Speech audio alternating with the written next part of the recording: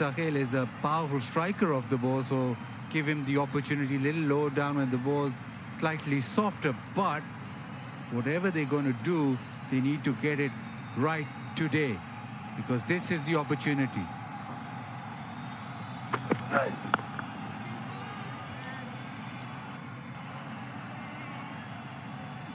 Here's our match officials today. We've got Wangani Jelly from South Africa. He's standing at the Bunkers Hill end. And then Forster Mutizwa from Zimbabwe, just north of here in South Africa. He's at the Buffalo Park Drive end of the ground. Our third umpire from India, KNA Padmanabhan. And we saw the match referee, the iconic, legendary Graham Lebroy from Sri Lanka. Done a great job all throughout. Our match officials. Driven. I think it's come off the other batter, is it? It's going to be a single in a rather bizarre way, but Afghanistan are underway. The first run's off the bat.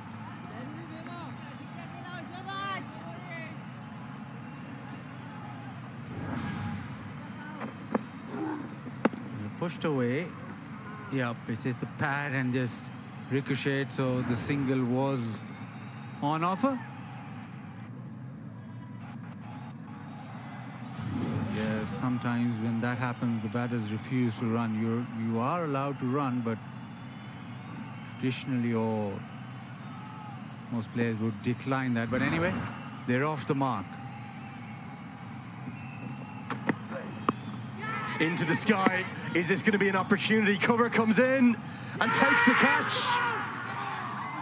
You will not believe it. Afghanistan have lost a wicket in the first over for the third consecutive time. Lightning has struck thrice. It's always happened on the fourth ball of the first over. In early trouble again. And again, it's a hit in the air. It's not a shot that he'll look back on and say, well, I was unlucky. That's a poor shot. Trying to pick this up leg side and just skied it. Ideal start for Nepal. Afghanistan, Numan Shah Aga, normally very reliable. He's out without scoring. It's 1 for 1.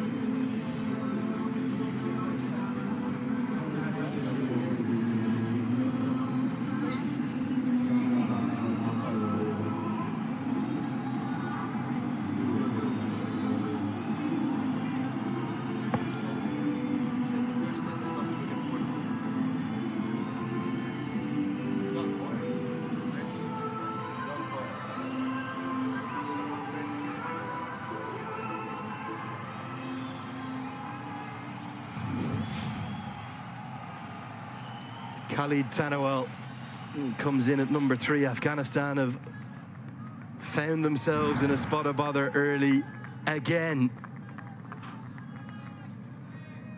What a start for Nepal. Can't quite believe it that in all 3 fixtures so far for Afghanistan in this Under-19 Cricket World Cup, they've lost a wicket in the first over. And in all 3 of those games, it's come from the 4th delivery of the innings. Remarkable.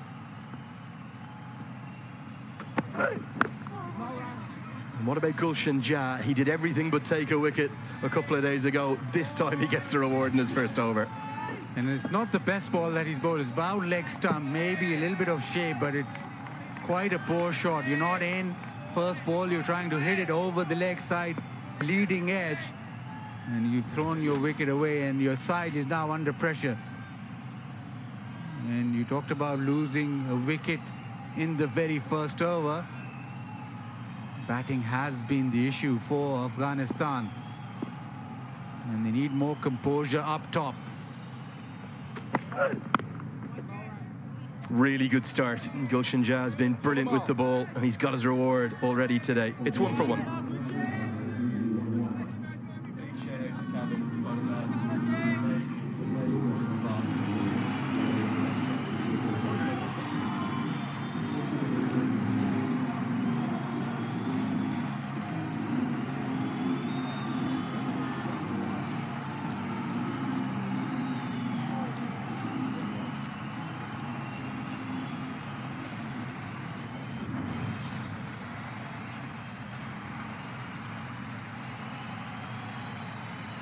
So it's a new tournament format this year in the ICC Under-19 Men's Cricket World Cup.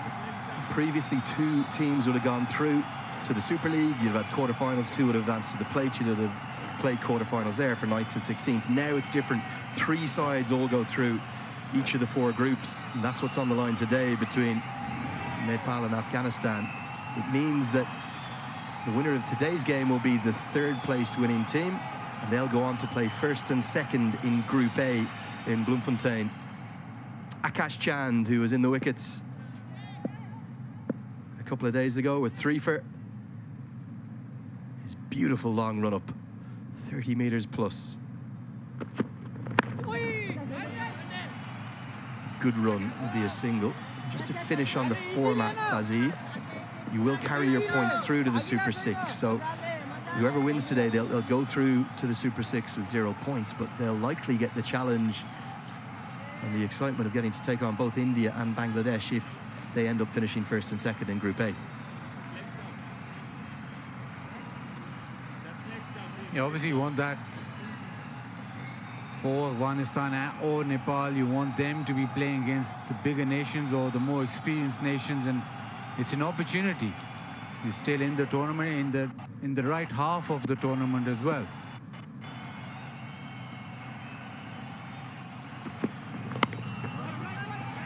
Great fielding. Good diving stop at gully by Akash Tripathi. Well, Nepal, they look fired up, don't they? Yeah, that 1 wicket has just upped the ante even further, but Chand has bowled well in this tournament. He's bowled that short ball really well, and in that first 10 overs, you only allowed a couple of fielders outside the inner circle with the 30-yard circle. So normally when the ball's swinging, you just go with the normal 3rd on the fence and the fine leg.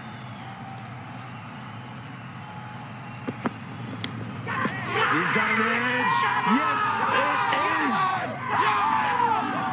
Nepal have 2 and 2 overs, and Afghanistan's batting continues to struggle.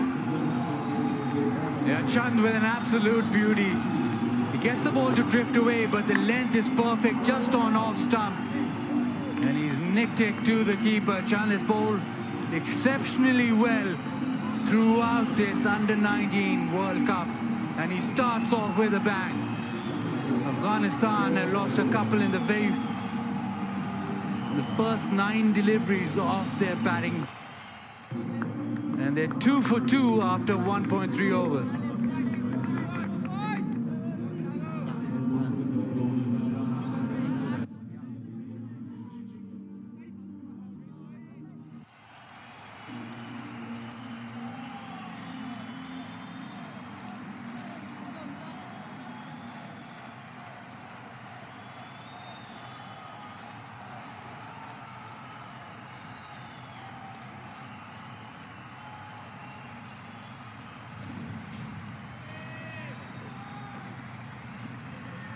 Well, Hassan Isakil opened the batting in the first 2 games. He's in to face the 10th delivery of the match today. He may as well have opened, given the early success for Nepal's seamers. They really have impressed, haven't they? Gulshan Jha, we all known about coming into the tournament. Akash Chand, again, brilliant.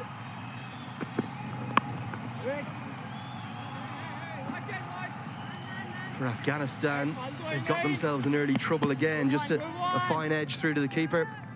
Yeah, the curve away, but the length is perfect. Wanting the batter to drive, which he did oblige, but just swung away very late. That is terrific bowling. And you know what it means to Nepal and what a start they've got. They're buzzing. Afghanistan, yet again, they're batting under pressure. And it's only been 10 deliveries bowled.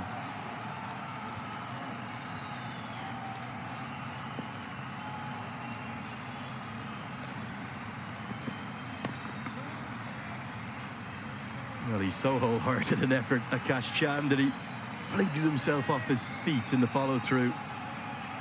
Nepal are absolutely abuzz in the field. But Dev Canal has got a very wise head on young shoulders.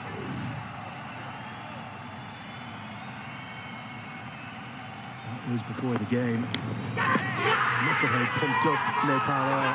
Akash Chand, well, he is jacked, isn't he? Such a sensational start for Nepal.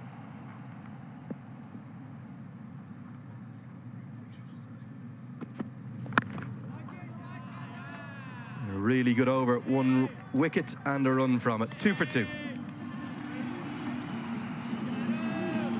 Look at the results in this group so far, Bazid. Have Nepal played the better cricket, even though it's been in defeat? Certainly run New Zealand and Pakistan a little closer than Afghanistan have. Yeah, they've been more consistent than Afghanistan. Afghanistan obviously is that game against New Zealand. But overall,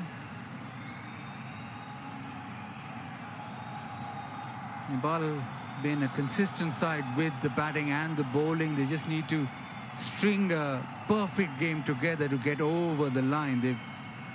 They've rallied, they've done well against New Zealand and Pakistan, but they want one game where everything goes to plan. So far it's been brilliant. Couple of wickets in the first couple of overs, and we know Jha will be on the money testing that outside edge. Both left-handers and right-handers. His length throughout the tournament has been very, very good. And because he's so experienced in terms of international cricket and the leaders of the pack for Nepal, he needs to rise up, because this is a huge occasion. But so far, can't question his bowling, because he's been very good in all 3 games. Now this is the 3rd game.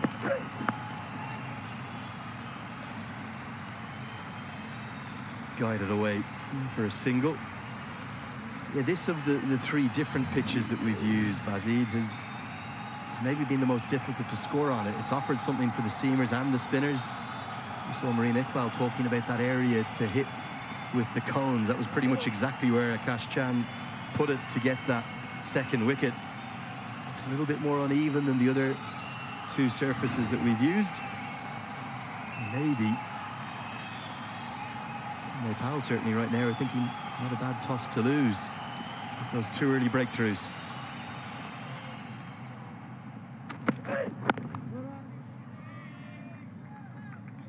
All the talk coming into any World Cup for Nepal will always be about their spin bowlers, their amazing left arm spinners in particular.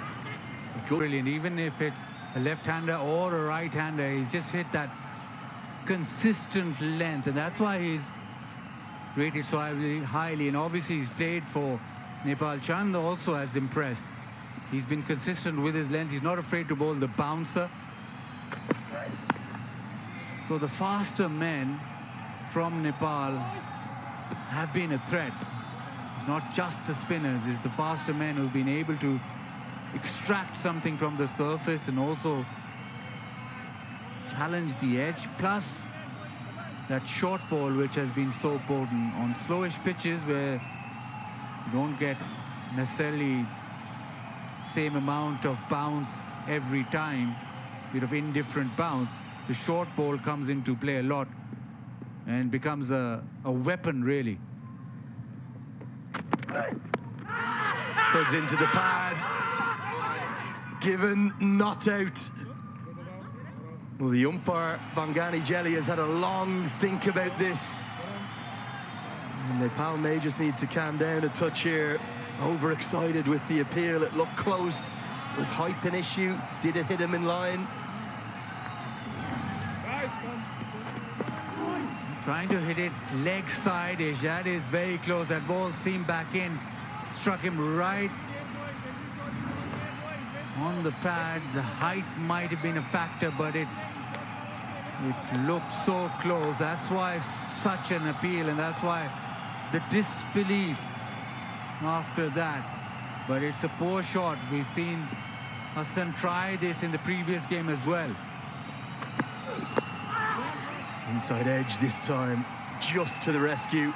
Drama aplenty here in East London. It's 3 for 2.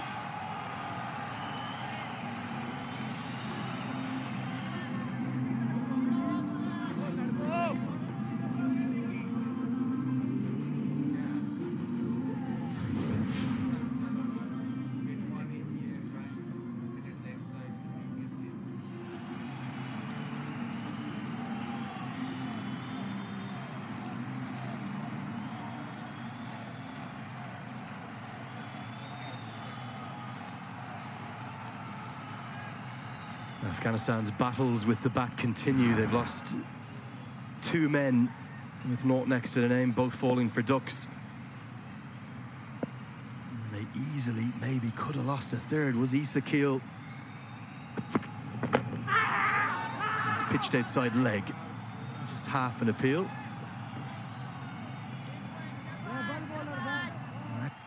Having his leg by.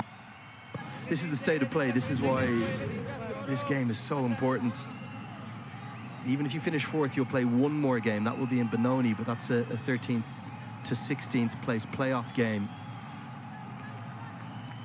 You want to win to advance to the Super 6. All on the line today for both these sides. Guys, the winner takes all. The winner qualifies for that Super 6. At the moment, there is such excitement. Nepal right on top. They're just getting the ball to go off the straight. A couple of wickets up front, and they've been very good with the length. And so far, the Afghan batters haven't had an answer to the length that they've bowled. Just short of a length and just doing enough. Obviously, they want a boundary, maybe leg side or offside to break the shackles. It's quite a decent sized ground. The straight hit is probably the longest, but right now it's just about riding or being able to get through this spell of bowling. Well, these 2 seamers have been so impressive. What makes it even more impressive for me, Bazid, is the fact that this would not have been the opening pairing to bowl with the new ball were it not for an injury to the much quicker Hemant Dami, who's probably the quickest under-19 bowler in Nepal. 2 days prior to the naming of this under-19 Cricket World Cup squad, he went down to an injury in training in Kathmandu. He actually opened the bowling against Afghanistan, picking up 2 wickets in the Asia Cup last month. Devastation for him, having to miss out on the World Cup journey. But Chand has stood up, replacing him with the new ball. He's done really, really well. Isakil opened the innings against New Zealand, and he tries to work this leg side, and it goes straight in the air and gets out. So it was a brilliant catch, but what he tries to do is work the ball from the stumps to leg side. Previous over, you saw Gulshan Jha with the ball thudding into the pad. Again, he's trying to hit it leg side rather than play it from where it's come back from. Try and play straighter. So there's one little issue that he does have. And with the new ball, if there's a bit of movement, then it becomes exaggerated, the issue. Oh, full toss. Just dipping beneath the waist-high stance of the batter, who's asking for the no ball and the free hit, but he's not going to get it. I think he's looking for the Yorker. It's just slipped out, isn't it? Probably marginal. There's a few shades of Mohammad Nabi in that shot you're referring to there, isn't there? The son of legendary Afghan all-rounder Hassan Isakil. Yeah, he just wants to hit it hard, so the bottom hand takes over and he drags it leg side. Now, that's all good when you're hitting later stages of the innings where there's not a lot of movement, but once the ball's just nipping around, it is quite a risky shot to be taking it off your stumps. That's the Yorker, full straight, given not out. Oh, how close was this? Maybe doing too much. End of the 4th, it's 5 for 2.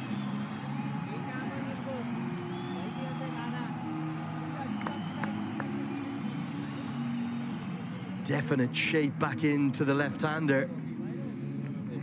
Was it toe first? Was it the shoe that he's knocked into? Motion's really running high, maybe just missing leg. It has swung back in, but maybe just drifting down. The umpire says it's drifting down.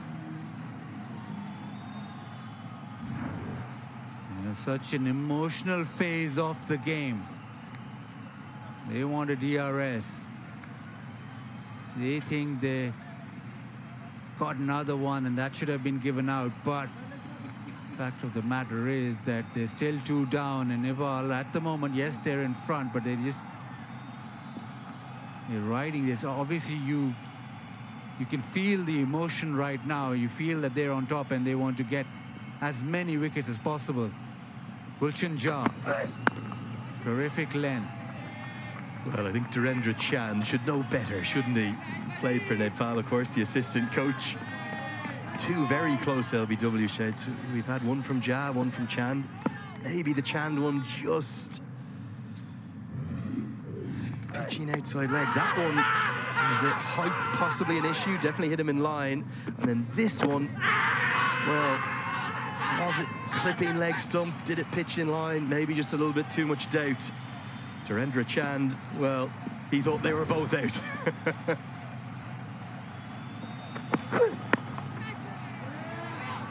Driven down the ground, going to be the first boundary. Full face of the bat and a really stylish way to get 4. That is much better. This time around, he wants to hit it straight and does hit it straight. Doesn't try to work it to leg. When he's got these shots, he's pretty talented, as you can see. Just needs to make sure that he keeps hitting down the ground. That is a quality shot. Big difference there from the shot that you identified he attempted against New Zealand. It was the full face of the bat he had to work with. It's a good, strong, confident leave, isn't it? He's a little bit outside his crease. Why is he doing that? Just trying to counteract any movement? You just feel he's the type of batter who wants to get at the bowling straight away, and we know that he wants to play his shots. He's standing outside his crease to get closer to the ball or negate a bit of swing, but he'll go at the bowling. That we know for sure. The only thing that he has to be careful of is not try and hit it leg side, or not try and close the face too early. It is a slow pitch, so you want to hit as straight as possible.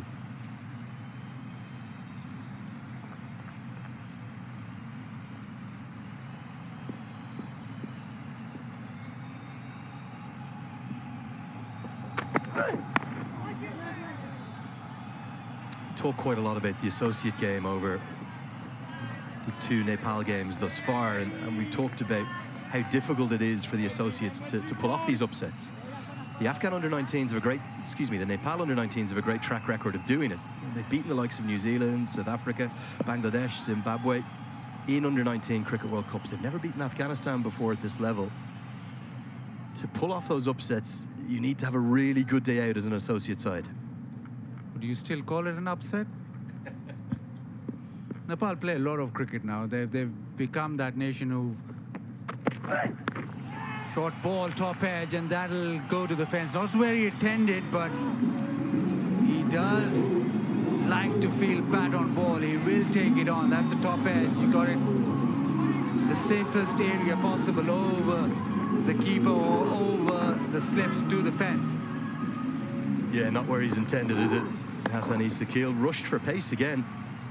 Good pace on show from both Jha and Chand. I think it is still an upset. And maybe with the under-19s, it becomes a bit closer, because the bigger nations haven't, the players from the bigger nations haven't gone through their first-class system, haven't gone through the great structure that they have. Maybe slightly gets closer, but again, it's a huge opportunity for teams like Nepal. 13 for 2.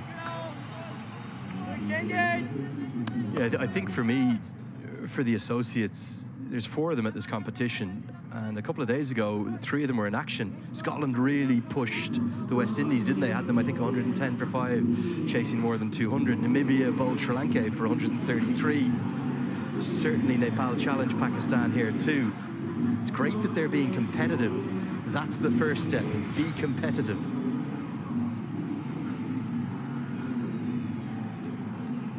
But to do it across a full 50 overs ODI format and complete the victory is not easy. We maybe arguably see more upsets with the associates against the full members now in T20I cricket. The longer the game, more difficult it is. That's flicked the pad and it's going to race away to the boundary. And it's going to be four-leg boys tailing into the left-hander. Just drifting down leg. He is getting the ball to shape. Maybe just starting it too straight on the stump, so it drifts down leg. And you talked about 50 overs. 50 overs is a long time. To be consistent in those 50 overs requires a lot of skill, and it requires a lot of patience as well, and the ability to sustain pressure. It is probably a good format to have in the under-19s because it tests you in different ways. And a long game, you then have to be able to bowl well up front and then be able to pick up wickets in the middle overs and also have defensive bowling skills. And as a fielding unit, you also have to be aware it's not going to end quickly. It's going to be long 3 hours, 3.5 hours.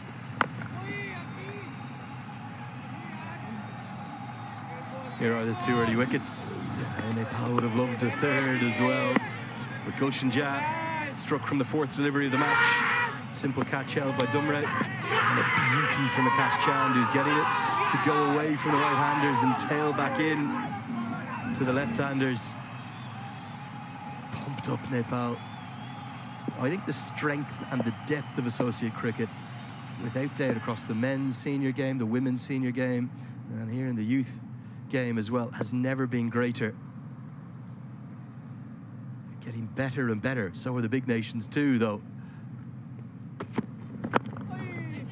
But all of a sudden, the sides, let's say, ranked from 12th to 30th in the world, they're all nipping at the heels, particularly of those lower ranked full member nations of the ICC. And if you ask anyone from Ireland, from Sri Lanka, from Afghanistan, they will tell you there's no easy games anymore at the top level. Gone are the days. Well, Zimbabwe learned it, didn't they, in the T20 World Cup qualifier?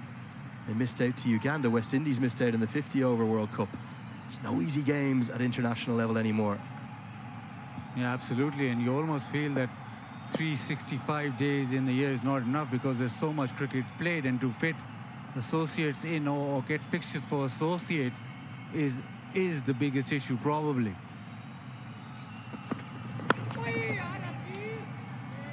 So moving forward, you need the associates playing against the top tier or top teams, but to get that in the calendar is so difficult nowadays, and that's the biggest challenge right now. The associates are, as you rightly point out, coming to that stage where they're challenging the lower ranked teams, but to take a step forward or take that a step further, they need more fixtures, and how you get those fixtures is a huge challenge.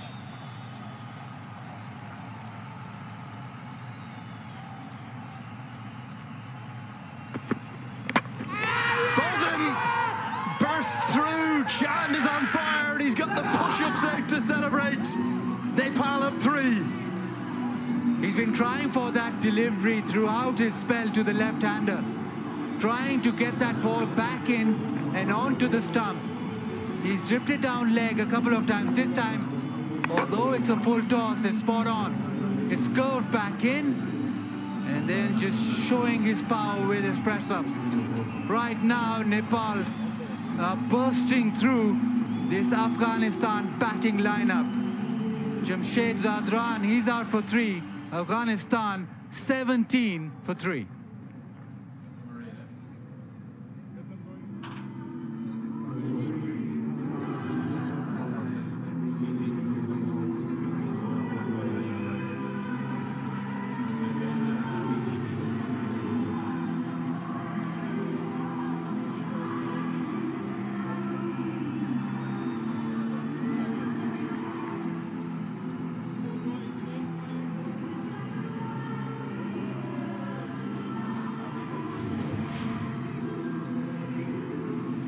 Sohail Khan Zermati in at number 5. Afghanistan will not have wanted their middle order to be tested inside this first power play, but yet again, that is the case.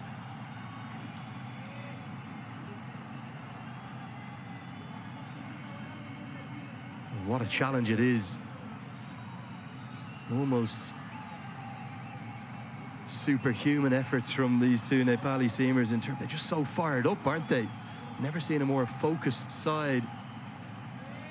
Might not have been the greatest delivery. In fact, it was probably a low full toss, but it was just that late movement, and that's the key. The late movement into the left-hander forced him to chop on.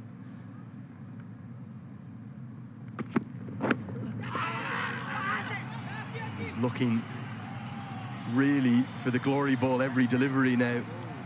Bowling with a good yard of pace here, Baz.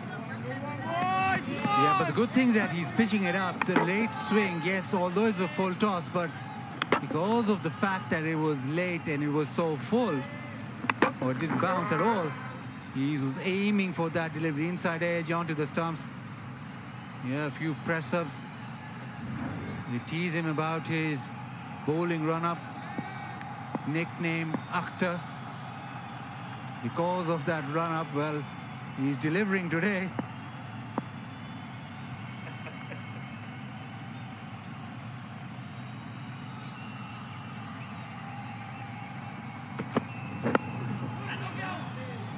Stylish stroke into the leg side. Well, that's a way to get off the mark. 4 from the moment it left the bat. End of the 6th, it's 22 for 3.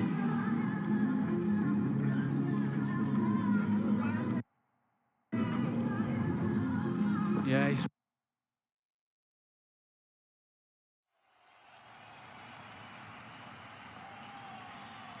that opportunity well timed because he's focused, trying to swing it and keep on consistently pitching it up.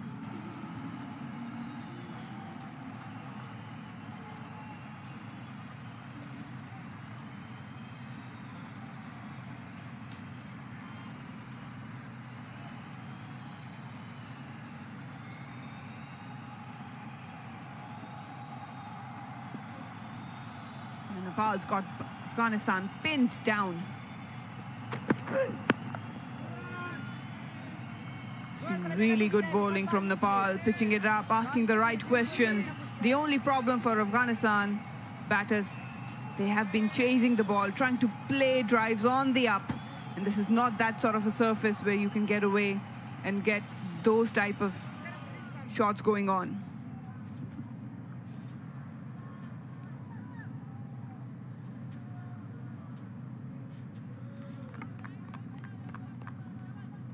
Two men with a new ball have been mightily impressive. Just the attitude and the energy. And there's another big shout, but this time it might be height. I think it's nipped off the pad.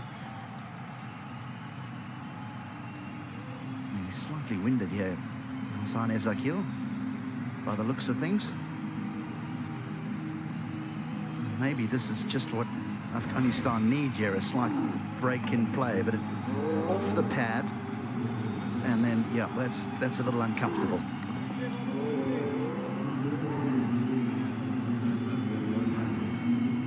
The surface has already been used. It's not as forgiving as you would like as a batter. There has been a bit of deviation. That one was a very casual shot. Again, trying to play on the up. This one, there was no use of the feet or covering up the line. Again, a fuller delivery, full toss, just chopped it on. They're not assessing the conditions. Afghanistan batters just trying to force shots, trying to dominate. You just need to wait for the ball to come closer. Yeah, I don't know if they're a little bit betwixt and between at the moment, Afghanistan, in that, you know, they're very aware that it's with the bat that they've struggled during their first 2 matches and now leading into the 3rd match. And I just wonder whether they're a little bit unsure whether to attack or defend or what's a good score for them, and they're not sure about how to go about constructing an innings. And the worst thing for a batter is indecision. You should always be looking to score. There's absolutely no doubt about that, whether it be the shortest version of the game or the longest. If you're looking to score, you get yourself into much better positions as a batter. When I talk about positions, your foot movement is a lot more assured.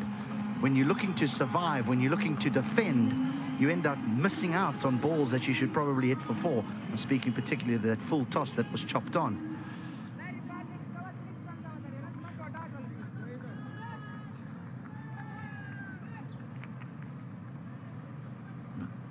But this man has been impressive today. He is a senior man. He is a full international.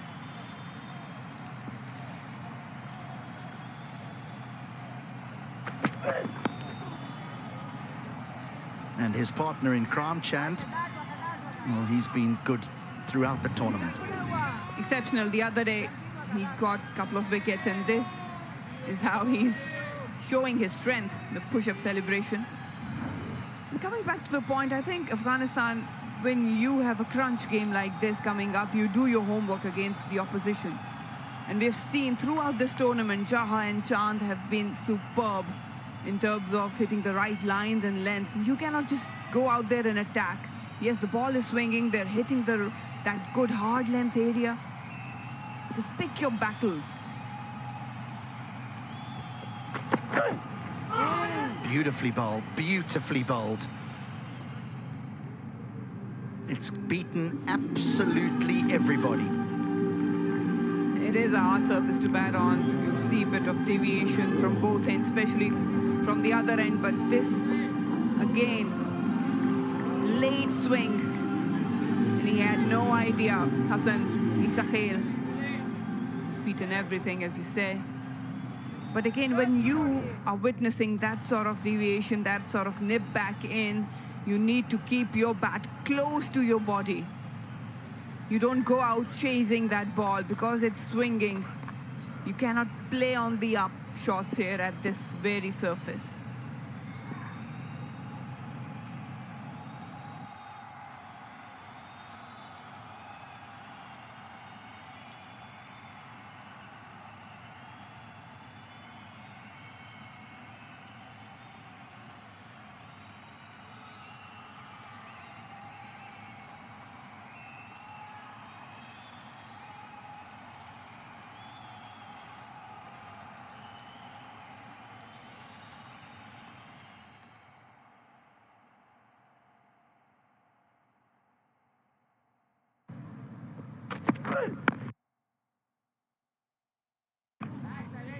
Now that's a better defensive stroke.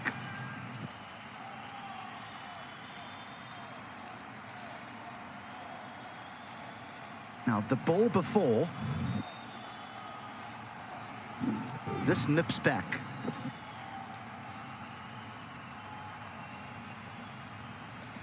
Now watch the defensive stroke.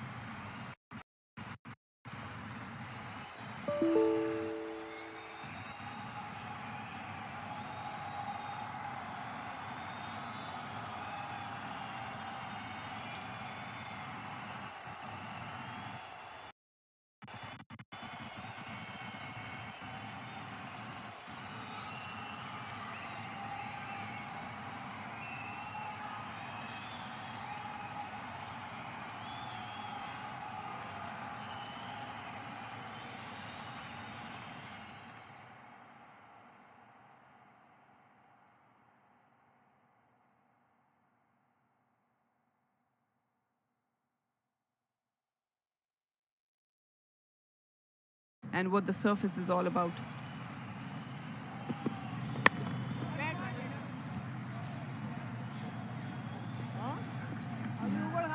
Again, you need to keep your bat closer to the ball.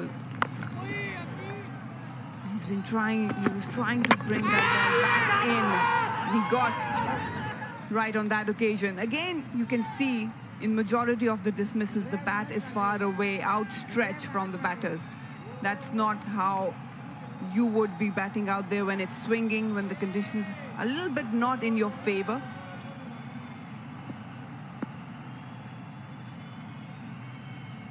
So you need to reassess the conditions.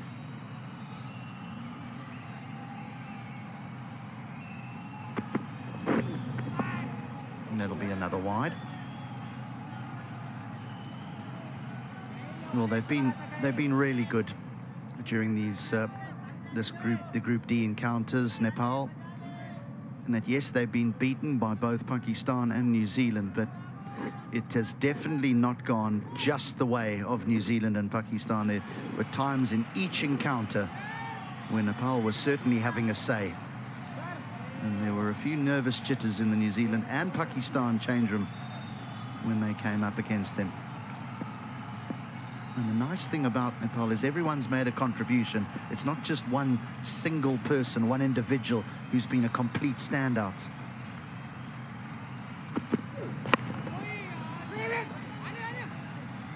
Just going back to the pitch, I mean, if we look at the New Zealand versus Afghanistan game, New Zealand did all the damage against Afghanistan, bowling them out for 91 with seamers.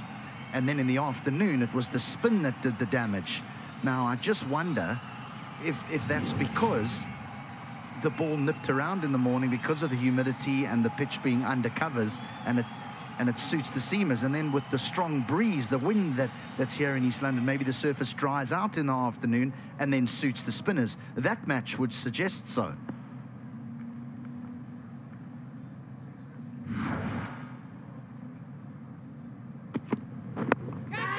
Oh, and another one. They have another one. Nepal have 4, and it's Datman Chand again.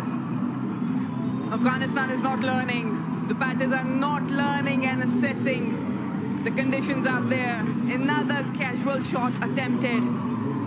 If you want to go after it, go in a full way. Play the full shot, not just chip it, and that's exactly what he's done. Good catch from Dave. The skipper, Chand, is amongst the wicket takers once again. He was just trying to get that a little bit too square, and with the outswing, the leading edge is found. Samatia goes for 4. Afghanistan, they're reeling here, 27 for 4.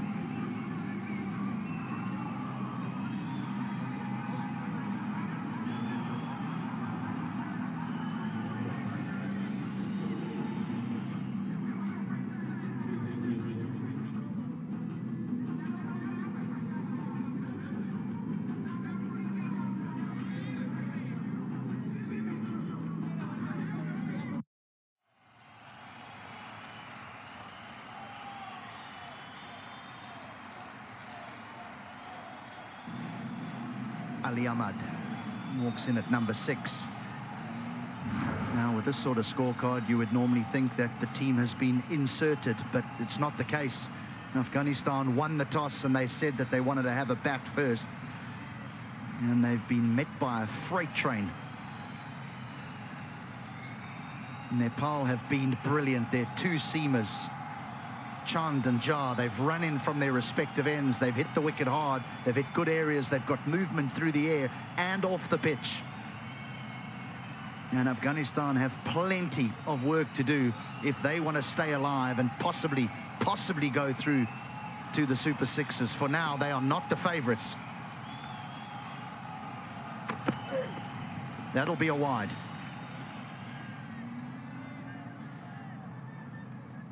Trying to work it into the leg side, behind square probably. It was there to be hit.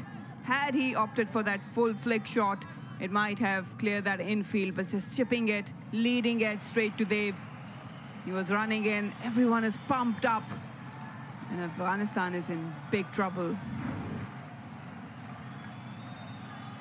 just tries to get that a little bit too square, I feel. Trying to get it past square leg rather than through mid-wicket, just keeping that bat face a little bit straighter for longer.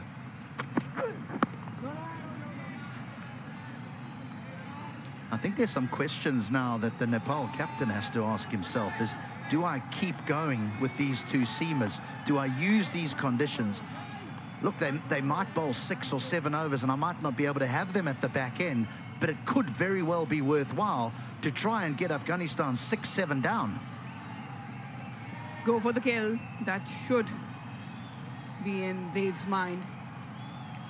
Because probably now Hassan Isakhil's wicket is the most important. There's a very fine third. And that's found a gap. That's found the gap. And that's brilliant. This is the show that they've put on so far, Nepal. Yeah. Brilliant with ball in hand and brilliant in the field. The support, magnificent. Deepak Tumre on this occasion, exceptional fielding. Look at the commitment, what it means to them to save single run. Yeah, they did ran 2, so they contained 2 runs. But talk about commitment. This is what this match means to them. They have been magnificent in the field, Nepal.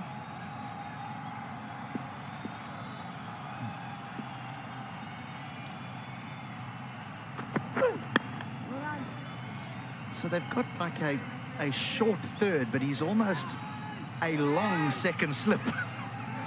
And then a man around about gully catching. Yeah, I like that setup, because when you look at Hassan Isakhil, he likes to go after the ball. He loves to play that on the up shots, and that is not coming out nicely for the batters on this surface. He loves to chase it, so probably a flying second slip, I would say. Yeah, Dipesh Kandal is the man at that catching third. That might be tight on a wide as well. No, that's 2 for the over. So can't bowl another short one. Dipesh Kandal is the old spinner, and he's seeing the seamers do the damage, but having watched him over the first 2 matches, the enthusiasm and energy that he shows, he'll be desperate for the ball. He'll be saying, oh, I don't care it's a seamer's wicket. Give it to me. I want to get in on the action.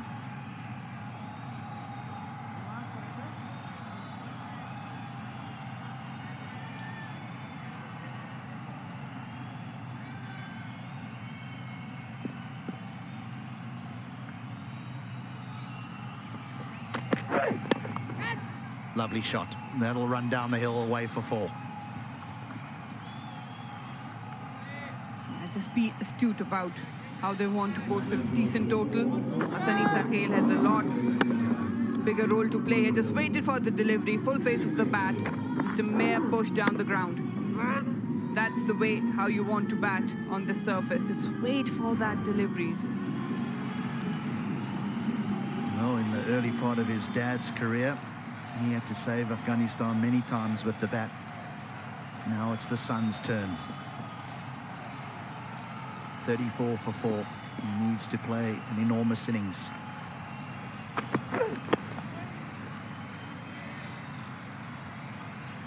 End of the 9th, 34 for 4.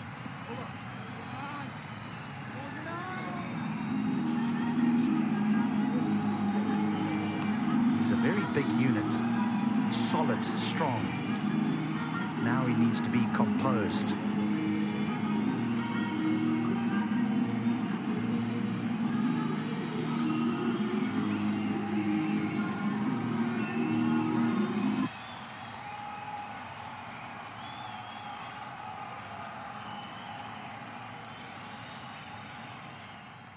So the Indian Ocean just over the bank there. Marina, you got to experience it yesterday? Oh, yes, I did. I went for surfing with a few of my colleagues and had a brilliant time out there. Not surfing, trying to surf. But at the end of my session, I barely made it to around, just be able to stand like for 2 seconds. But I'll be proud of myself. Proud? I'll tell you, you're a lot braver than I am. I like looking at it.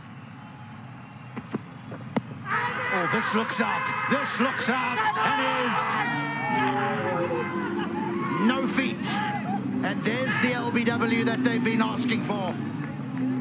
Impeccable line and length, just targeting the stumps. That has been the theory from Nepal, and they are reaping rewards now.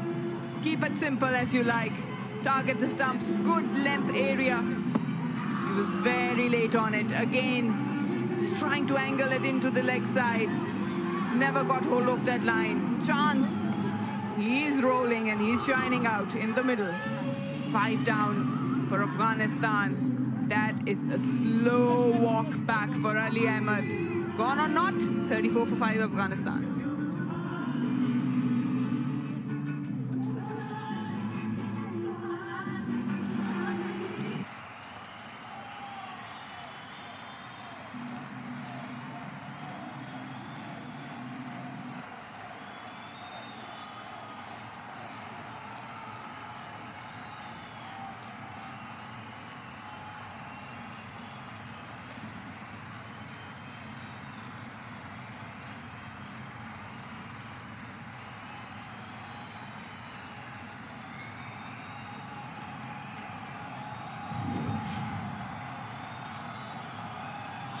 The skipper, Nasir Khan.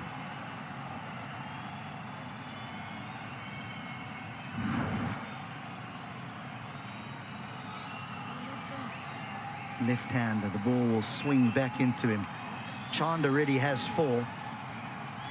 The only real threat from him getting 5 and 6 is probably himself getting a bit carried away. He's so excited, he's charging to the end of his mark rather than just walking.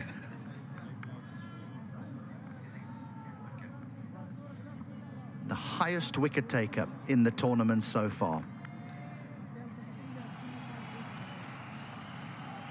Akash Chand. He's not alone though. He is the joint highest wicket taker. I reckon his run-up is getting longer and longer as he picks up wickets. Slip in place. Oh, there's that full toss again.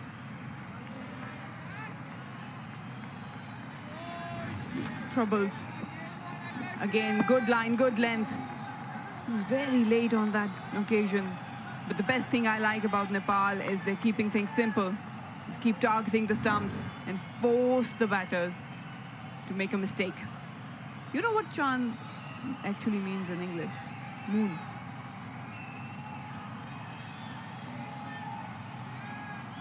Moon, okay. Well, there was a full one last night. Yeah, he's shining.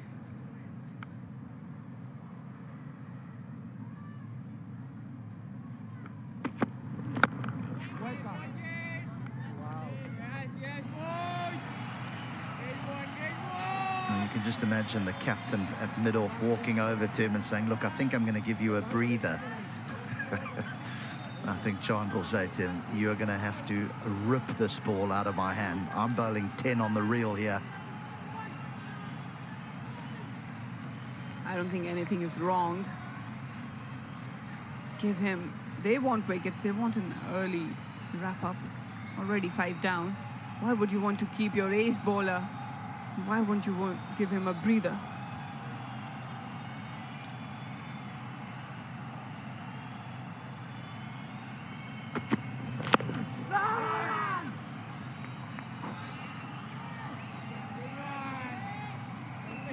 Well, the one thing about his run-up, it may be long, but he utilizes all of it, doesn't he? Yeah, he's all pumped up. He wouldn't mind running all those yards in. And he's reaping rewards for himself. It's a very smooth run-up. Nothing extravagant about it. And the action as well is very repeatable. Yeah, the first 5 or so meters is just a little stroll, and then he hits his mark, and then the acceleration, and he gets quicker and quicker, builds his momentum.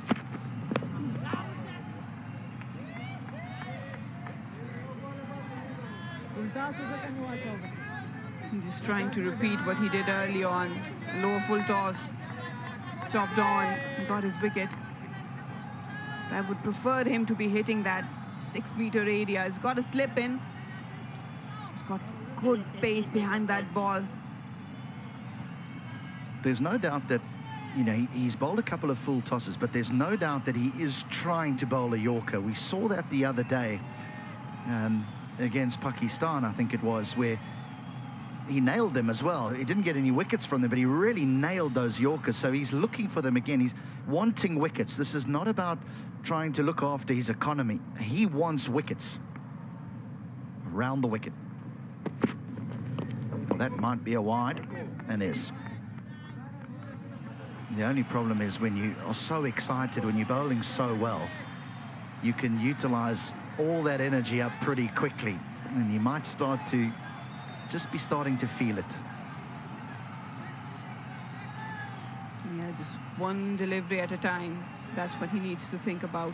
Nailing that delivery in a good area. He's been impeccable. Haven't seen any vivid bowling so far.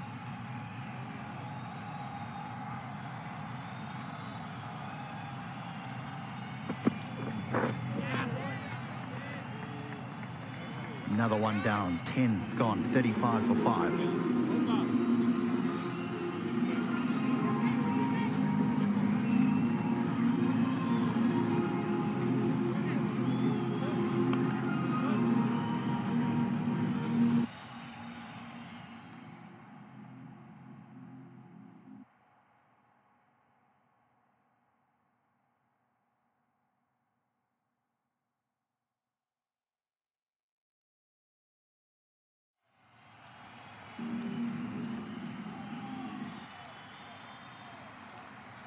Rumor has it you have to have a spotter if you play there. You have to have someone who can find your ball for you, to stand up in the fairway when you tee up.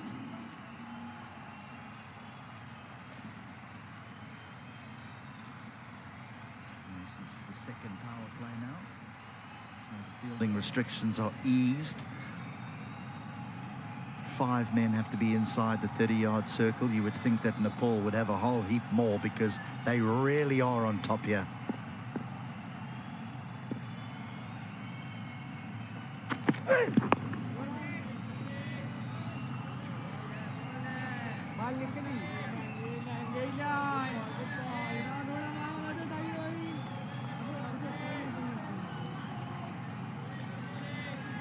So Marina, 35 for 5. To be fair to say, you're in a heap of trouble. Where do you go from here as a batting side? Well, this partnership is very important between Hassan and the captain Nasir. I think all they need to do is just have thought short-term targets right now. It'll bounce away, it'll skip away. That's beautifully struck by Hassan. Yeah, he's not going to worry about whatever is happening on the other end. If there is an opportunity for a boundary, he'll go after that. That is a good pickup shot. Playing way in front of square. Pick that length early. Chaha, normally not that threatening when he bowls the shorter one. It just slightly holds up in the surface, gives you more time. But yeah, coming back to your point, this partnership is important. They've got few spinners to follow up.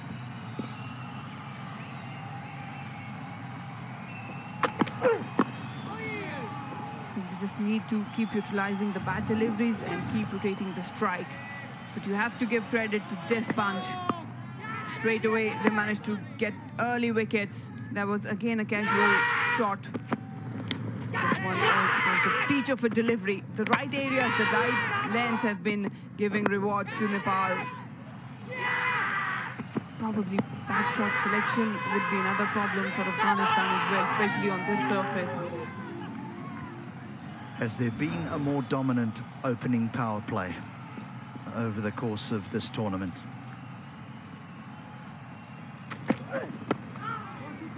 It's a little inside edge. He pushes hard, but he'll only get one. We usually underestimate the importance of strike rotation, even in shorter formats, but right now that's all they require. Hassan will always push the paddle Whenever there's an opportunity, a bad delivery, he will go after that. But Nasser Khan, he has to play an important role. They need to complement each other. Versus Pakistan, Afghanistan were 44 for 3 in that power play. Versus New Zealand, they were 52 for 5. So it's fair to say that they don't enjoy the first 10 overs.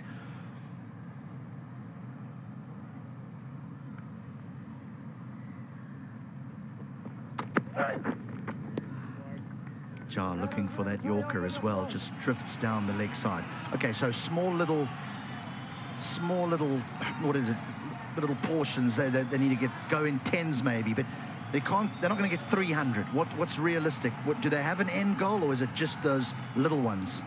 Well, I think adding up 20 each, that should be the target right now. Let's talk about getting 20 more runs and then reevaluate whatever we are doing. I think if these two can take a step back, settle down in, they might accelerate at the end, but that is a hard task right now. Just 20 more runs to total.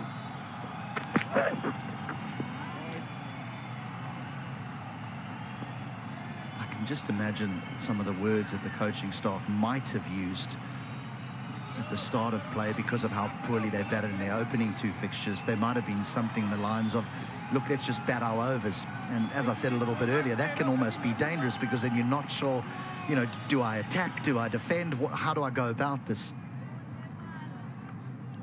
They are getting those boundary option deliveries and they are capitalizing, but they need to realize that they need to keep rotating strike. Probably Kandal and Bandari and Tilak is back in 11. So that leg spinner. That is going to be a bit of, I would say, a freeway for them if they can really apply themselves.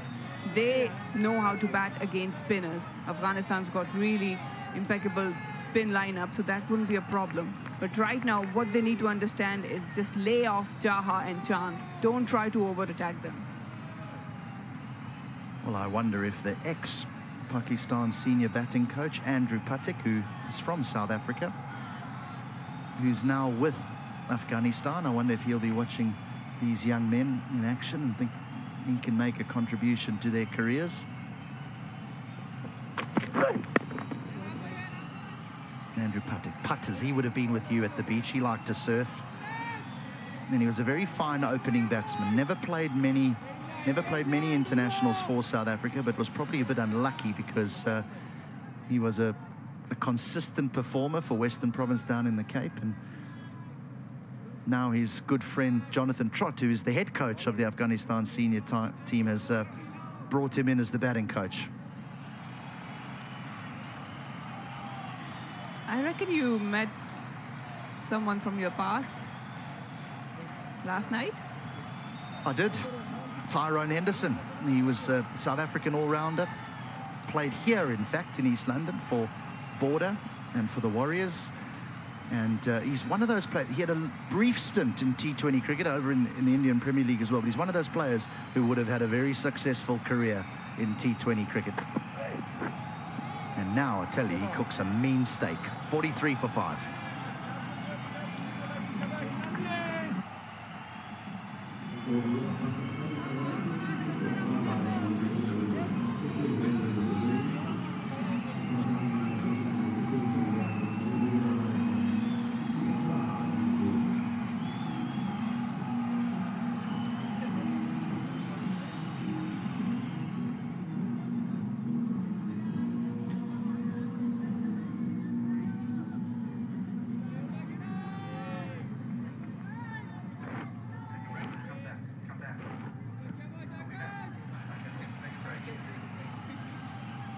So Chand is going to continue here. 4 for 9.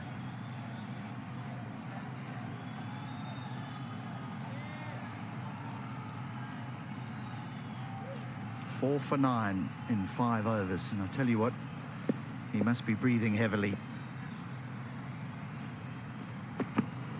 He must be breathing heavily because he has a very long run-up, and Zahir Adams caught up with him about that run-up. We've noticed that he's got a very long run-up. Has that always been the case? हजुरको run up एकदमै लामो छ नि त त्यो स्टार्टिङदेखि हो कि हजुरले पछि पछि बनाउनु भएको त्यस्तो नहीं स्टार्टिङदेखि नै मेरो रनअप लामो नै थियो मलाई फास्ट बोलिङ गर्न राम्रो लाग्छ बल फास्ट गर्न एकदम राम्रो लाग्छ त्यसैले मेरो रनअप चाहिँ धेरै लामो छ He loves to bowl, come and bowl fast. So from starting onwards, his run-up is a bit long. It's just perfect. It's not too long, it's not too short. It's perfect for him. And those bowling figures will back it up.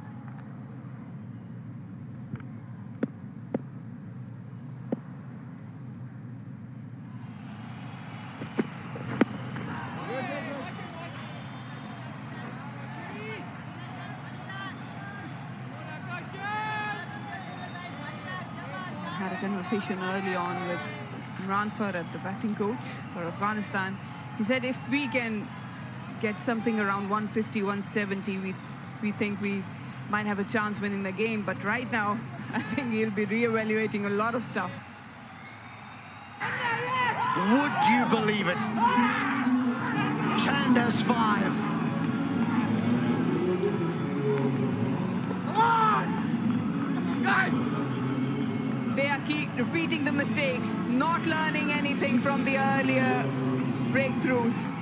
Hassan Isahil, a big wicket in this context of the game. Again, trying to work into the leg side. It's never a good option. On the up, he was outstretched, closing the face of the bat way too earlier. Leading edge, easy catch. And this might be the game for Afghanistan. He has to take a disappointing walk back. Gone on 20, Hassan Isahil, 6 down on 43. And on that note, the teams are going to have a drink.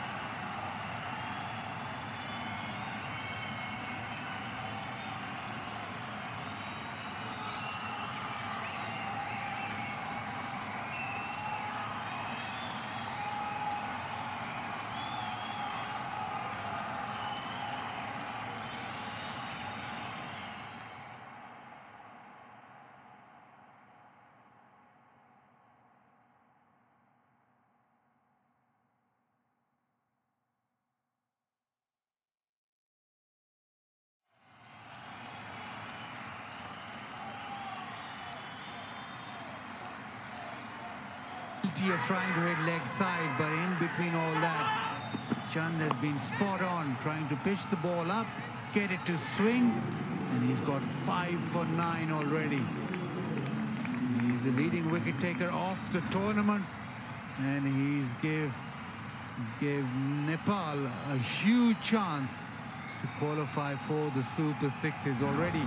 Afghanistan 6 down just for 43.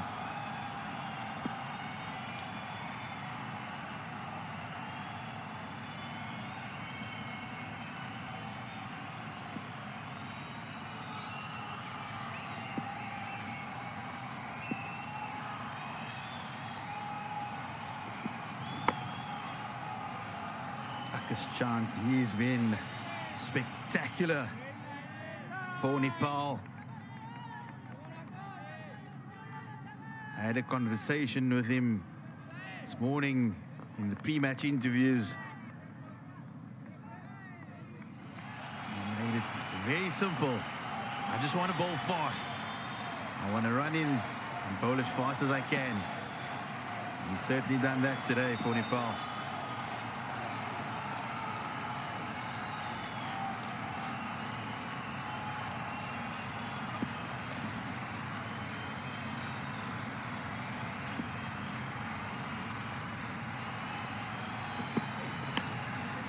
And that would have been the 7th. And it's put down by the Nepalese keeper.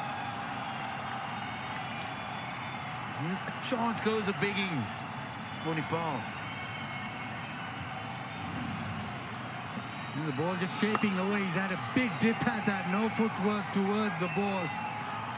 It's almost going to slip. It's a huge dive. It might have carried 2 slip. And he's gone a long way to the right. Maybe it was the opportunity for first slip. He's dived across and floored that.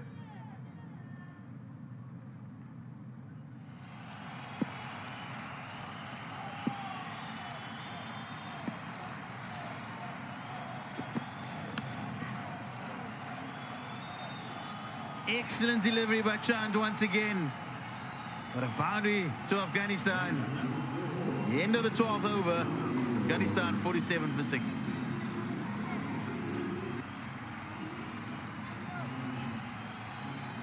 Very good with his legs. He's been persistent in trying and bowl it full. The inside edge, he was on middle stump and almost thought he's got his 6th.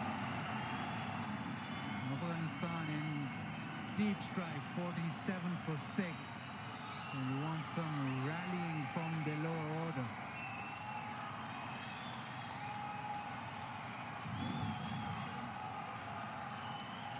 It's a sorry card for Afghanistan.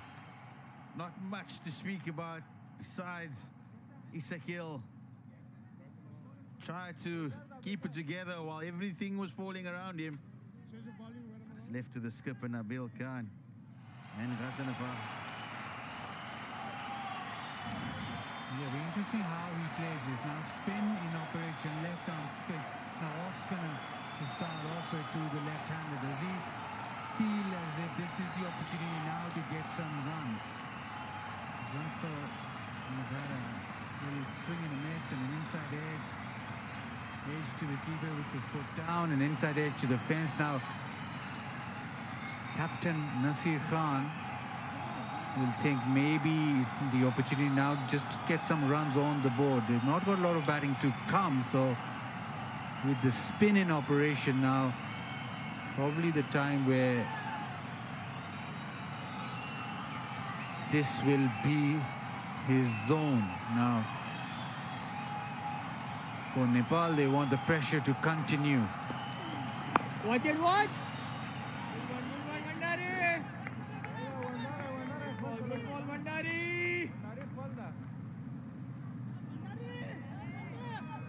Nasir Khan does face a dilemma. He's left with a tail.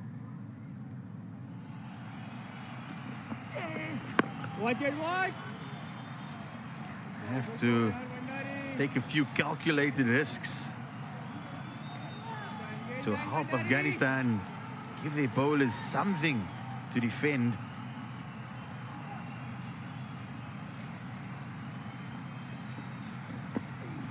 Watch it! Yeah, the batting's been a problem for Afghanistan. Scores of 103, 91 in the previous 2 games. Now 47 for 6. And you just feel now they'll want to scrap as many as possible. They know that their spin bowling is the strength. But again, winning the toss, batting first, you still need runs on the board.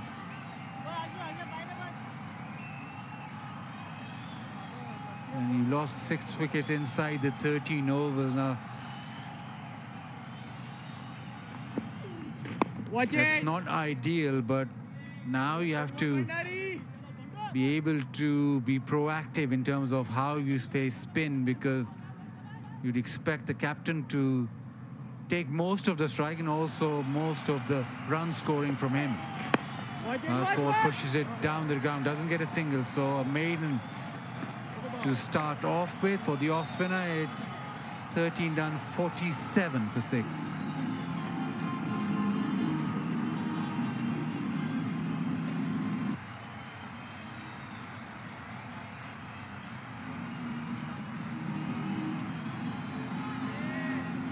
Dev Kanal, the Nepal captain, he'll be very pleased with proceedings.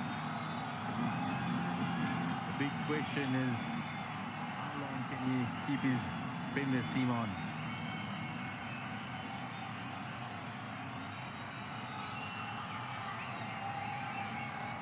Certainly will be hard to get the ball out of Akash Chand's hand.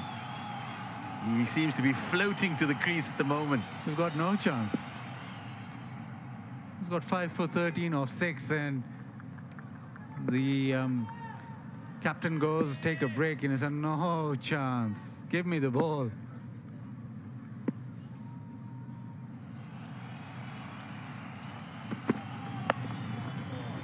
It's a loose delivery, it's a full toss, and a much needed boundary for Afghanistan. It also brings up their 50. Yeah, Chand just needs to be careful, because Chand is just looking to swing away. A lot of foot movement, so he'll just get those hands to do the work. Now, you bowl a full toss, yes, he's going to hit it to the fence. He'll try and hit to the fence. The deliveries that he's faced, he's tried to maximize the opportunity. He's not going to, maybe not going to try and defend or play a forward defensive. So far, he's tried to swing as hard as possible.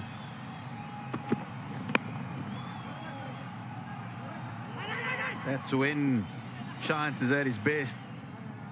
Just outside the off stump. That's where he asks all the questions of these Afghanistani batters.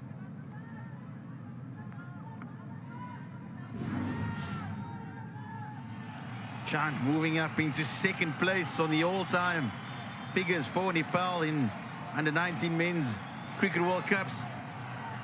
Rahul Vishwakarma, fantastic 6 for 3.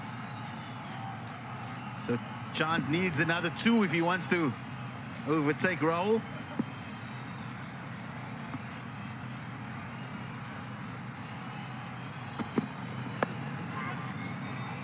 Edged. And another boundary to Ghaznfar. Very important runs. Ghaznfar has hit 3 boundaries now. One just through the leg side, but off the edge has flown away. So the outside edge, the inside edge, they all count, and who knows how important these runs are. There's Ghaznfar. He's taken it upon himself. He knows every run that he scores is another one more that he can defend a little bit later. He almost bowled Afghanistan to a miraculous victory over New Zealand, defending a very low total.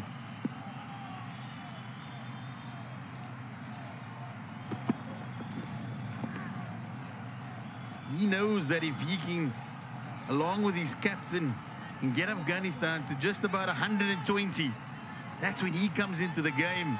That's when he brings out his bag of tricks. So he's going to try his level best to either edge it or smash it. But every run crucial for Afghanistan. But he knows only one way to play. He's trying to get bat on ball, trying to hit every delivery. He will swing this. I don't think he's got a forward defensive option. Try and drive that as well. There was an opportunity earlier, and it would have meant that Ghaznfar would have been out without scoring. He's had a swing. The edge is carrying to first slip.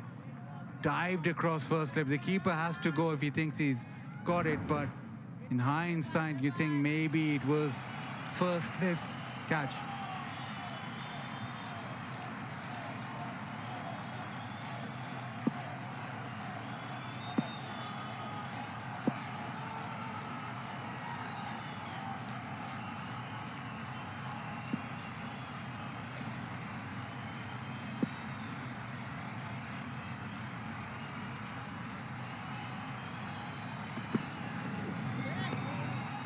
Short delivery, and have to bowl that one again. You feel that Chant is utilizing every bit of energy that he's got left. His ball, he's very deep into his 7th over.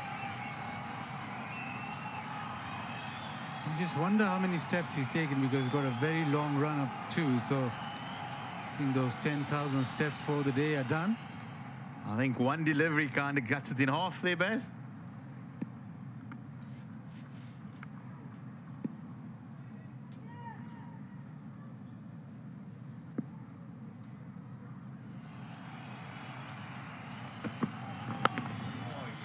That is a magnificent stroke by Rasenfar, the first maximum of the day, as Afghanistan are 62 for 6 after 14.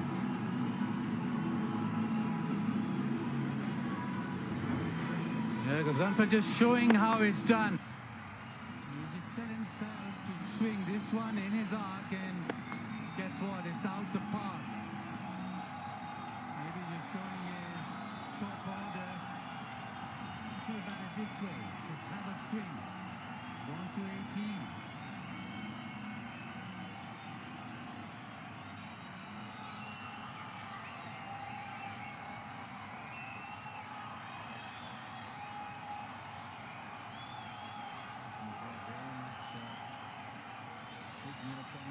To get Afghanistan to a competitive total. He swings his arms freely, and it is straight back at us in the commentary box.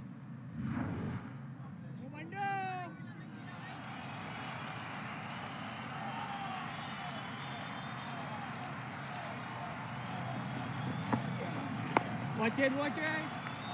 There's just walking down below Buffalo Park, one of the stranger grounds around the world where the media, written media, are down close to fine leg, often having to take evasive action for shots like that. Watch it, watch. A few broken, shattered windows down at the bottom already. So best insure your laptop when you're working down there.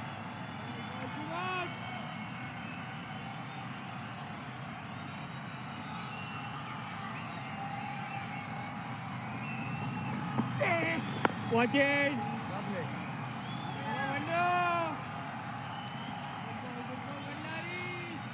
Written media, right, sort of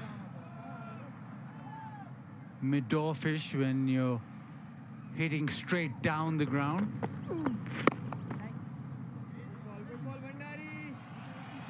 Hit down the ground. So 17th delivery, and Nasir Khan, the captain, gets off the mark. This should be interesting, because the run for against the fast bowlers knew only one way, was swinging away. Now with the off spinner, he might fancy his chances as well. I don't think he sees batting, or he sees himself defending too many. Let's see how he plays against spin. Thrashes it through, just gets a 1, but at the moment he's the danger man with the bat.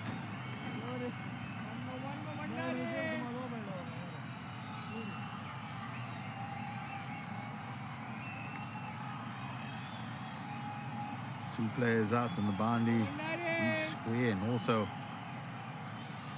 long off. Watch it, watch it. The end of the 15th over, Afghanistan 64 for 6.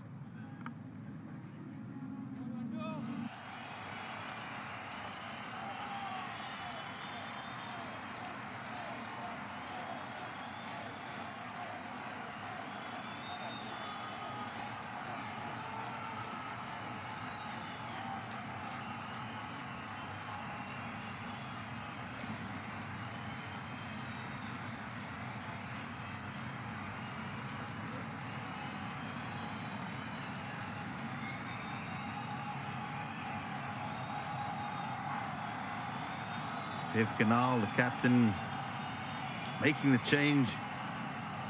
And back to his other Premier seamer, Jaha, switching ends. Coming from the Buffalo Park drive end now.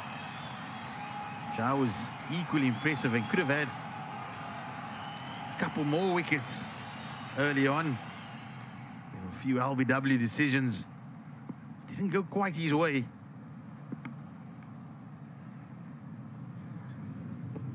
It's up in the air, and it goes even further this time from Rasenfar. It also a no ball now.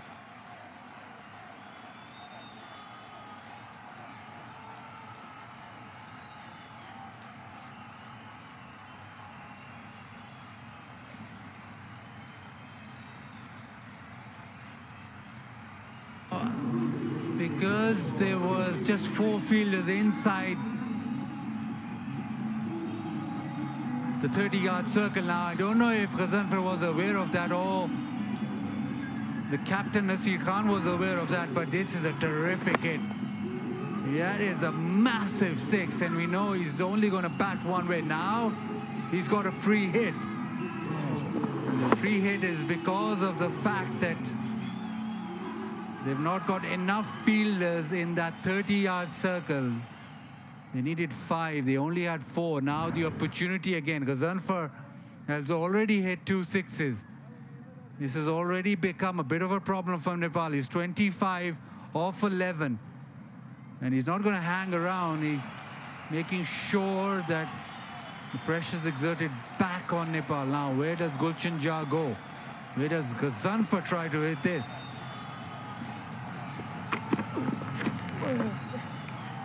Very well bowled, but Jai took all pace of the delivery. Rasenfar had given himself a bit of room.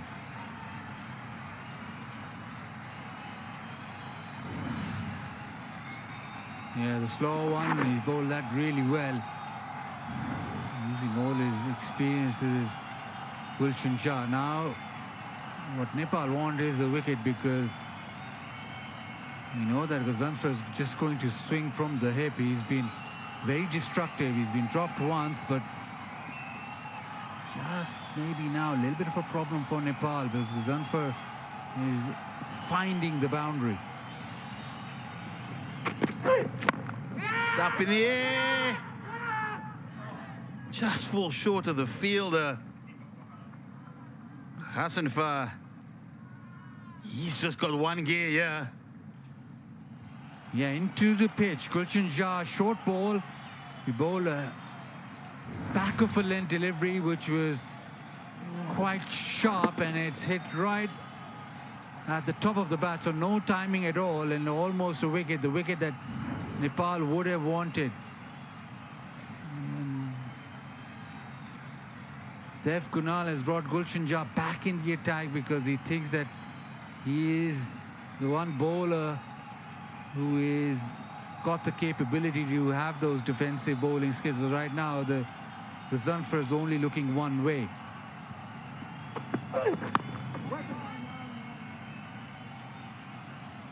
And on the other hand, the captain Nasir Khan, he knows his role. His role is just to make sure that he bats through this and let Ghazanfar do his thing. And he's doing it well. He's got 26, and those are really valuable runs. Then suddenly there's a bit of pressure showing on Nepal in the field.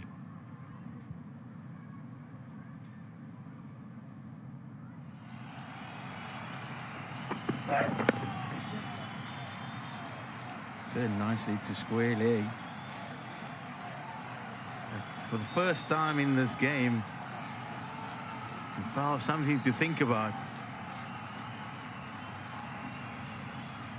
Yeah, the captain having a few words with Ghazanfar. I hope he's not saying try your forward defensive, because I don't think that he has that in his armory. He's been swinging, and he's been swinging well. Now there's a deep square leg in place. Does Gulshan Jah test him out with the bouncer?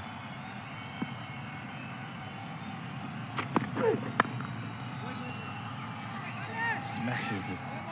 Good fielding though by Nepal. He's hitting it really well. He's hitting it spot on in the middle of the bat, and we've seen those two big sixes. This one was hit really hard. It's gone straight to mid-off, but it was traveling. It's also attacking captaincy here by Dev Canal. He's kept his mid-on and his mid-off up, and he's laid down the gauntlet to Ghazanfar.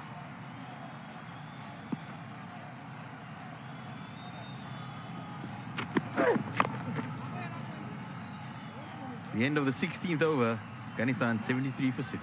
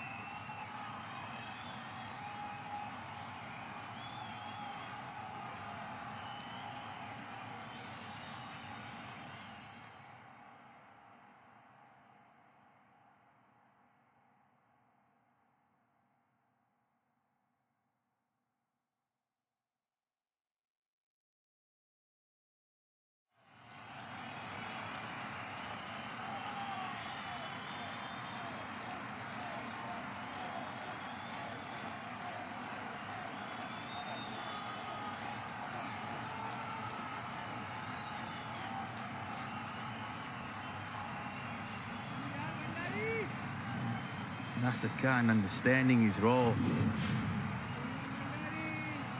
It's been very much Ghazanfar, the aggressor in the partnership.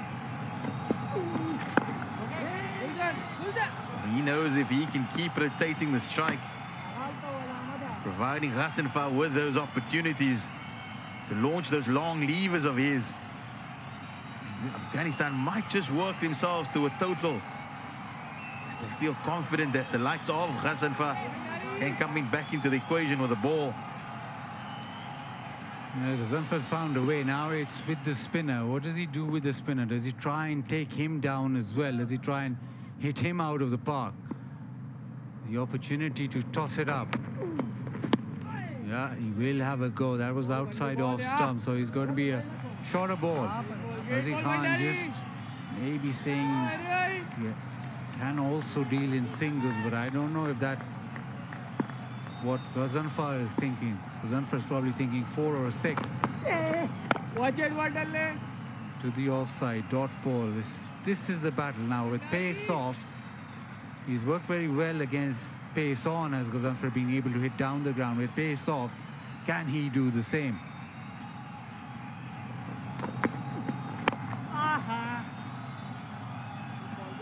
End of the 17th over, Afghanistan 75 for 6.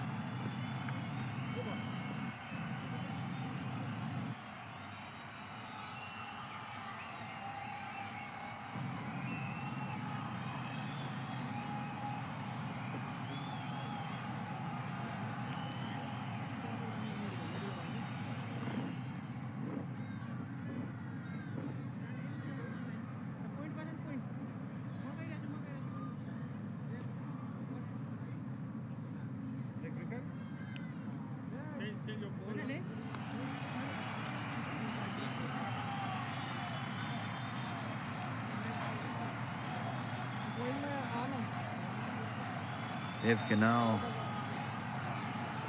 has had a conversation and he's realized that it's going to be spin from both ends now. Tilak Bandari, the leg break bowler. This is going to be an intriguing little battle. Bandari up against Ghazanfar with a long on and a long off. Deep mid-wicket, deep extra cover.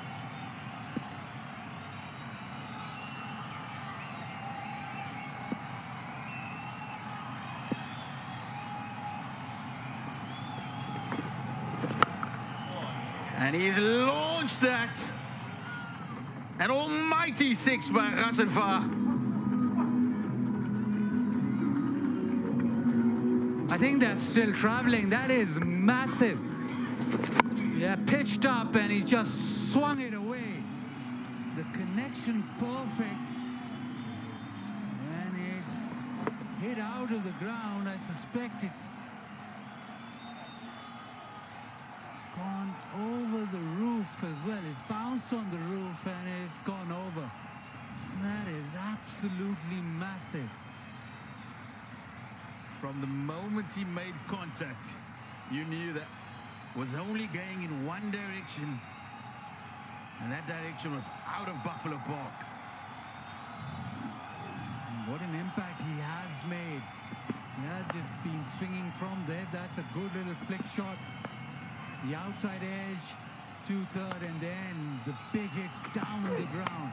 That was massive as well. He just going on swinging. This last one has been the biggest. It was some connection. Now pressure on the leg spinner. Can he toss it up again? Can he be brave?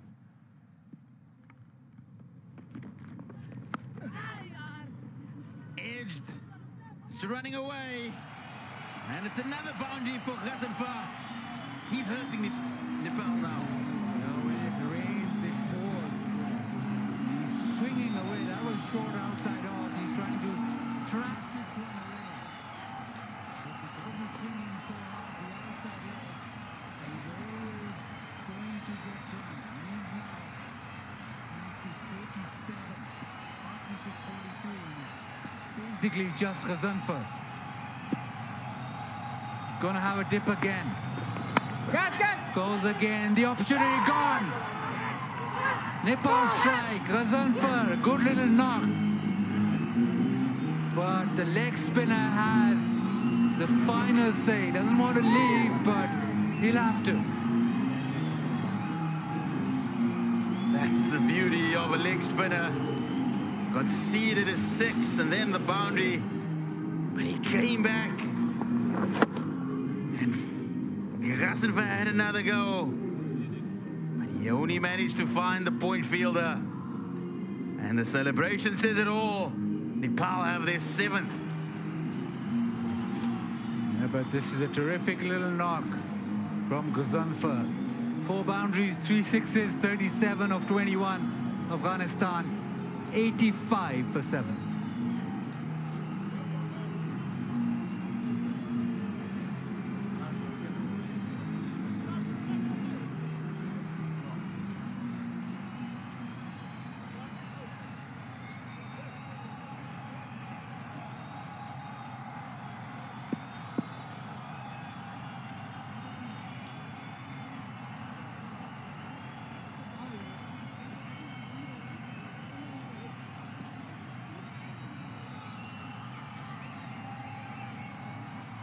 You better, Arab Gul Moment. Ghazanfar, he lived by the sword and he died by the sword. But what a bit of entertainment it has been.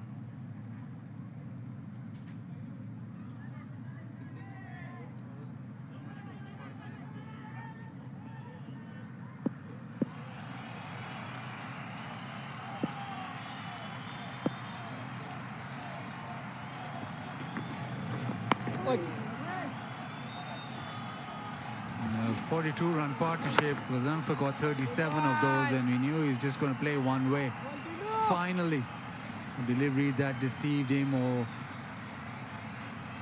a delivery that he couldn't get on top of it. But it is an innings that has suddenly given Afghanistan a lot of hope. Now it's back to normal cricket. It's calmed down. The wicket. A little bit wider, turning away from Ghazanfar.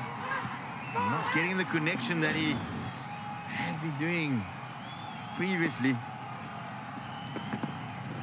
Watch it. Lovely. A successful over for Nepal. Afghanistan 85 for 7 after 18.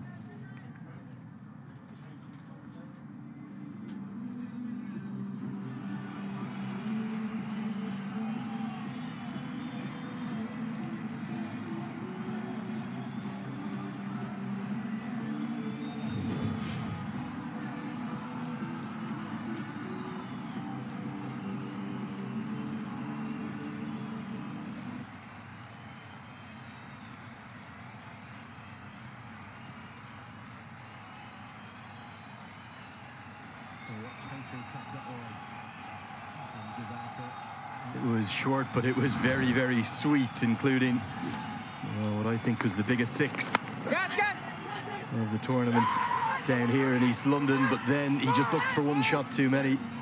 It's difficult to curb the attacking instinct sometimes, isn't it? And he just played his own natural game. The captain kept trying to talk him out of it, but he ended up perishing. And credit to Tilak Bandari, he'd just been hit for 2 boundaries. Watch it, Arjun. He fought back by striking back for Nepal. It feels like a pretty important wicket too, as I wish good morning to HD Ackerman. Yeah, good morning, Andrew. And good morning to all our viewers that have tuned into this broadcast. It was a dangerous innings. It was certainly threatening. It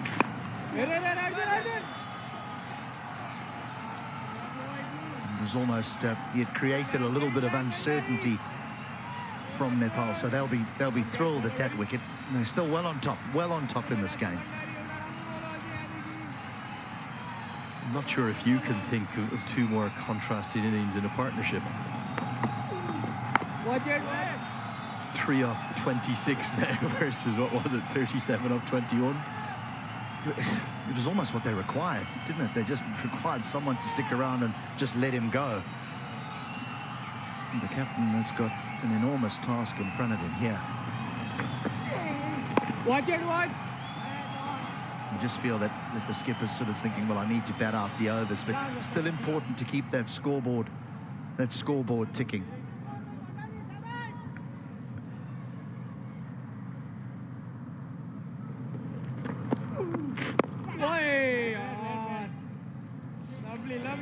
Lovely, because he's mainly bowled to the left-hander, Khan has avoided the carnage. He's kept things very tight from the far end of the ground. Must be a single from the 19th over. Afghanistan still have more than 30 overs to bat. It's 86 for 7. What's the approach for the rest of the innings here for Afghanistan? HD, might be a difficult question to answer.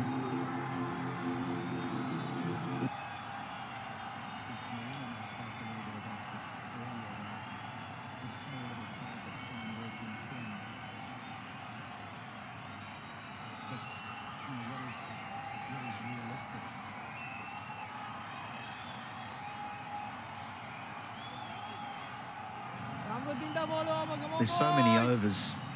You know, what is realistic? If they could get somewhere around, I would think 150. At least they give themselves something to bowl at. If we look at what happened when they played against New Zealand, they could create their own set of problems for Nepal with the likes of Ghazanfar. watch it. I think it's come as a big surprise to us, isn't it? Afghanistan batting in this tournament, bowled out inside 30 overs in the first game, bowled out inside 22 in the second, and again very much in danger of being bowled all out again. Watch it, watch! They look to me just to be horribly short of confidence with the bat, and there's an element of panic to maybe some of the strokes this morning, albeit that Akash Chand and Gulshan Jah bowled really nicely with the new ball.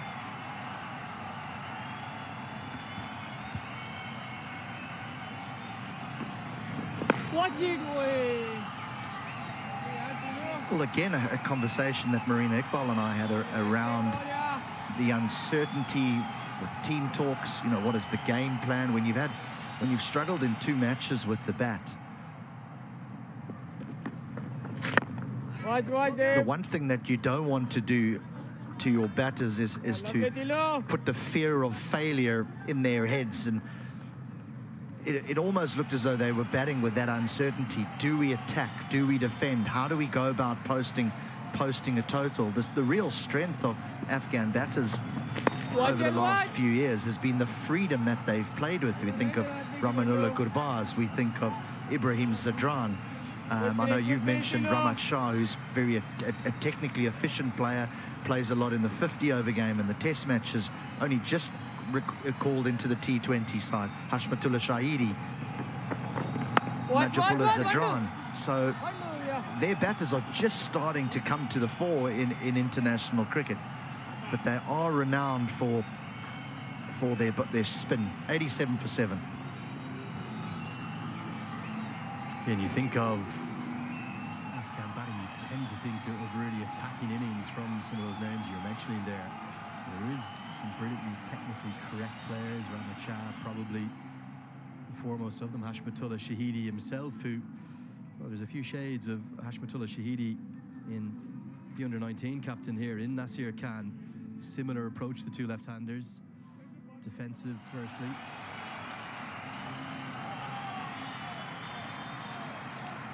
When they first burst onto the international scene kind of in the early 2010s, they were very, very attacking, weren't they? Afghanistan, they really were known for almost manic innings of either wickets or runs coming very quickly. Change of bowling, Dipesh Kandal. To the attack, I thought he bowled really nicely against New Zealand in the last game. And I think their international batting has got better because of the amount of international cricket they're now finding themselves playing. Still probably would argue that they're not playing enough. But they're certainly playing a lot more than what they're used to. A little bit better the next 10 for Afghanistan. Just the 2 wickets and a heap of runs for Ghaznfar. Problem has been in that first power play. They've lost 5 wickets in their first power play in the first game, 3 in the second and 5 in the third. It's very difficult to win matches of cricket from those positions. You lose 3+ early wickets in your first power play, whether it's a T20 or an ODI. You lose more games than you win.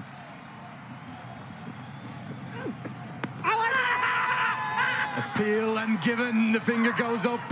Must have been pad first, and the change of bowling works for Nepal.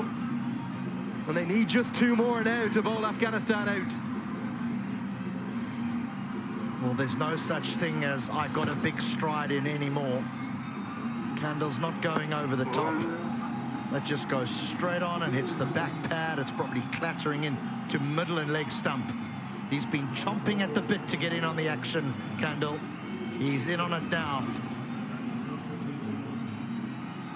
Zarab Gul Moman goes without scoring. Afghanistan 88 for 8.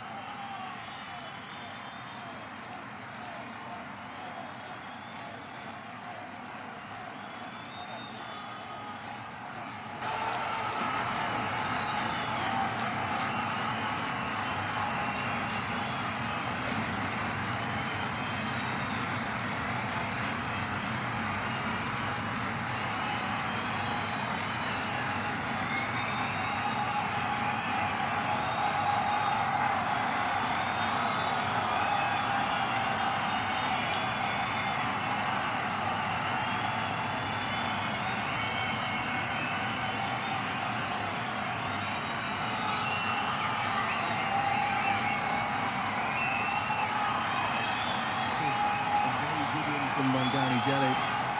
It's quite a loud noise, but I think it hit the inner thigh pad.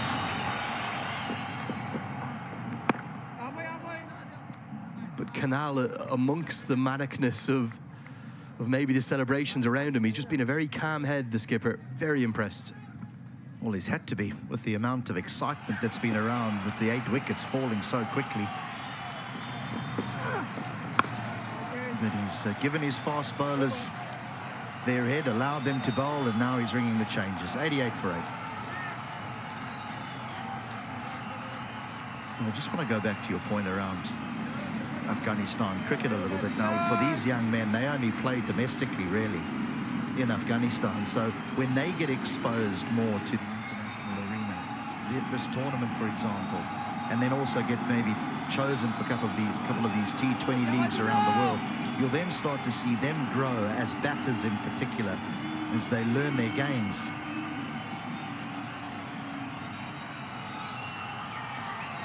You know, for them at this age, There's no real understanding of their own game, how they go about constructing an innings, how they feel when they're under pressure, how they feel when they're not under pressure. So a lot about this tournament is about learning the requirements to be successful at international cricket.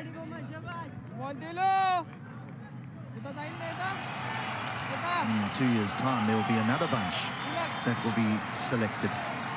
And then you become a small fish in a very big sea. I think the other reason for me it's such a surprise Afghanistan struggles with the bats. They've had wonderful preparation in Asia Cup last month. And then a really good triangular series of all the preparations you would have liked for this competition. The triangular series against India and the host South Africa up in Johannesburg. Well, you couldn't really have asked for more. And their batting in Dubai in that Under-19 Asia Cup was generally pretty good. They batted the 50 overs against India. They only made 173.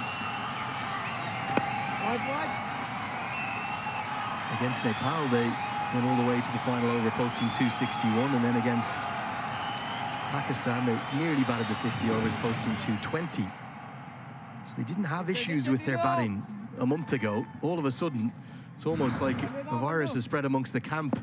The jitters have come, and the low scores are just flooding throughout the Afghan squad. There's different surfaces that they would have played on in those games against India and South Africa, and they also would have been on the high felt. So there's not normally as much seam movement that you have to deal with on the high felt in places like Johannesburg and Pretoria in South Africa. Here on the coast, the ball tends to nip around a little bit more. They're on the quick single. Dev Canal can't prevent that. Yeah, I think that's a very good point. I think the fact that it would be so different, only an hour flight down the coast, but massive difference in altitude and in playing surface, as you've pointed out in several of those pitch reports. I still don't think, even that New Zealand-Afghanistan game, I still don't think it was a 90-run pitch, was it? It's played so much above the eyes, our game in the brain. 22 have been bowled. It's 92 for 8.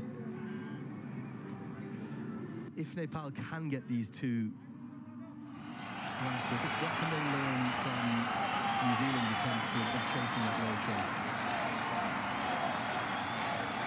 You just don't want to lose wickets early on, because you just give momentum to the side by starting, and then they start to believe, and that's what happened with Afghanistan against New Zealand.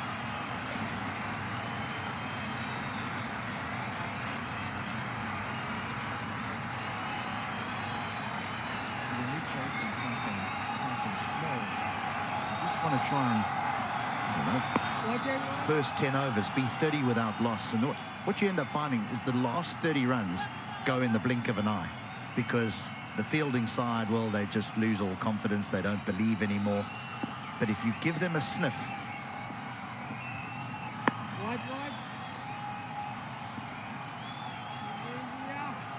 you get in trouble then, don't you? Jagat Tamada, he's almost like a statistician, isn't he? You can almost see him moving the chess pieces of his young men. He's been there, he's done it all before. He's coached this side for over a decade.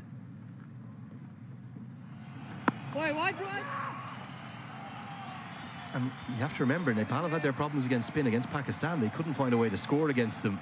But he knows 2 more wickets, then he'll find a way to advise his young charges as to how to hunt down this total. There will be no required run rate pressure, but there will be pressure from spin almost certainly right from the off.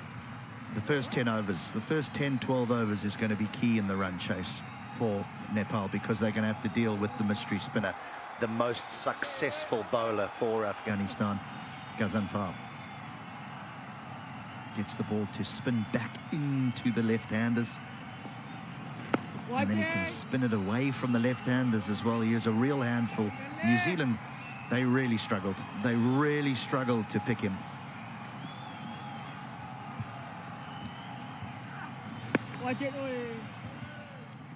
Another tight over from Kandel. He's looked impressive. 23 bowled, 93 for 8. You look at Afghanistan's recent under-19 sides, HD, semi-finalists 2 years ago in 2022, semi-finalists in 2018 with an 8th place finish in 2020. It's not just those performances that Afghanistan have put in, but it's the players that they brought through in those groups. Some exceptional cricketers have long international careers already.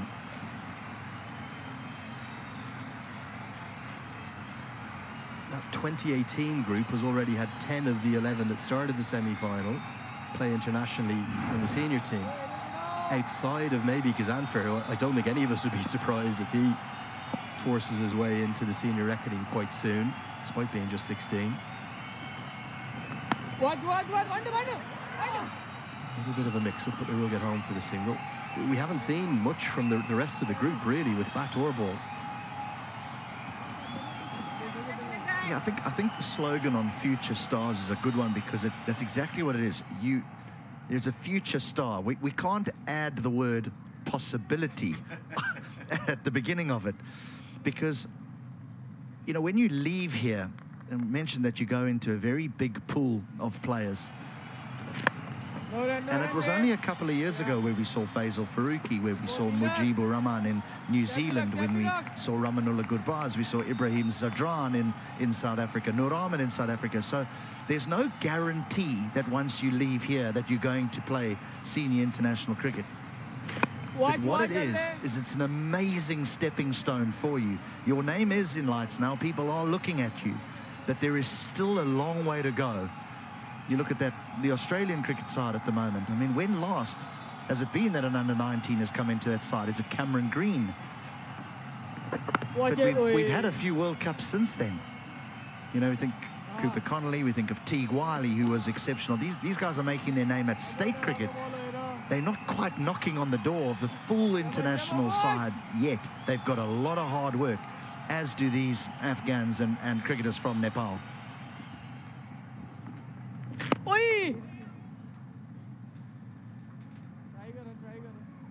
Yeah, the potential of those future stars is what it's all about, and maybe that group in 2018 was a big exception to the rule for Afghanistan. 10 of 11 is a monstrous number. It's a huge number from just one group to already have progressed, and some real potential world-class stars in there already showing. Mujibur Rahman, Ramanullah Gurbaz, I think the world of Azmatullah Ahmedsai as well.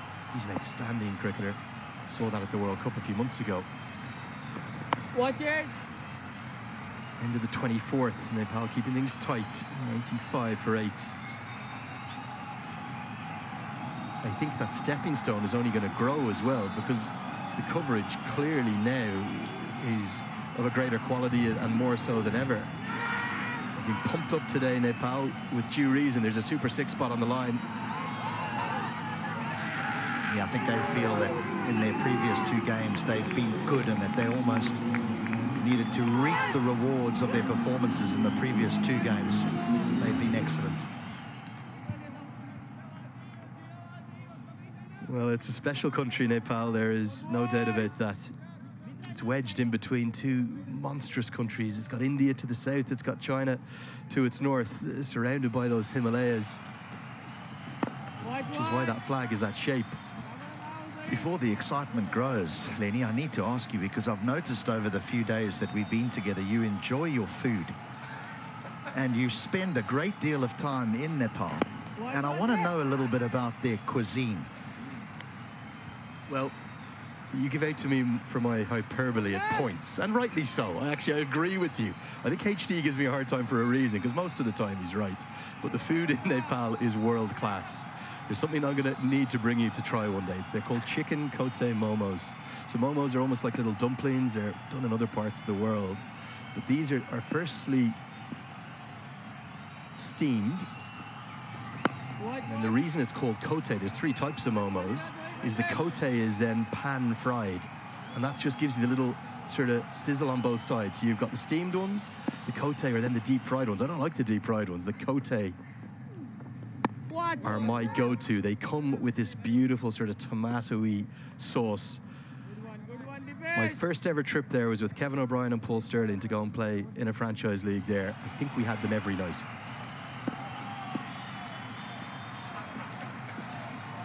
Watch. My concern is do they dish up enough for you?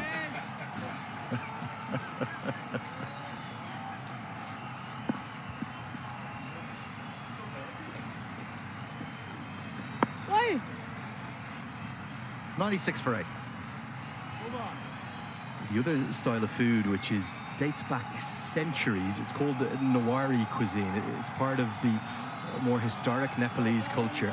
And there you'll get a full, if you imagine a circular dish, which has loads of small bowls in it, a dozen, 15 different bowls in it. It will have steamed rice. Then it will have like a little sampling of all of the different styles of Nawari cuisine. It's very historic.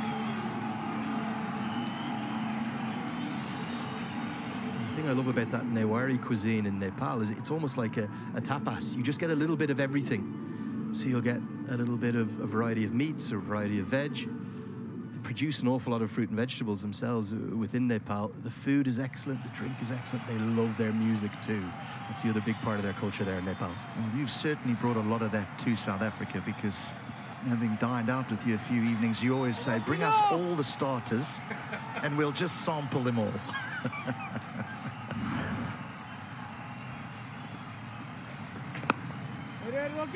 Variety is the spice of life, isn't it? As Dev Canal feels brilliantly. You want to try everything in life, don't you? Lovely. They want to finish this off now, Nepal. They won't want to let Afghanistan get to 130, 140 and give Ghazenfar something to bowl to.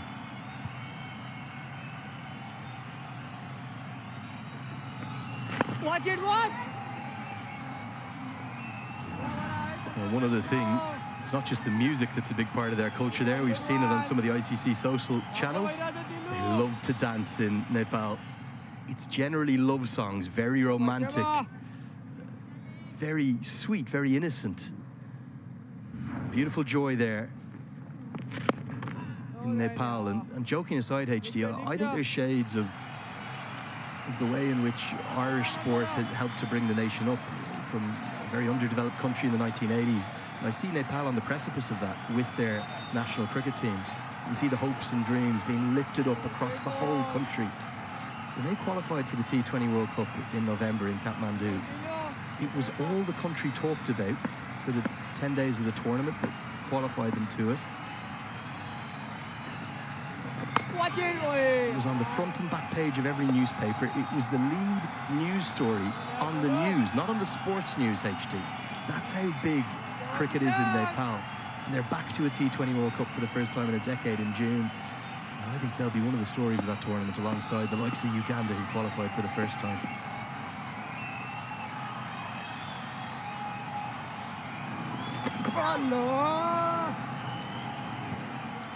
He's tried to bowl it wrong in there, and he has got it wrong.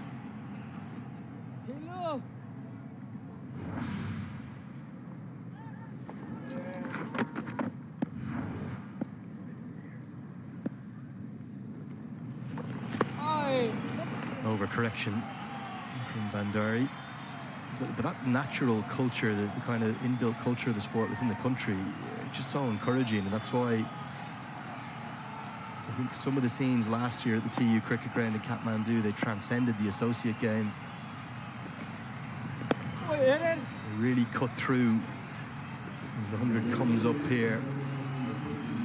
Afghanistan fighting hard, but their lower order alongside the captain still have so much work to do. The captain's 11 of 51 deliveries. It's important for him to take up that senior role, for him to be able to have most of the strike, but also in doing that, find the occasional two, maybe a boundary here or there. It's unlikely that Afghanistan will bat all 50 overs, so it is important that that scoreboard ticks. It's been a very, very mature innings, isn't it? Still have 24 overs remaining to bat, and critically, the captain is still there. 26 bowled, 101 for 8.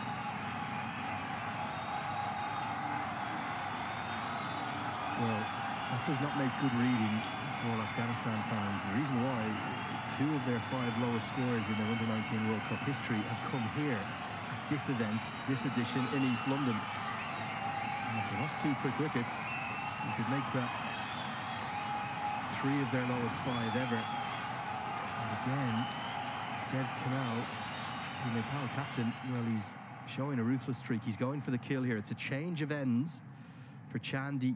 Probably should have 6 wickets. Remember that drop catch by the keeper who came across the slip. Is he the one to find wickets 9 and 10? Is he dreaming of a 7 for? He's got 3 overs left. You've loved the heart with which he's bowled, Akash Chand. He just runs in with such a great attitude.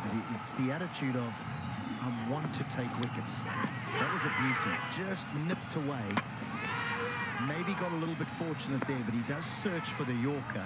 And then here Afghanistan are just trying to get the ball too square on the leg side. And a couple caught off the leading edge. But richly deserved his success, because in every contest, he's run in with real heart.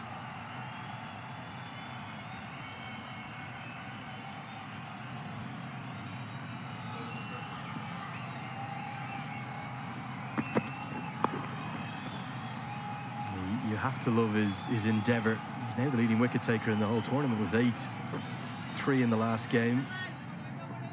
What is it about?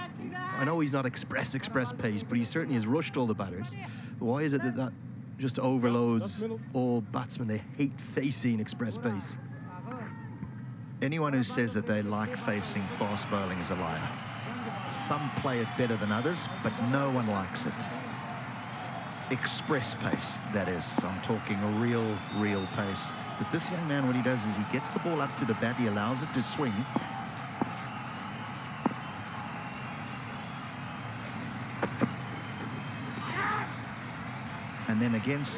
And then I thought he was really good against Pakistan as well. There was obviously a plan to use the short ball, and felt that it was just sticking a little bit in the surface, and so he used that effectively to gain his wickets against Pakistan. But today, early on he looked to get the ball up to the bat because he thought there might be a little bit on offer with the conditions, and there was. This has to be the matchup that Dev Canal wanted. It's his gun wicket-taking bowler in this tournament who's got 8 to his name, to the number 10 of Afghanistan, Dawood Zai. Is it going to be full and straight? Can he burst through the defences?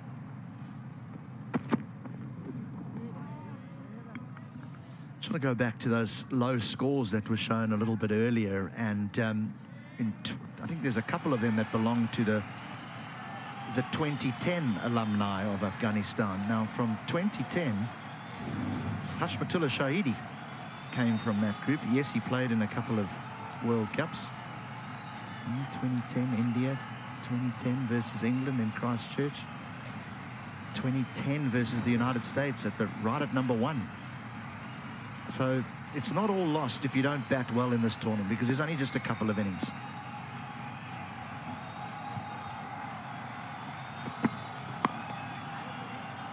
It was actually their first appearance as well. Back in 2010, they finished 16th and last, but since then it's just been almost a constant improvement, much like their senior side. 10th in 12, 7th in 2014 in the UAE, 9th in 2016, and then semi-finalists in 2018 and 2022.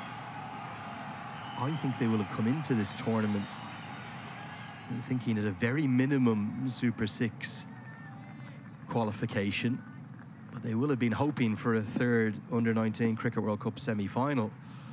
Unless something changes very quickly, that's going to be a distant dream for Afghanistan.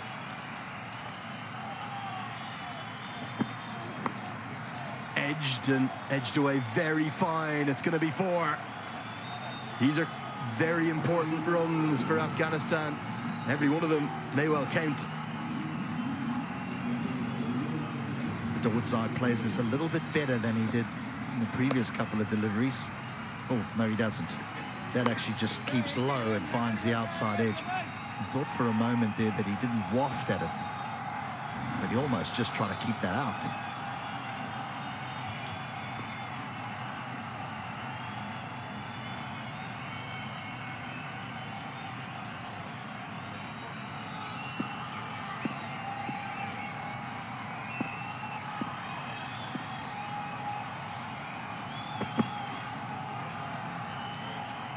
swayed out of the way to close out the 27th. 107 for 8.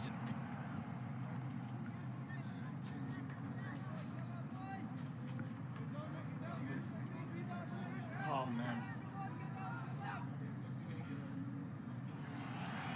Someone was coming here. Someone was coming here. So, yeah, you take charge here.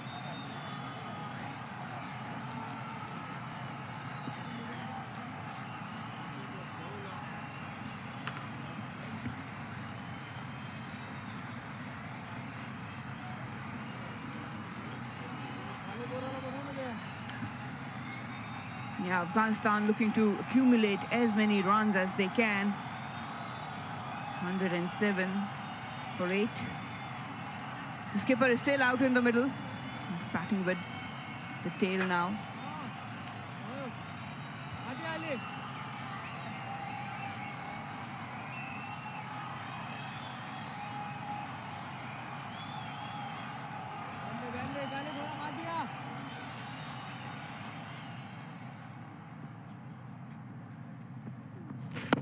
Watch.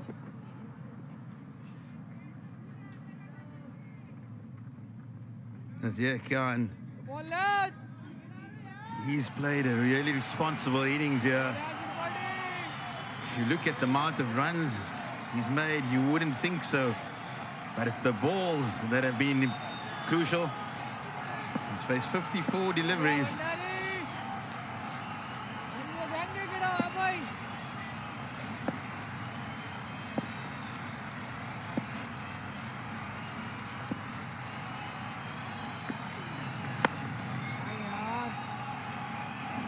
side now play his part too. He's moved into double figures.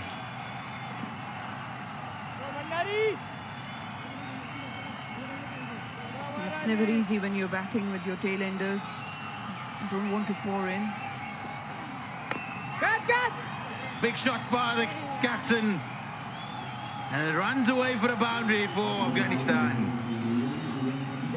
He had an opportunity to clear that infield. He went after it. Just the angle actually helped him to go after that shot. Wasn't really in his reach. Way outside off him, just fetching it. Almost out of character for Nazir Khan. Watch. Arjun, in Utilizing his defense for the majority of deliveries.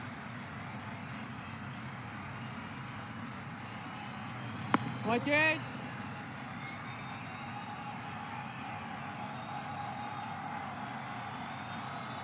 Seems to be enjoying it out there, the skipper.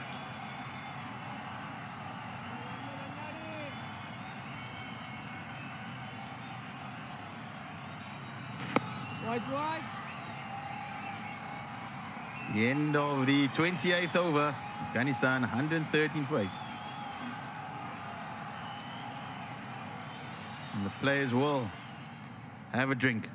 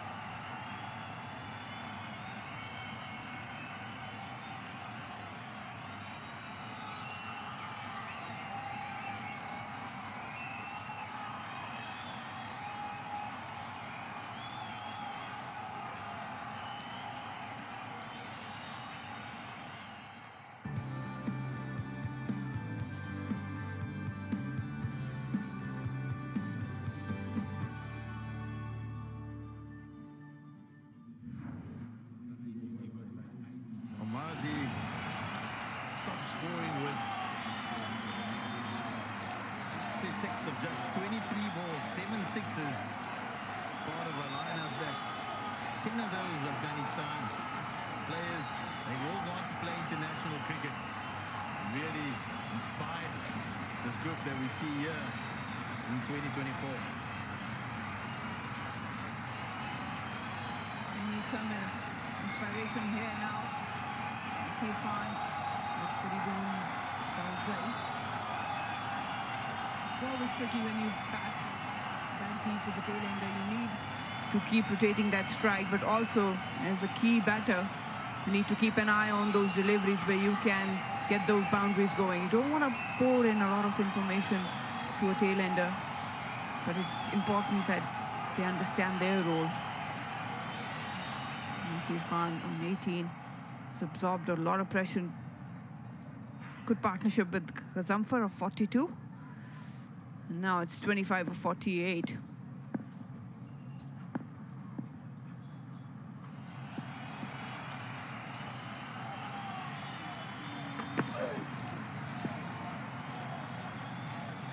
Shah has been really impressive for Nepal.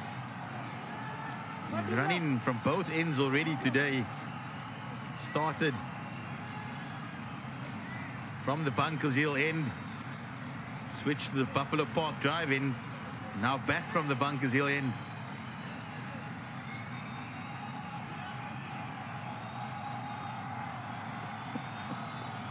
Yeah, it's very important. We talk about partnerships in batting, but bowling partnerships are equally important. Jaha bowled some really good channels that allowed Chand from the other end to pick those wickets up.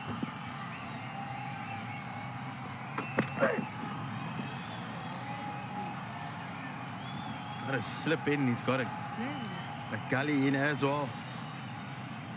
Dev Kanal realizing that Afghanistan are just edging their way to a competitive total. We saw how they fought till the very end against New Zealand. So he knows that every single run that gets added brings the likes of the Afghanistan spinners into the equation.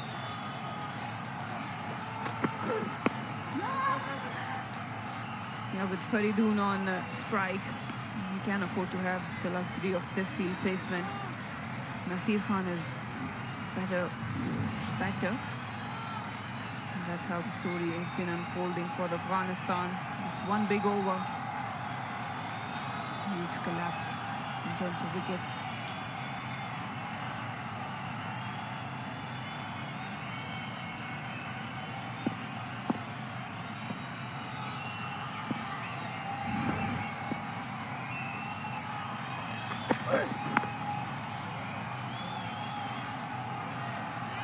You have to think if Afghanistan top order were just able to put together partnerships, create a platform, and just take the game a little bit deeper, how dangerous they potentially could be.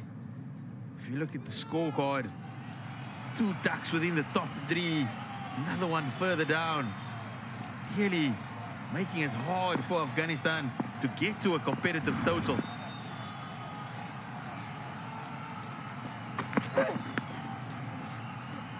It's edged away and it runs away for another boundary. Afghanistan just ticking along nicely now. He really went after it, Faridoon. They'll take it, Afghanistan, but it might hurt Jaha. Just trying to bowl those Yorkers, missed it. And just picked up slightest of the gap between slip and gully. But they'll do it for Afghanistan. These are important runs, as you mentioned. With spin coming into play for Afghanistan, the surface gets a bit more slower and drier, and it does grips a lot. Initially, Afghanistan was looking something around 150. It's still a big task.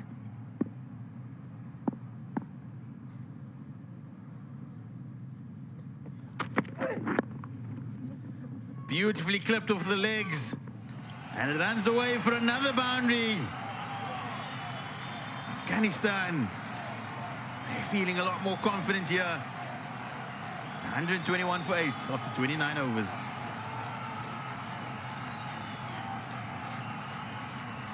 Jaha was very disciplined in terms of bowling with the new ball, but straying again, back-to-back boundaries.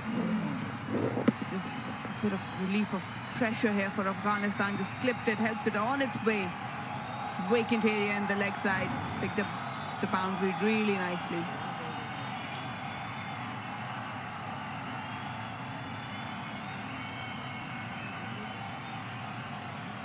Good one, come on, boys! Faridun Dawood, he's coming to the lineup as to add some extra bite to the attack as a left-arm seamer. He's doing more than his bit here with the bat. As the Nepal captain, Dev Kanal, just feeling the strain of this lower order partnerships. It's grown to 33 already.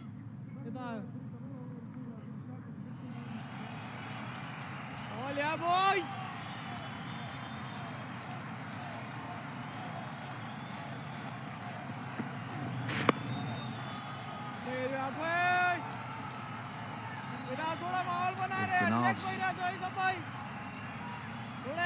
Body just feeling the strain, trying to walk away, a bit of stiffness. Watch, watch, watch! You don't want to see that. He has a significant role to play when Nepal comes out to bat, along with Kumal. Do feel that Dev Kanal due a score. He's looked good in both his innings, really composed, really elegant. Just not able to convert it as yet. Catch, catch! Good try, good try. Area. Catch, catch! Falling just short. Watch it! Feel that the way Nepal picked up wickets this morning, maybe thought it would continue in that manner. And now they're being asked to pose different questions.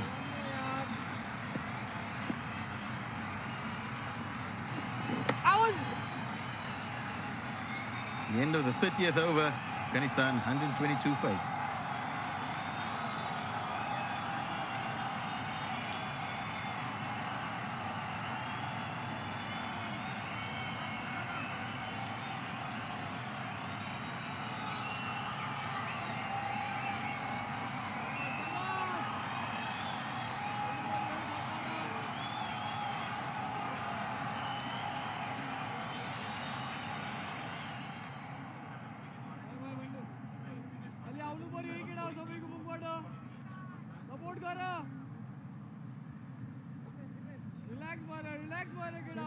Afghanistan were 43 for 6 earlier in the day. So this lower order, they've really rallied to get them to 122. Partnership of 42 between Khan and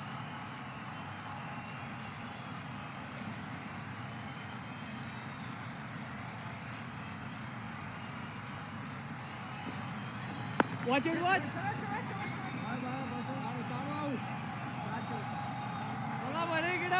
Tilak Bandari got back into the playing 11 today. He's been decent, picked up 1 wicket.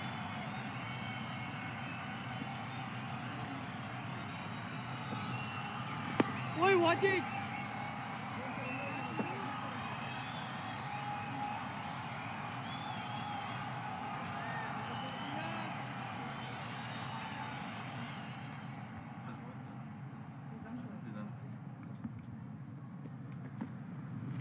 Watch, watch, watch, Bandari! Nasir Khan, he has absorbed the pressure. 19 of 63. There's a lot of wrist coming into play. He's slightly fuller on the length pillar.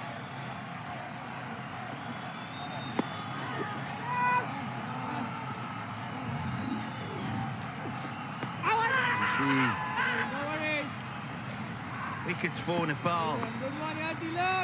Also runs for Afghanistan.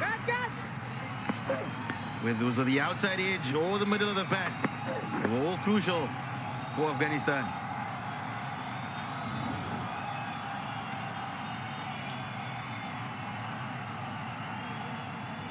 Opening power play that really hurt Afghanistan. 5 wickets during that period. They've slowly battled their way. And they continue to do so through the captain, Nasir Khan. Pitch already showing how much turn it's taking.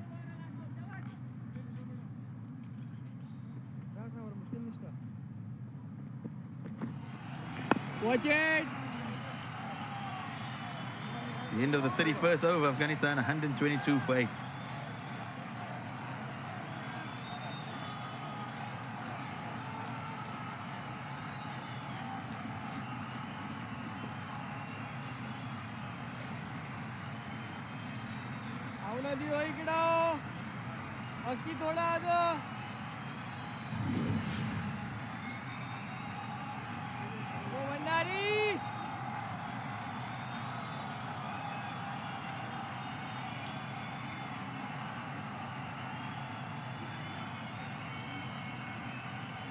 Chant, the standout performer for Nepal.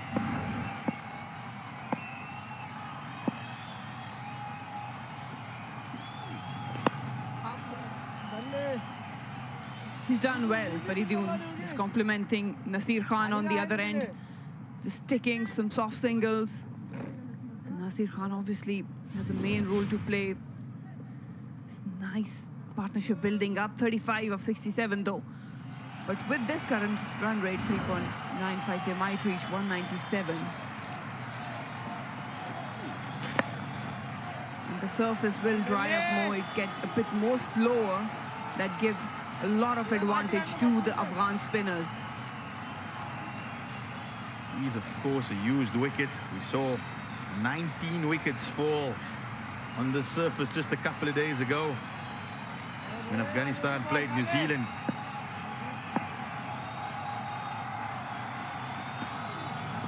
Watch it! Afghanistan will realize the longer they keep Nepal in the field, they not only accumulate runs, but they allow this East London sun to bake on the surface. We've seen already a couple turn sharply for Nepal. The likes of Azamfa, he'll be sitting in the changing room.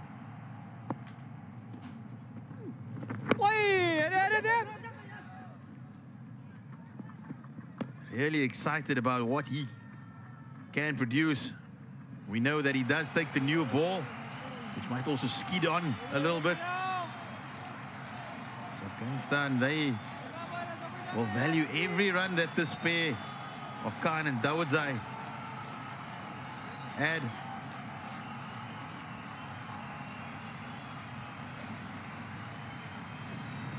Watch it, watch it! The end of the 32nd over, Afghanistan 125 for 8.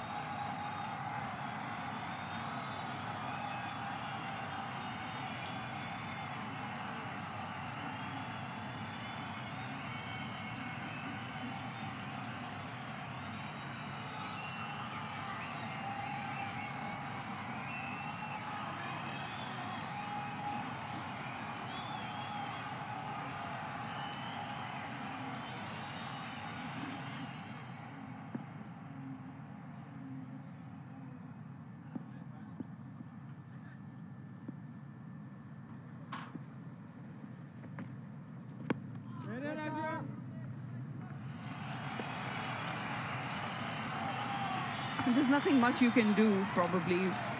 There's not a lot happening in the middle as far as the batting is concerned. Trying to just play along with the batters. Watch it, watch it! And I remember in my playing days, I was playing for Lahore region and had a match against Rawalpindi region. There was one girl in particular, we managed to get rid of the top order very quickly.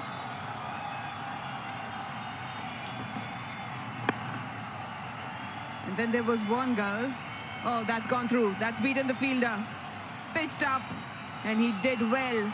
Faridun, he's nicely complimenting Nasir Khan on the other end. Anything on offer, they're going after it. Tossed up, a lot of bottom hand coming in.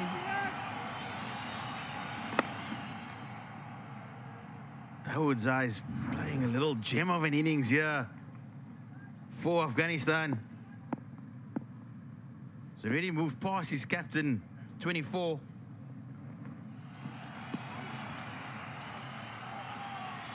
Seems to understand where he wants to score runs.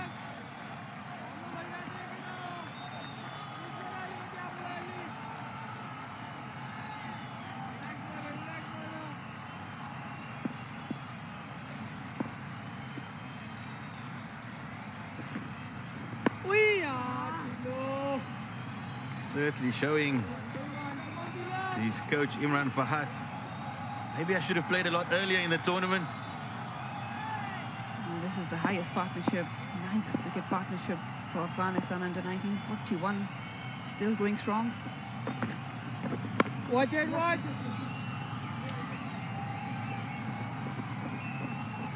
The end of the 33rd over. Afghanistan 130 for 8.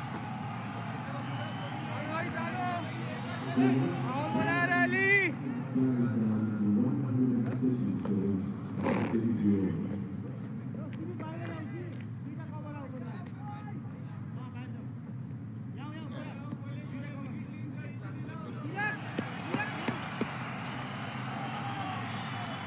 on boys, पिछड़ा को ले अली जगह है यार.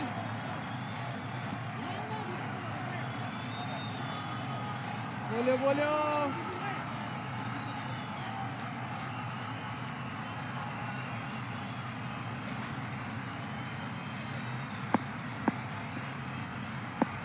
Ale, Ray. Watch it. Dev Kanal, the Nepal captain, he's plenty of thoughts going through him at his mind at the moment. Which bowlers do I use? My field places, are they attacking enough?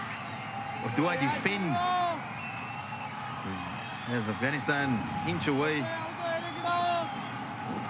getting closer to that 150 mark. Watch, watch. Does pose many options for the skipper.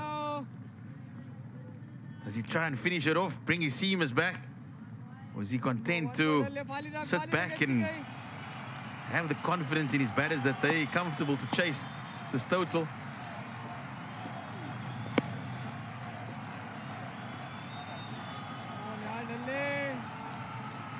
As the tail end of Dawood's eye showing great restraint here. Watch, watch. It's being tossed up by Candle. Dawood's eye's got the message. I need to stay here with my skipper as long as I possibly can.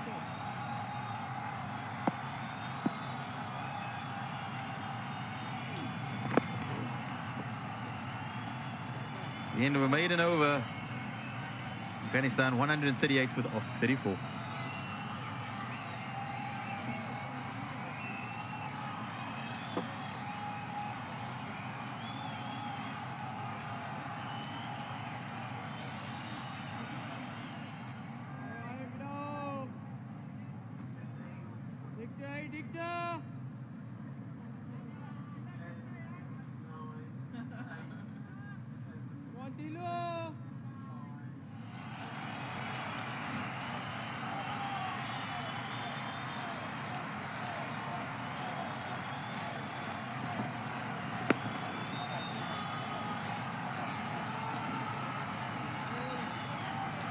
Certainly is a day for the slides. Miranda, the sun really baking down now at Buffalo Park. That was the same case yesterday, and you had a free swim in the ocean, didn't you? Oi.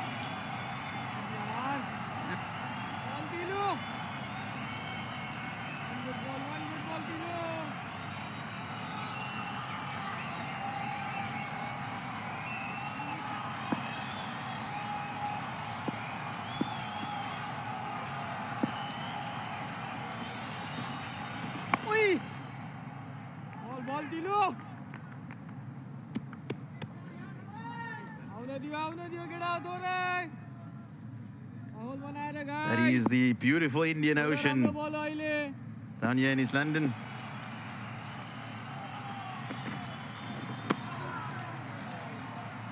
I know plenty of the commentators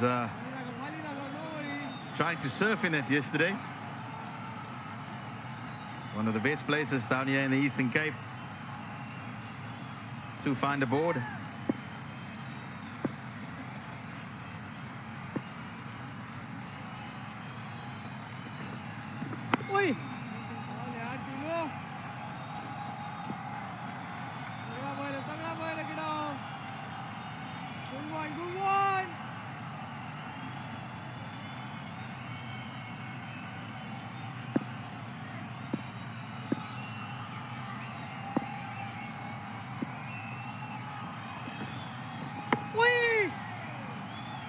The end of the 35th over, 15 overs remaining. Afghanistan 131 for 8.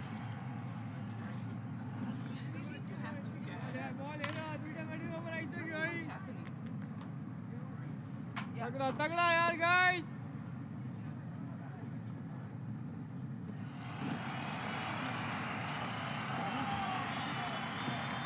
One more Dilo.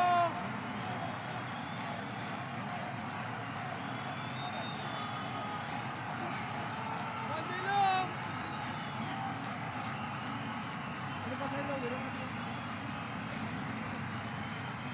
15 overs left.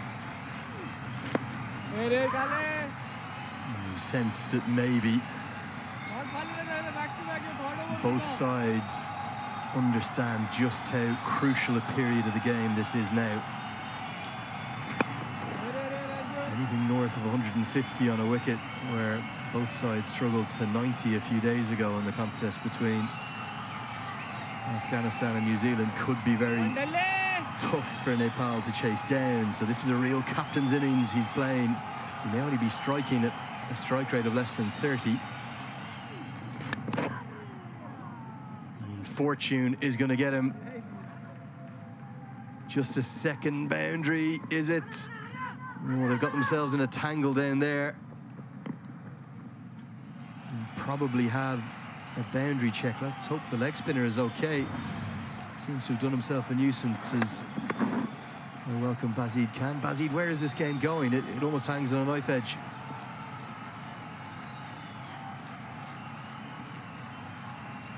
It seems he's done a terrific job. Maybe that foot, he just nicked his foot as he's gone into the boundary skirting. It might just be signal 4. Yeah, it is signal 4. Just clipped his foot as he touched the boundary skirting. So another run added to the Afghanistan total. The hand just maybe under the boot or something. So he's just gone off. But you talked about where this game is headed at. 43 for 6. You wouldn't have thought Afghanistan would rally this far. Watch it, watch it. Goes into the offside. They still got about 14 and a half overs to go. Yeah, let's hope Tilak Varma is okay. Maybe just had a boot catch his hand. It could be an exterior injury, as that was hit back at a catchable height. Past the bowler. Dipesh Kandal always seems to make something happen. In the sense, if the breakthrough is going to come, it's going to come from him. It nearly happened here. Just out of his reach.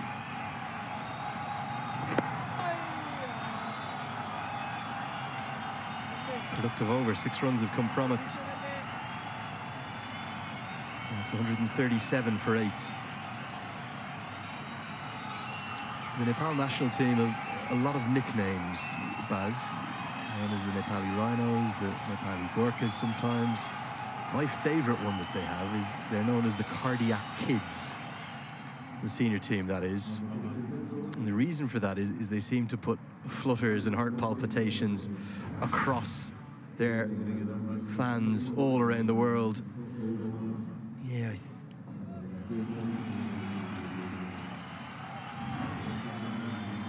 I think you just saw the reason for the injury there. Akash Tripathi is completely by accident maybe stood on his teammate's hand. But if you think of that nickname, the Cardiac Kids, there's probably a few heart palpitations right now amongst the Nepal fans, as you rightly said. Afghanistan battling back brilliantly from 43 for 6 all the way now to what could end up being an above-par total. Yeah, it's been the story of the World Cup so far for Nepal. They've been able to really exert pressure and then just releases a bit. That injury, he just pulled it back. It seems that he might just have an issue with nails into his hand. But the 50 partnership raise is come at 97 deliveries, but that won't matter. Is the amount of runs they can just pile on.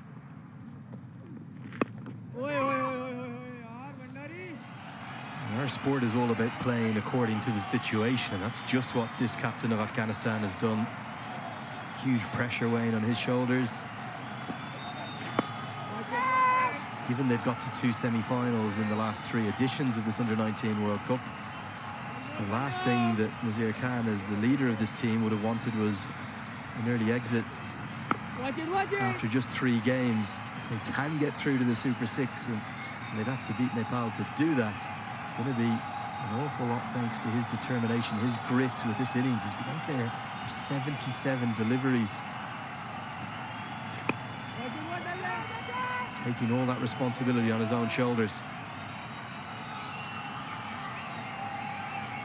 Yeah, and still after this, you've got 13 overs to play with, so you could still just carry on for another 10, 11 overs and give yourself that foundation. A single will get them to 139 with 13 overs to play.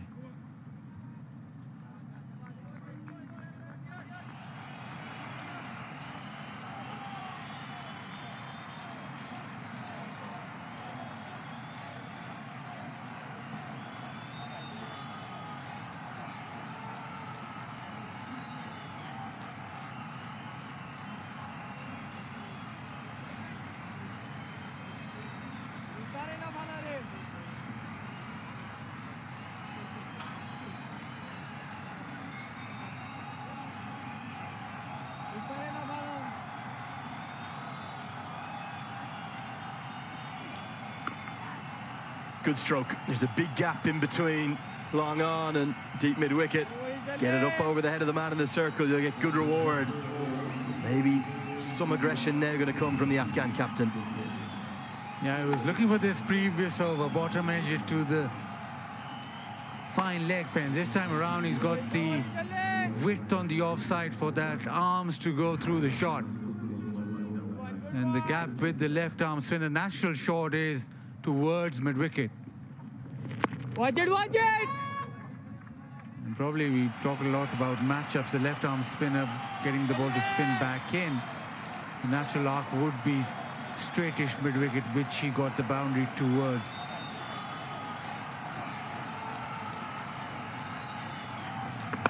Watch it, watch it! I think that's why Dipesh Kandal now choosing to come around the wicket, where he had some success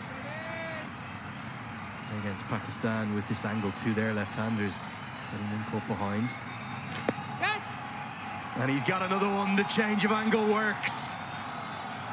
Massive moment in the game. Afghan skipper has been there for an eternity for 83 balls, but now he's gone.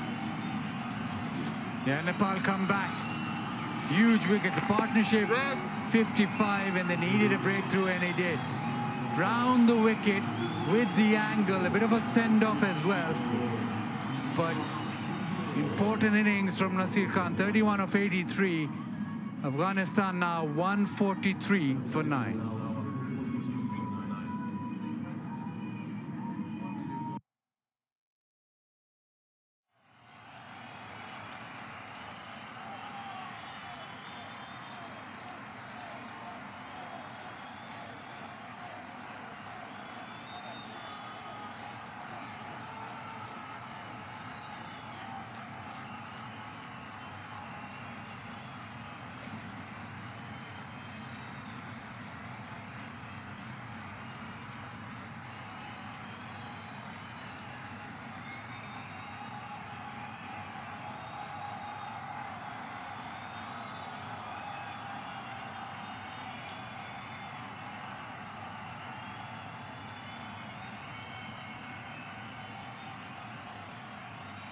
They'll need him to stay out there. Ideally for Afghanistan alongside Dawood for 10 overs or more. We speculated that it was going to be likely Dipesh Kandal who'd break this partnership. It's exactly what he's done. The change of angle works. And rather than joyous celebrations, more relief for Nepal, because that partnership was becoming a big frustration. It was worth 55, really valuable for Afghanistan. Watch it.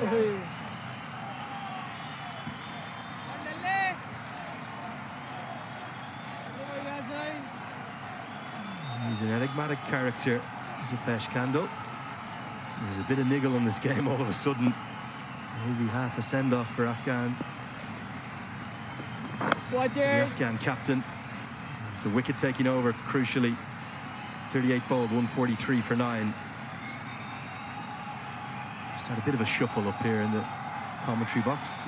Azid Khan has disappeared on me. Welcome back, Marina. Marina, great to have you with me. Is this maybe a defendable score for Afghanistan? We saw them nearly defend 90 against New Zealand. Yeah, seems like a power score to me. They were looking initially for 150, 155. And with the surface getting slower and what it is doing right now, turning, I think they're in the game.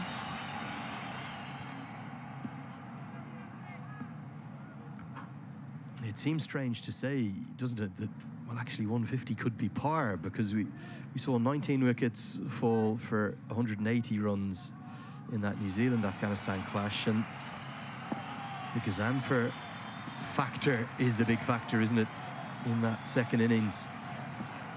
I just suspect maybe Dawood may play a few shots now. He's batted nicely, isn't he? 27, all the way down at number 10. Yeah, good sensible batting. He's complimenting well. Watch it. Gazanfar did well. He came out, had a blast. Seems like to be his day, but his most important role is with the ball.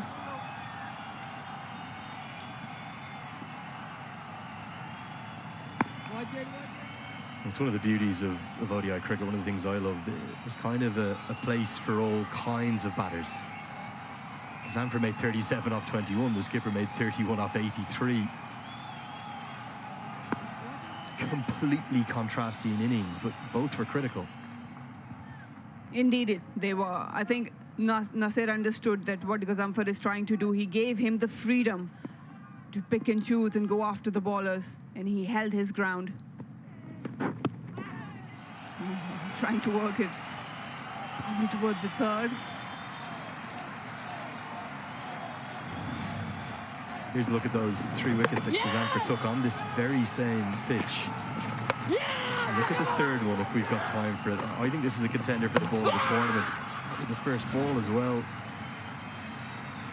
Cuts the left-hander in half with the variety, the variation, which is, whether you want to call it a carom ball, a flicked leg break out of the fingers. Goes out towards the fielder, deep cover, isn't going to carry. Crucially, Dawood will keep the strike. Just 1 run from that over. It's now 144 for 9.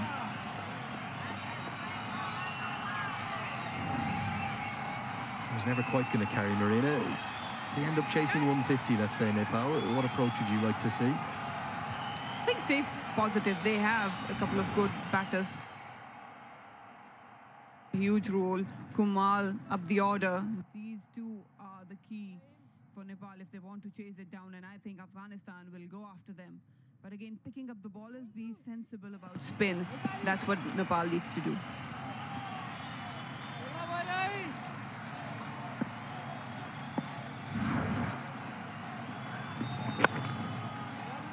To me, Marina, could be proven completely wrong.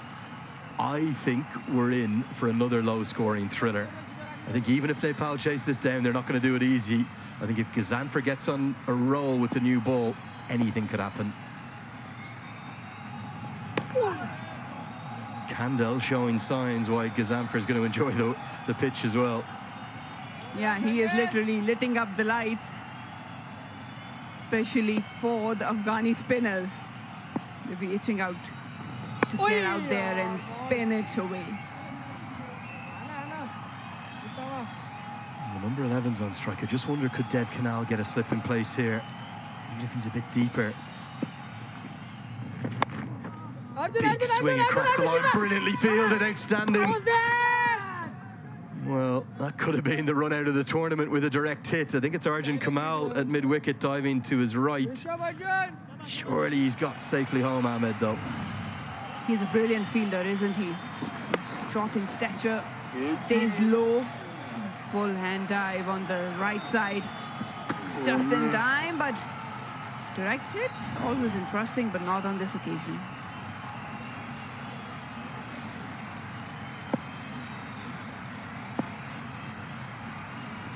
Watch it, watch it. Yeah, that evidence, that direct hit could have been out. That could have been it. Every run hugely likely to count and play a factor. Watch it, Casey. Nepal would just love to end this and end it now. End of the second power play. 40 overs have been bowled. It's 145 for 9.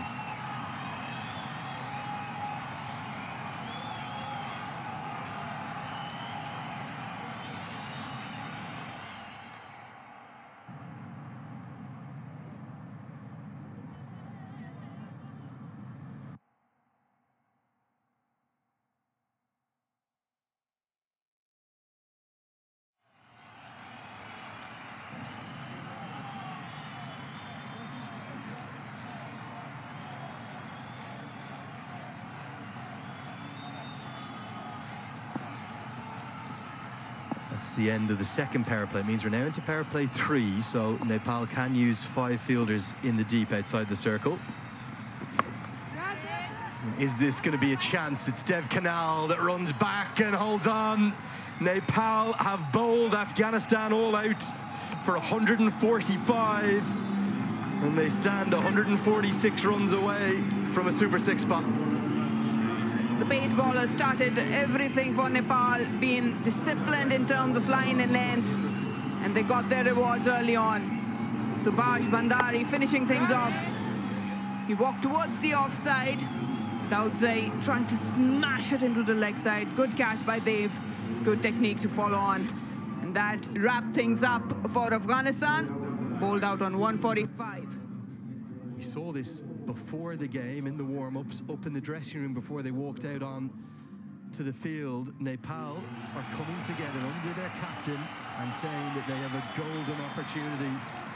They have bowled Afghanistan out, the full member nation. They've had 3 or 4 games that have really threatened the upset victory for the associates this far at the Under-19 Cricket World Cup.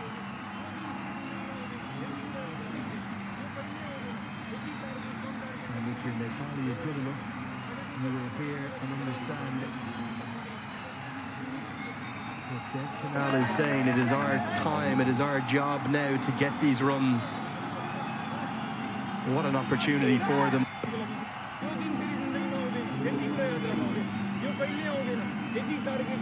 And if your Nepali is good enough, you will hear and understand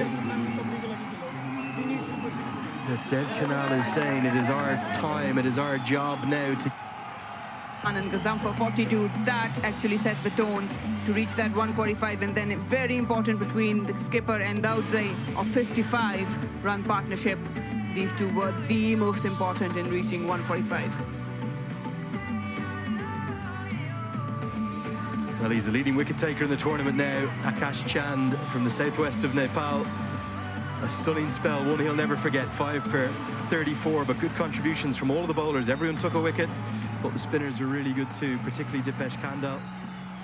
And Gulshan Jha, yet again, probably a bit unlucky to only find 1 wicket today. Nepal will be delighted with their efforts, continuing to take wickets throughout the innings, despite those 21 extras. Okay, let's get down pitch side for some immediate reaction with Bazid Khan. Akash absolutely brilliant with the new ball. You bowl very full. The ball was swinging, but the one thing that you did was try and attack this and bowl very full. राम्रो bowling गर्नुभएको छ हैन starting swing लिएर थियो हजुरलाई अनि एकदम full फल्नु भएको छ हैन फुल एरियामा फल्नु भएको धेरै के प्लान छ त्यसको पछाडी प्लान सिम्पल थियो अगाडि नै फाल्ने स्विङ गराउने होइन उनीहरूलाई जति यो अहिले कन्डिसन स्विङ यताको कन्डिसनलाई आफूले युटिलाइज गरेर विकेट लिने नयाँ बलिस प्लान त्यही थियो His plan was very simple, to bowl full and make the ball swing, because he was getting help from the wicket, and so his work was very simple to just put in that areas, and that's it. And he bowled extremely well. He got the ball to swing. Which of the dismissals or the wickets was your favorite out of all them? सबभन्दा कुन wicket मन पर्यो first wicket सबभन्दा राम्रो लाग्यो first wicket which you take today. Also, you bowled 7 overs and you got all 5 wickets. Did you want to bowl more or was it the captain's decision? You were still wanting to bowl more? हजुरले 7 over फाल्नु भएको छ हैन 7 ओभरमा 5 wicket लिनु भएको छ अझै फाल्न मन थियो अब फाल्न मन त थियो तर अब अहिले मेरो बडीले पनि साथ दिनु थिएन त्यसैले अब विकेटले जे मागिरहेको थियो होइन अर्को साइडबाट पनि विकेट आइरहेको थियो त्यो स्पिनरलाई ट्राई गरेर किन पार्टनरसिप बनिरहेको थियो त्यहाँ विकेट आइरहेको थिएन मैले 2 ओभर फालेको थिएँ अझै होइन विकेट आइरहेको थिएन त्यसैले मैले चेन्ज गरेर स्पिनरलाई फलाउँ भनेको थिएँ Yeah, he wants to bowl a bit 2-3 overs more, but he was a bit tired also, and according to the conditions, the captain says that spinners have to bowl there. Thank you very much. It was a brilliant performance. Thank you. Thank you very much. Well, Dandavad to the 2 young Nepalis there. Our translator, Tripathi, as well. But the star of the show, Akash Chand, has meant that Afghanistan are in trouble. They stand precariously on the brink of elimination. If Nepal can get these 146 runs that they require, it will not be easy on a pitch that has provided plenty of wickets on the 2 times that we've seen it being used. Nepal, they control their own fate. They need 146 to win. We'll be back for every single ball to reply. Don't go anywhere too far. We'll see you then.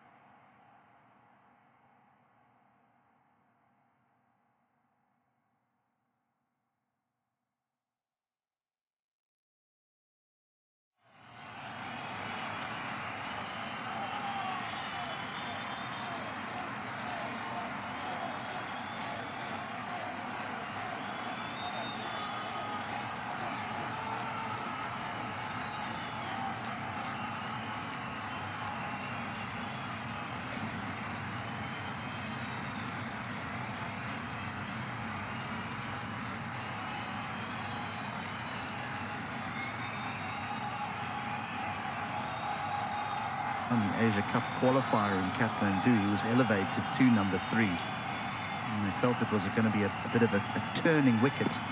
And he played really well. He was got an unbeaten 67 in steering Nepal home. Oh, 4. He does hit it sweet through the offside. That is his area, just square of the wicket offside to the paces. He'll just throw his hands at it. It's in the air, but it goes so quickly, and he picks the gap. He will give you the opportunity offside, but that is his strength. And he starts the innings off with a boundary.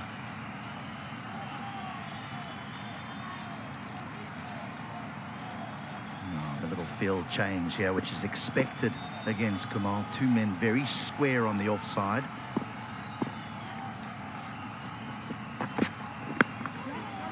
And squeezed through mid-wicket.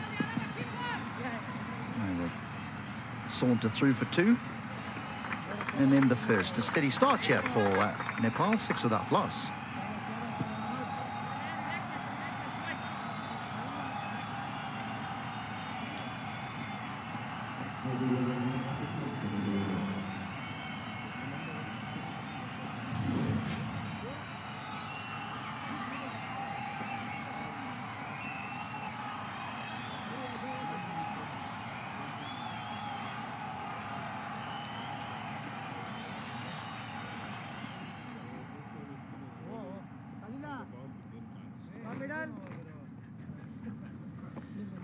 Here's Gulshan Jar, due to come in at number 3.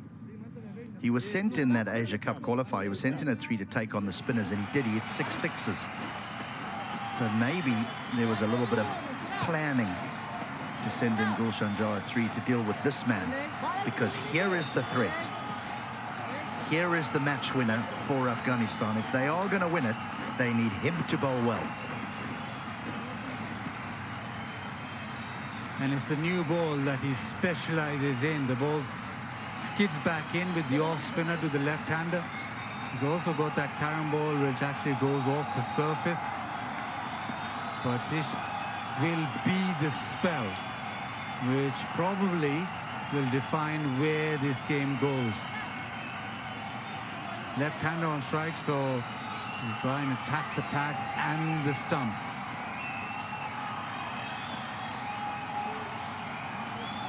Now, he does that every time, I've noticed. Every time he runs up to bowl, he never lets the first one go.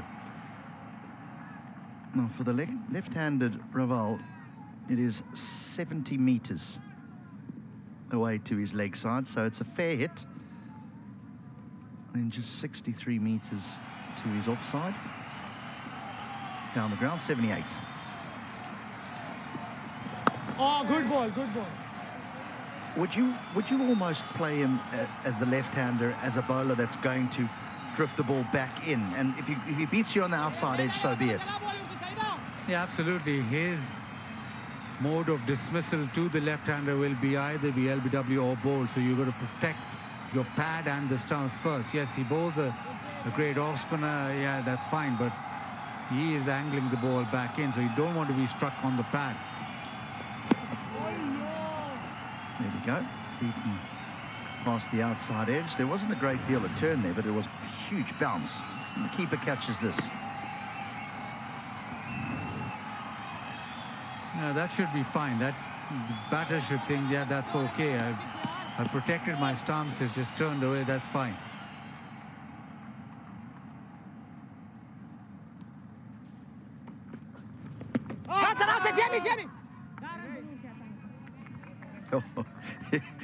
It really must be a handful. I mean, we've got the benefit of slow motion replays up here, and I still can't pick him.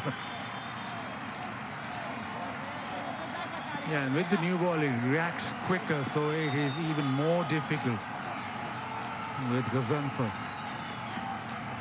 More cover, yes. Well, on this fella's performance here, I think that Mujib needs to be a little bit careful. I mean, he has been in the news lately for refusing a contract, and then he had his NOC taken away from him, wanting to play in the Big Bash.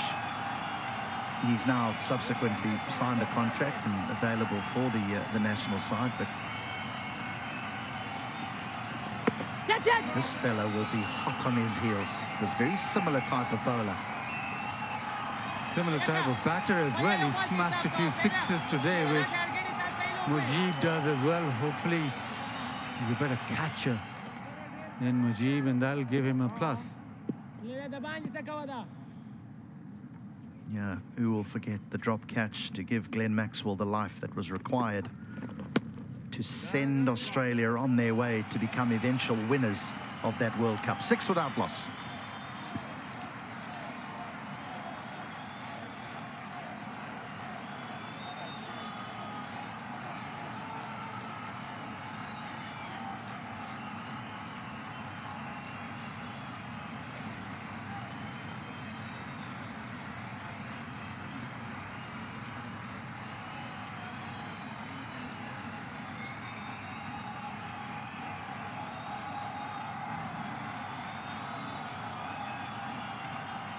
Only a couple of days left here, Baz, for you to sample the Indian Ocean, because then you're off inland and you won't see it again in Johannesburg.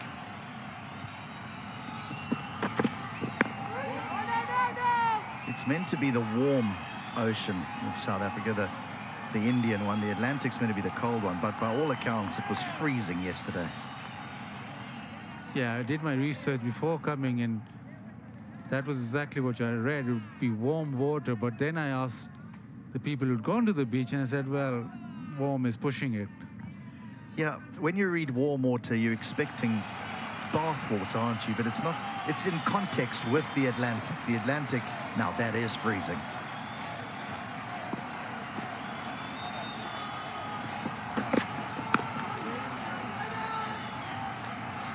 Kamal just clears that left leg ever so slightly. He does favour the offside.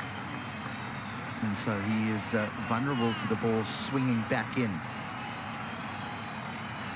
But so far, so good for Nepal. They want this to be a calm chase. They don't want a situation where they lose a couple of wickets quickly and then the theatre builds or the pressure's on. They want this to be quiet. They want the Afghan group to be kept quiet, and that will be done if they don't lose wickets up front.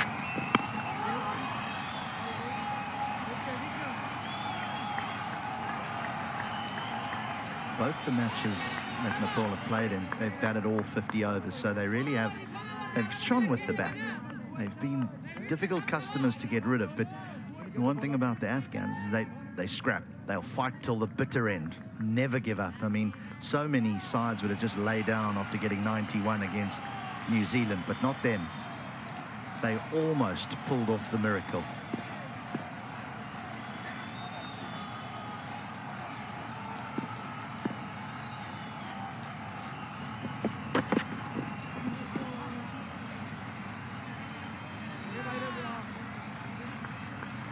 Might be a play miss, but you expect the opener to go after that. As soon as there's a little bit of width, they tend to just let their hands go. The offside is the side that he's favouring.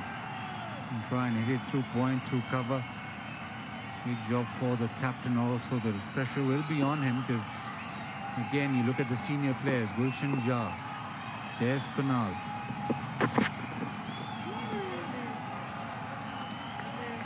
Good cricket there, that delivery. It's a good bouncer and brilliantly played. Yeah, just keeping the batter honest, and he's come straighter as well. It's a good delivery, just to make sure that he doesn't plant his front foot all the time. Just go straight away onto that front foot. Just keep him honest.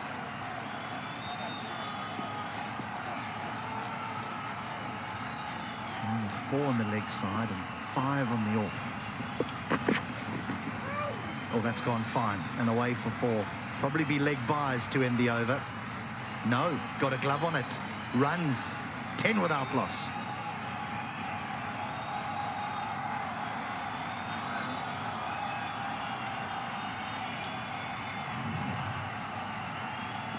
Just misses his line. He does well in the end just to get a bit of bat on it, and that'll race away. The problem is for Afghanistan, they've not got a lot of runs to play with. Need to be spot on with their lines especially.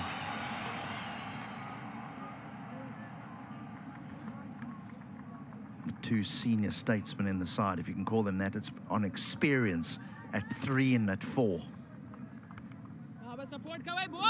What a performance from young Chung. 5. And you just feel that if Nepal can get through 3-4 overs of Ghazanfar, then there might be a bit of desperation in the Afghan camps. And they might then serve up a few more opportunities to score. Right now, you can actually afford to absorb the pressure. Well, if Ghazanfar does strike, then it's an easy decision for the captain to just keep rolling him on and bowling 6, maybe 7 overs in trying to get wickets. But if he doesn't strike inside his first 3 or 4 overs, it leaves the captain with a question: do I pull him off to try and make a breakthrough and then bring him back?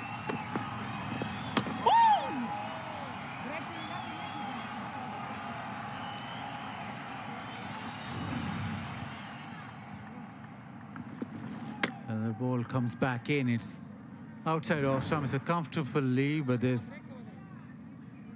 a bit of a discussion. Maybe the discussion is going over the wicket, but we've seen Ghazanfar just operate solely round the wicket to left-handers.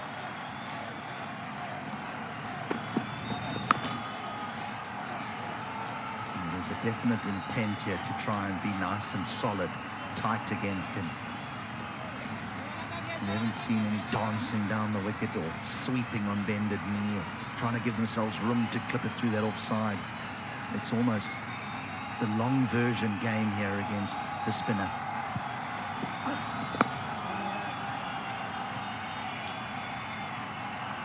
Not given any runs away, but it's been solid from Rawal. Ghazanfar bowled 11 deliveries without a run, but also the fact that he's not taken a wicket. That is what Nepal are looking at, the wickets column. Ghazanfar now just taking his time, just making sure that this gets drawn out. The last delivery of his second over.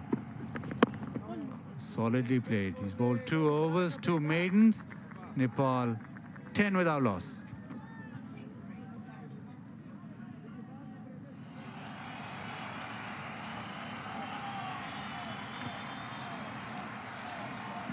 Against Afghanistan, they allowed them in the back door, didn't they? They just struck early and there was panic stations from there on in. Nepal are trying to avoid that.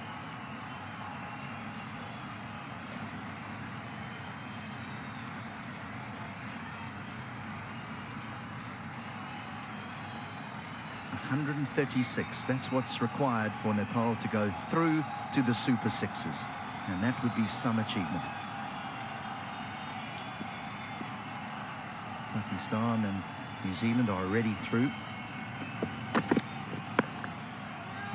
And they'll play against each other tomorrow to see who finishes top of the table and would take through 2 wins, which is very important. Yeah, absolutely. You want to win all your games. You want to carry forward 4 points into that Super 6 stage. And then you have an advantage almost before you've played a game in that Super 6 stage. That'll be an interesting game tomorrow, because that by no means any game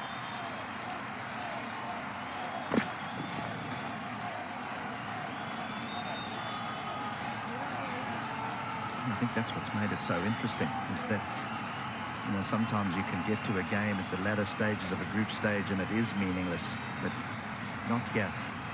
Not with the importance of taking those points through with the teams that go with you. Just that final game remains. Pakistan v New Zealand, both unbeaten. One will end top. It just gives you such a great platform to try and get into that semi-final. Stealing a few. Chopped it on, would you believe it? Would you believe it? We've seen that often here in East London as well. It might be due to the lack of pace in the surface, but nevertheless, Afghanistan have done what they needed to do. They've struck early. Yeah, big wicket, and they needed that. Short, wide, just angling back in, maybe defeated the cut shot. Bottom edge into the stumps, and the fast bowler strikes. They needed a wicket up front, and it's the left arm pace which provides that. In form, Arjun Kumar out for 10, Nepal 11 for 1.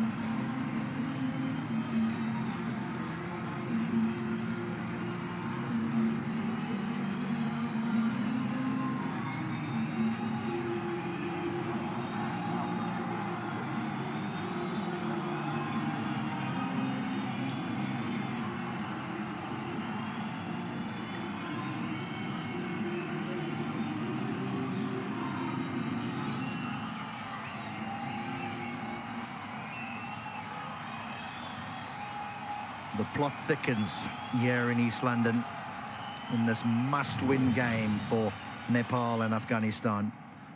Gulshan Jah elevated up the order at number 3 to take on the spin, you would think. He's done it before for the senior side and done it effectively. Is there more pressure in the senior side, or is there more pressure? They were both big games. That was an Asia Cup qualifier. And here is to try and make sure that his side can go through to those Super Sixes. He's got to deal with seam up front that he's sent in to take on the spin. 2 slips.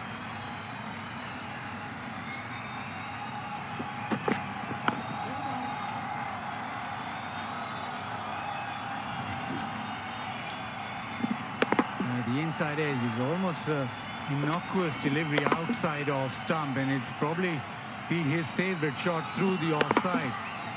Just doesn't come on. The inside edge into the stump. So Afghanistan will take that. Nepal not so. Now the Afghans are thinking couple more wickets here, and we're right in this.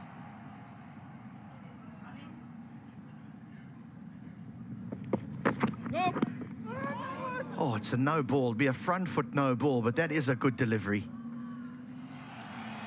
So here's a free hit.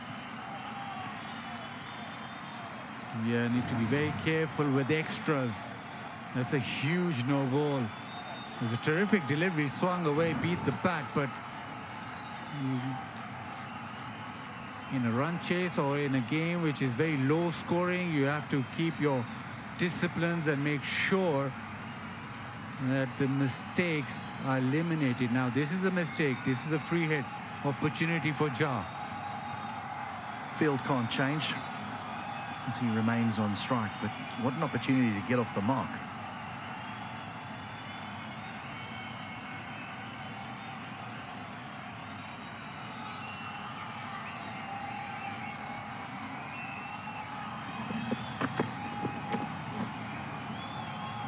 Slower ball bouncer, so it gets away with the dot.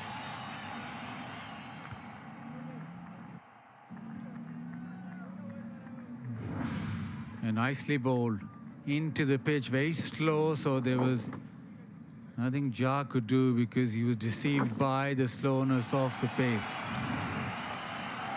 Just for Afghanistan against New Zealand, they were defending 91. What's going on here? The bowler just a bit of strike.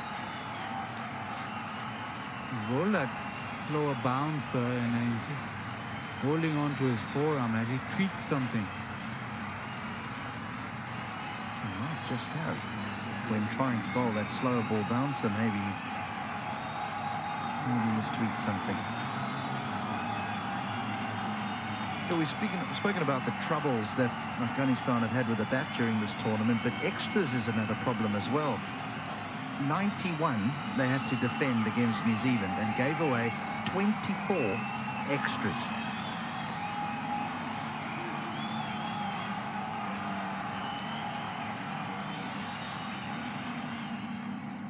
I just feel in low scoring games, and in any game, the side that commits less mistakes normally wins.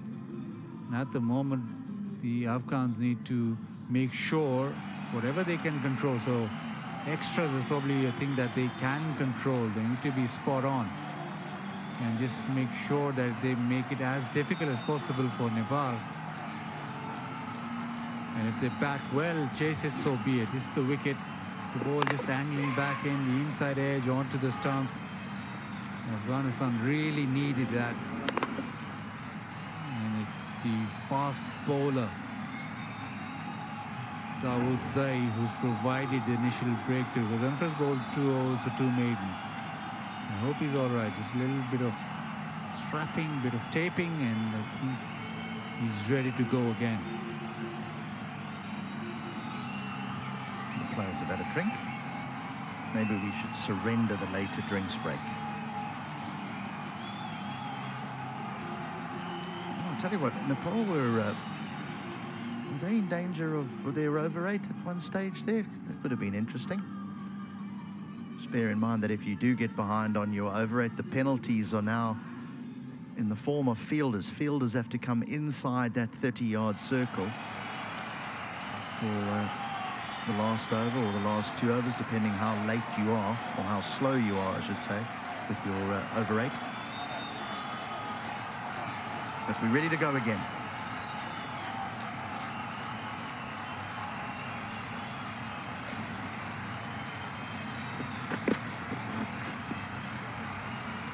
That extra again, and he holds the forearm, so this is not looking good.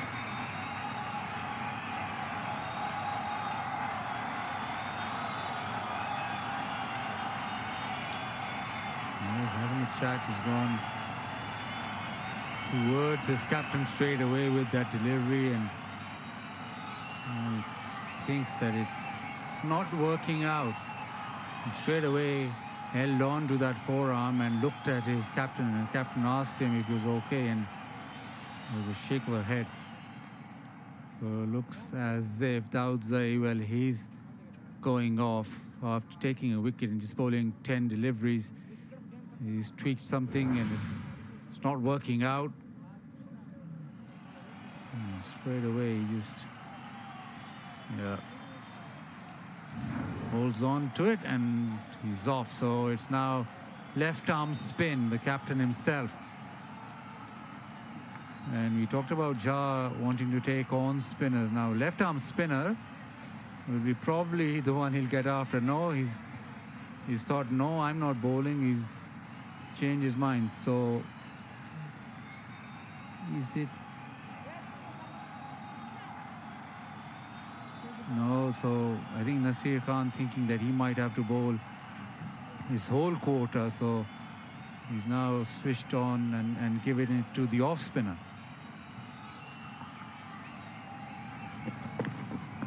The off spinner spinning the ball away from the left-hander, bearing in mind that Gulshan Jha would be hitting away to the leg siders into the breeze, but it's not a heavy wind today. We've certainly had stronger over the last week that we've been here, but it is the shorter side.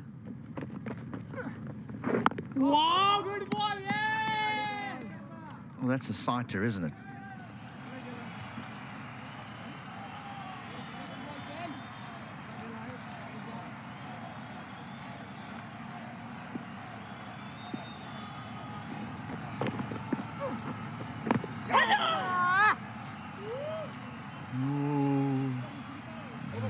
Zamati finishes the over off, 13 for 1.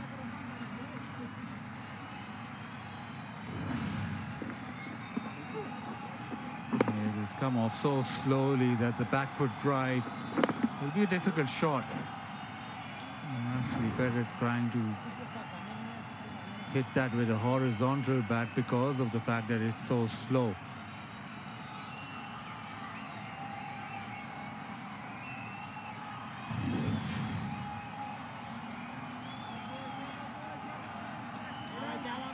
A wicket down, 13 on the board.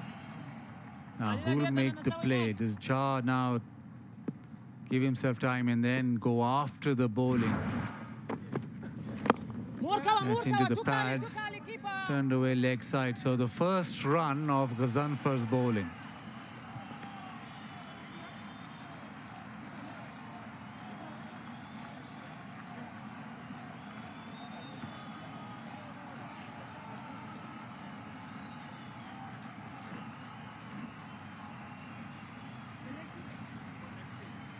This is a wicket that Afghanistan would want. The experience is vital that Gulshan Jah has. And his wicket would almost create some nervous jitters, I think, in the Nepal dugout.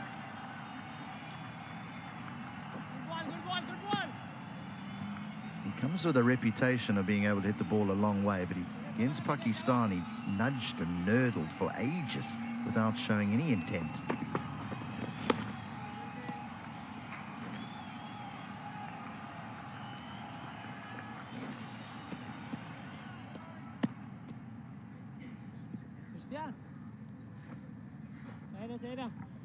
There's a long on and a deep mid-wicket. Those are the two fielders outside that circle. They really are playing it like a red ball game against the off-spinner. Yeah, just leaving alone. Good ball. If they can play the forward defensive, so be it. But the interesting approach to that.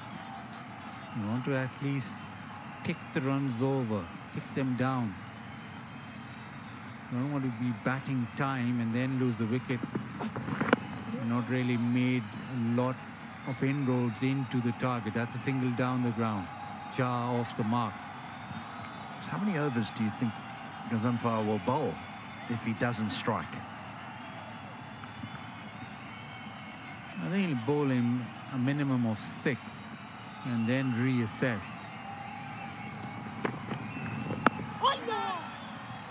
Raval happy to just play defensively. 15 for 1.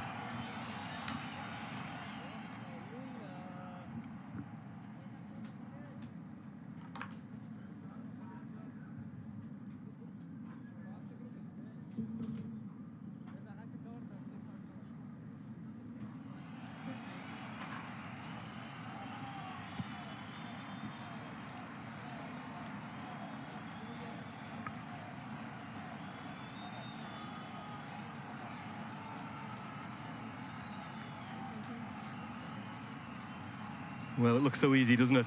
131 more runs required to win for Nepal, but you would suspect it's going to be anything but easy on a wicket. A pitch that is proving tricky to play on, to score freely on, and against a really impressive Afghan bowling attack. We're in for some enthralling cricket over the course of the next couple of hours. Very hard to gauge which way this one's going to go. Change of bowling. Ahmed into the attack, and fantastic piece of fielding. He's going to save 4 runs. It looked like 4 from the moment it left the bat, as I wish good afternoon to Marine Iqbal. And that was smashed right underneath the eyes. Jah likes the fast bowlers, but what a brilliant piece of fielding. They're not going to give it easy. Ali Ahmed on that occasion, that was slammed. Nepalese batter are being vigilant here, especially against the spinners.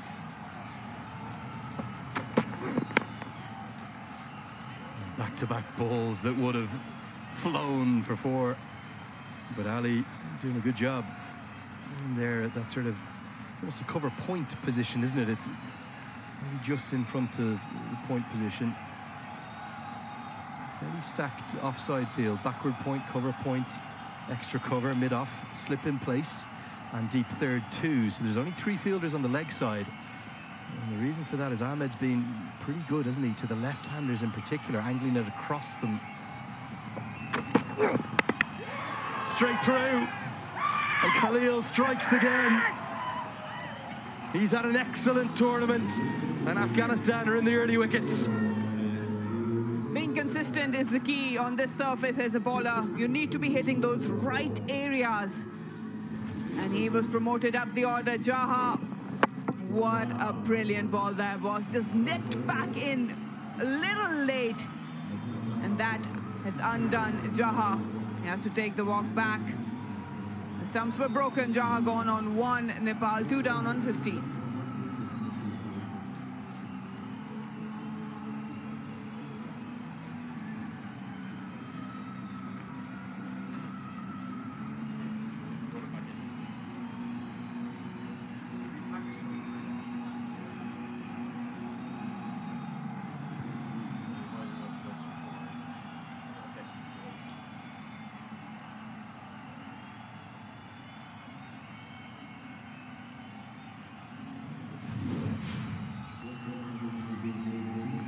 Well, here comes the captain, Dev Canal, at number 4.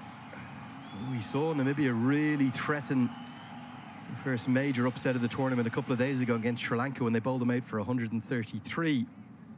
But they ended up getting nowhere near that total. Sri Lanka rolled the Eagles from Namibia. What about the Rhinos from Nepal? Can they find a way to get to this target?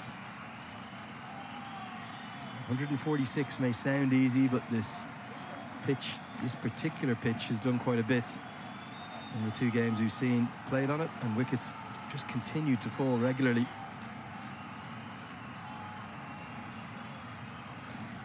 It's his 7th wicket for Khalil Ahmed.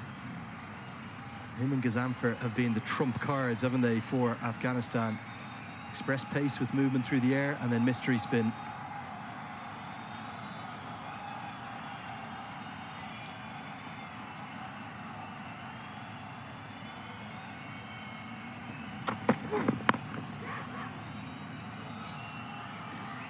Stylish way to get off the mark.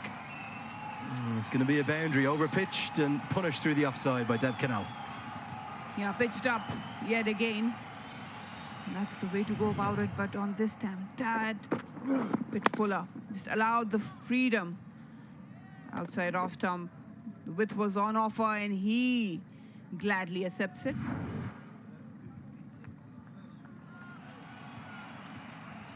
So elegant, so languid. We keep using that word elegant about Dev Canal, particularly on the drive. 2 slips have come into play now, so there is space for him to score on the offside. This wicket, Gulshan Jha almost cut in half. The 2 balls before it were outside the off stump. Both could have gone for 4. They didn't. Gets the line right and strikes back. Nipped back in, and he played all over it, Jha, on that occasion. Just have to be careful with that angle, because he's a right arm pacer. He will always be coming back into you. Just thought there might be an option of boundary, but he fell for the trap.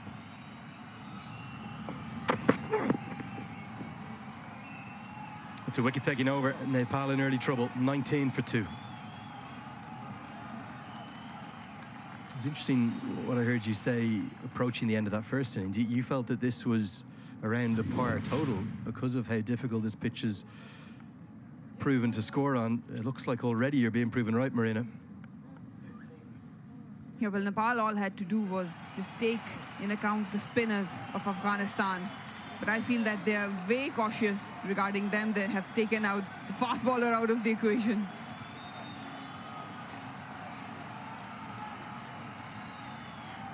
All the talk ahead of the Pakistan game for Nepal was about how would they cope against the extreme pace of Pakistan. They didn't really have any problems with that, or the extra height of Mohammad Zishan.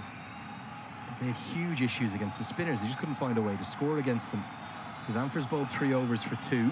I won't mind that too much if they can keep him wicketless. And the last over, Khalil Ahmed. This was skillful bowling. That was a great setup. Just outside off stump. Brilliant feeling to be seen there. But he did set him up for that. 2 outswingers and 1 just nipping back in. That was the wicket-taking delivery. Angling down, turning too much. That's the carom ball, or the flicker out of the fingers that turns in essence like a leg break sharply into the left-hander. Definitely missing leg. Yeah, they're being very cautious against Gazanfar. They don't want to give him wickets. But what is happening is they're probably moving and walking into a shell, trying to overcompensate against fast bowlers. That one! When you're facing a bowler of the quality, a spinner of the quality of young Gazanfar, one of the issues is if you try to keep them out, if you just try to block them out, you don't have any scoring options, you end up just feeling like you're going to have one with your name on it at some point.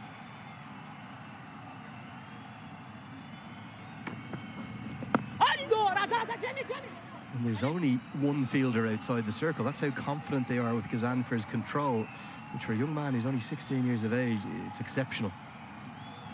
He's been impeccable. Pick of the ball is definitely. But from Nepalese point of view, you need to be positive about it. Yes, don't try to over-attack him, but just keep on rotating strike. Because if you keep on blocking him, you'll try to go after the fast bowlers, and they've already picked 2 wickets.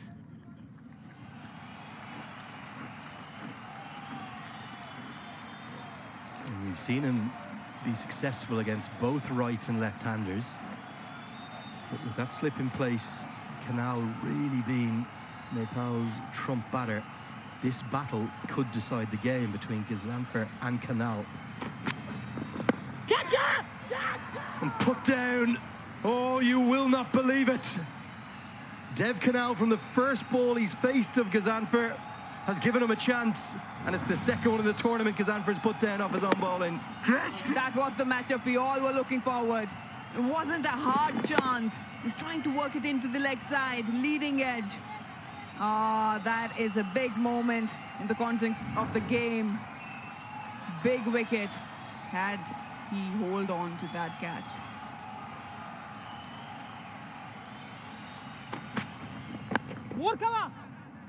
And that's going to add insult to injury. Flicked around the corner, flicked around it for 4. End of the 8th over. Dramatic scenes here in East London. 24 for 2 the score.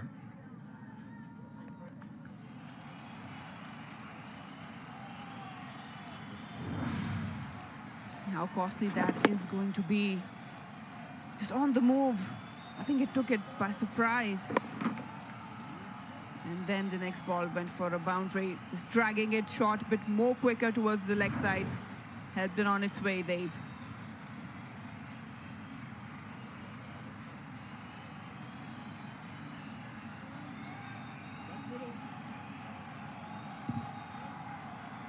Well, it feels like every over, maybe even every ball, is an event here. You can live and feel and breathe the tension in East London.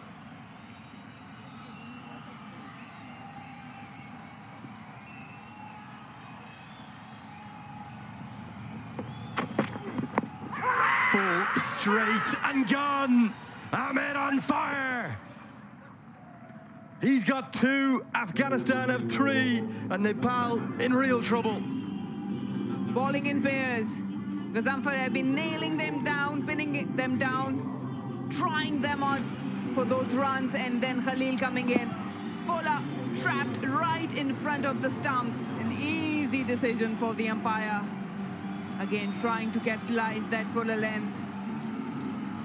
He has to take the walk back. Nepal is in huge trouble now. 3 down as Bipin Rawal goes back on 2. 24 for 3.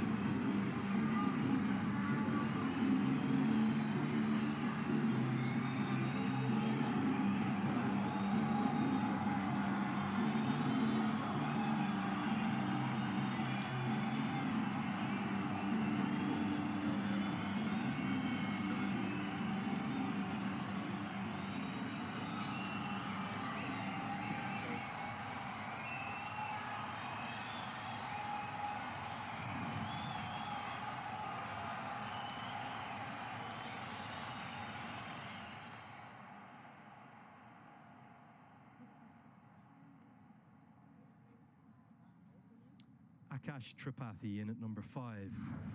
Nepal. Well, H.D. Ackerman said it, Marina Iqbal said it, Bazid Khan, all of our experts all said it. For Nepal to win this game, they can't afford to lose early wickets in the chase. They've lost 3 in the first power play. And maybe the threat that we thought was going to come from Gazanfar, he hasn't picked up any of the 3 wickets to fall yet. Maybe Afghanistan will feel as though they're coming back on top. Real pressure on Tripathi, the new man to the crease. The ball seems to be doing a lot, bounces uneven, but this, the brilliance of this delivery over the wicket, using that angle to the left-hander. Yeah, they're not picking that up, the angle. It comes back in a bit late. And if it's that fuller, you don't need to turn your bat. Again, the emphasis has been on the spinners, the Afghanistan spinners. That would have been the talk for the Nepalese batters. But they forgot that trying to get runs going, they probably would go after fast bowlers, and they're falling for it.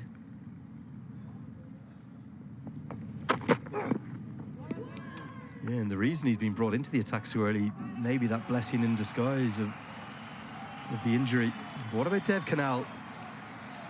For those who speak fluent Nepali, they will have understood this. I'm going to translate it for you. This was at the end of the first innings. Dev Canal said to his team, "This day will not come again in life. We need to qualify for the Super Sixes. Let's play for ourselves today. Let's play for everyone in our nation. We will never get such a low target to chase. Let's go and win it." My thanks for one of the many fans in Nepal who sent me that. I don't have that fluent Nepali. Not yet, Marina, not yet. I was about to say that. But you're quite famous in Nepal, right? Steady now. Let's listen in to Dev Canal.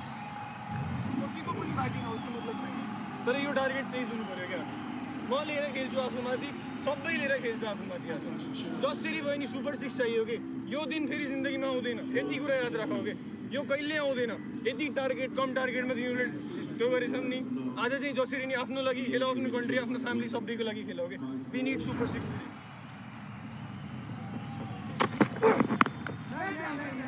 Well, I don't know about you, I've got a few goosebumps up here. You talk about leadership, you talk about passion.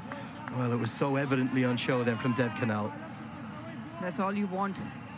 Few encouraging words, just a reminder why you are out there fighting for your country, representing your country at a bigger level. And these are the moments, these are the matches that you look upon to create those histories. And that was a lovely bit of fielding and feeling.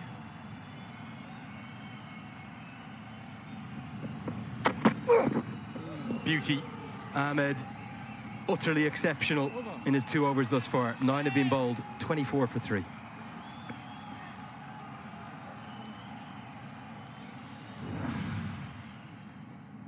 How difficult is it when you're chasing a low total like this, when the bowlers are on top, when the conditions are in their favour, to hold your composure? It is hard. It's important to understand what your role is, what you are going to do, rather than focusing on what the opposition is doing. If you keep it simple, if you stay positive, just rotate strike, whenever there is a boundary option, go for it, you'll be sorted. Brilliant response, though, from the Afghan bowling attack. Their batters in some ways let them down again. I know they scrapped really hard to recover from that low of 43 for 6 to get 145. Yeah! So close to the outside edge. Makes contact with nothing in the end through to the keeper. Something is happening every delivery right now, Marina. Beats the outside edge. He was trying and probably looking for that off-spin ball coming back into the right-hander.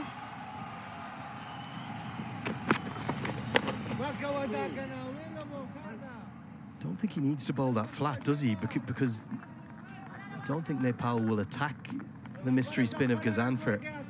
Probably better off flighting a few off breaks, throwing in the occasional variation with the carom ball or the little flicker that he has that goes the other way. Keep it simple right now, Gazanfar. That's very nicely played. You've got to make it pitch, though. And Canal gets another boundary. The positive approach I was talking about, they might offer you such deliveries, a juicy full toss. You've got balance out there, wristy, a lot of bottom hand coming into that shot, slammed it through that gap. You just need to be proactive against those spinners as well.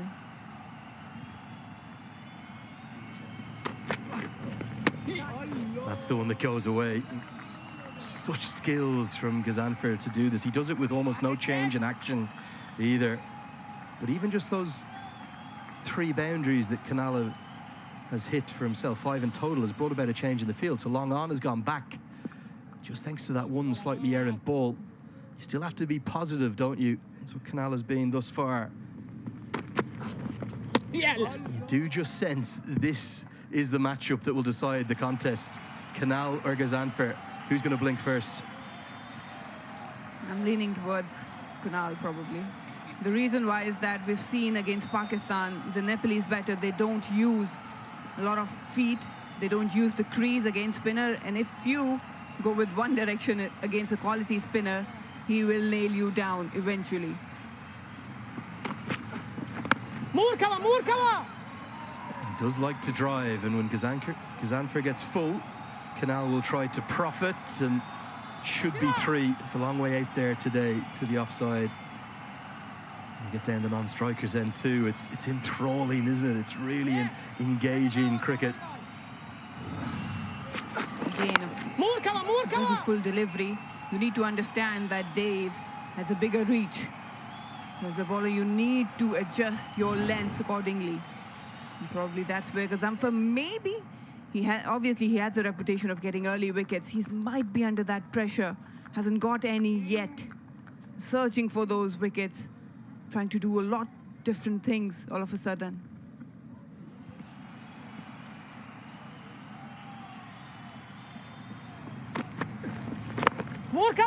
Over pitched again and driven again, this time by Tripathi. He's going to get 4. Well, a good over for Nepal. That's much more like it. 12 runs have come from it. It's 36 for 3.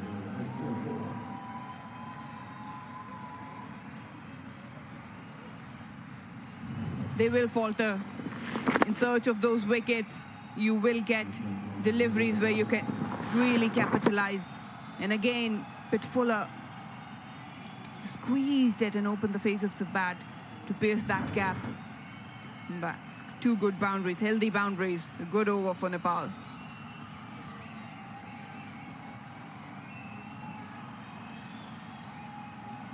Yeah, that will show you just how difficult it's been to score. Only 1 run separates the side, but crucially for Nepal, 2 wickets more they have in their favour. I tend to agree with you, Marina. I think that Kazanfer, just because he's so brilliant, he's almost got a little guilty of trying to bowl the glory ball every ball rather than just building up pressure, and then the wicket will come from that pressure. And that's what Ahmed has done nicely. He's just building that pressure up. There's always going to be action-packed on a pitch like this one. We've seen 36 runs and 3 wickets in the first 10 overs. First one was a little bit unlucky, Arjun Kamal chopping on, but then 2 beauties. And a massive moment in the game as Dev Canal was dropped on just 4. Can Canal make use of that life to get Nepal into this chase? It's not going to be easy, is it? Need to calculate where they might go from there. There's a huge potential, Dave and Tripathi. It's the wickets that might be a bit of concern, but they need to move on. They need to look forward. The current run rate is just 2.77. They need to pick their bowlers. That's all they need to do. Just have that proactive approach.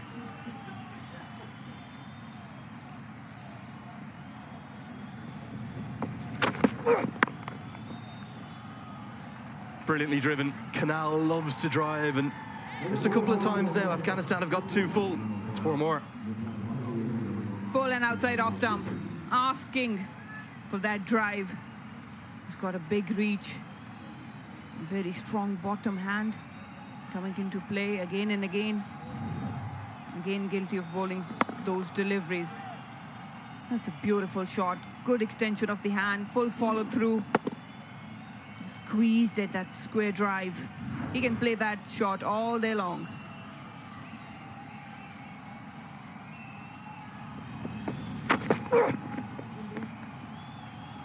I suspect that's the length that they're going to test Dev Canal with a little bit more from, if they've done their homework. He got off to 2 good starts, didn't he? 36 off 34, Dev Canal against New Zealand, and against Pakistan he made 23 off 37, a little slower that day. But both times he found difficulty with the shorter deliveries. He looks so comfortable if he can get onto the front foot. Anything full he'll play with real ease, won't he? Afghanistan, the quicks at least, need to test out the middle of the pitch and go shorter, get it coming through at a chest and a head height to him. Yeah, but what he's done well is actually rectify his mistakes. You can see there's the initial shuffle back and across, and then he keeps his hands down. That is very important. If you're leaving any delivery of that sort, the shorter one, you need to take your bat out of the way. Just drop your hands.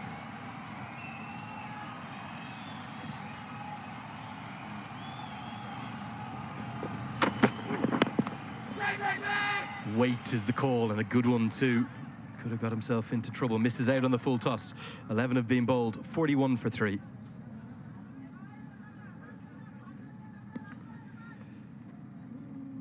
You think of pulling off upsets. Can you think back to your career when you were playing some of the biggest and best nations in the world? Pakistan obviously have had to come up through the rankings in the women's game. How did you go about pulling off those upsets? You always have to almost do everything right. First up, you need to believe that you can do that as a unit. And whenever things unfold, you need to believe on doing so. And I think you need just one match to bring that and boost that belief. And I think for us as Pakistan women's team, that was 2012 World Cup, T20 World Cup in Galle, where we beat India for the first time by just 1 run. But we kept on believing that we can do that. But to pull off that, I hope you don't mind me calling that an upset, because it was certainly by the rankings. As I think we're going to see a change in bowling. See the leg spin of Arab Gul Moman come on. Yeah! Starts down the leg side. I think it's a flick of the pad, so it won't be given as a wide. But to pull off those upsets, did almost everything have to go right? You guys played to a 9 or a 10 out of 10 that day? I think that was 9 out of 10, because we did slaughter and falter a lot in terms of even fielding. But I think as we tightened the screws around, I think we started to believe, yes, we can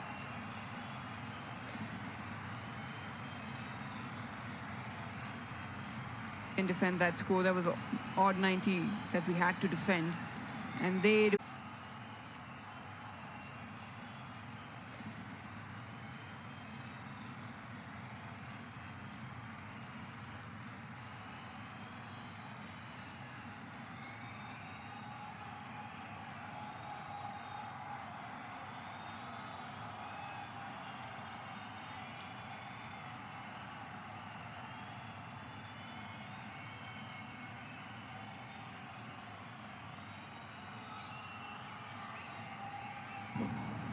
Three runs come from Arab Gul Moman's first over. It's 44 for 3.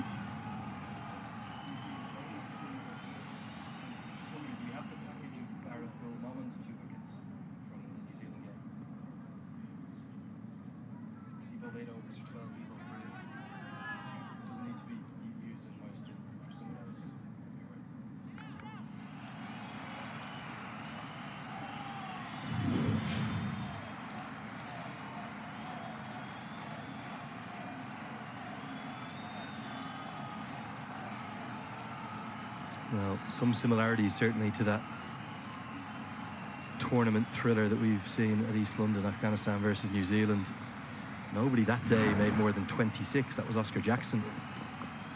And nobody in this game has made more than the 37 that Ghazanfar made. For Nepal to win, do they need Canal to get 50 plus? They need him to carry the bat. As simple as that. He's got few starts, but today is when his team requires the most out of him. He's got another good start going on, 23 of 21 deliveries, and he's the only one who can absorb the pressure. He's got potential, he's got range of shots. I think that will be the key. If this partnership can carry on around 50 plus, I think that will put Afghanistan on a bit of back foot.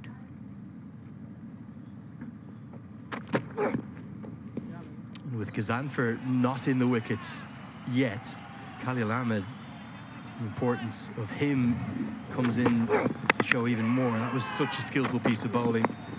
just like that again. It's the shape, it's his natural shape, which is going against the wind, against the breeze off the Indian Ocean.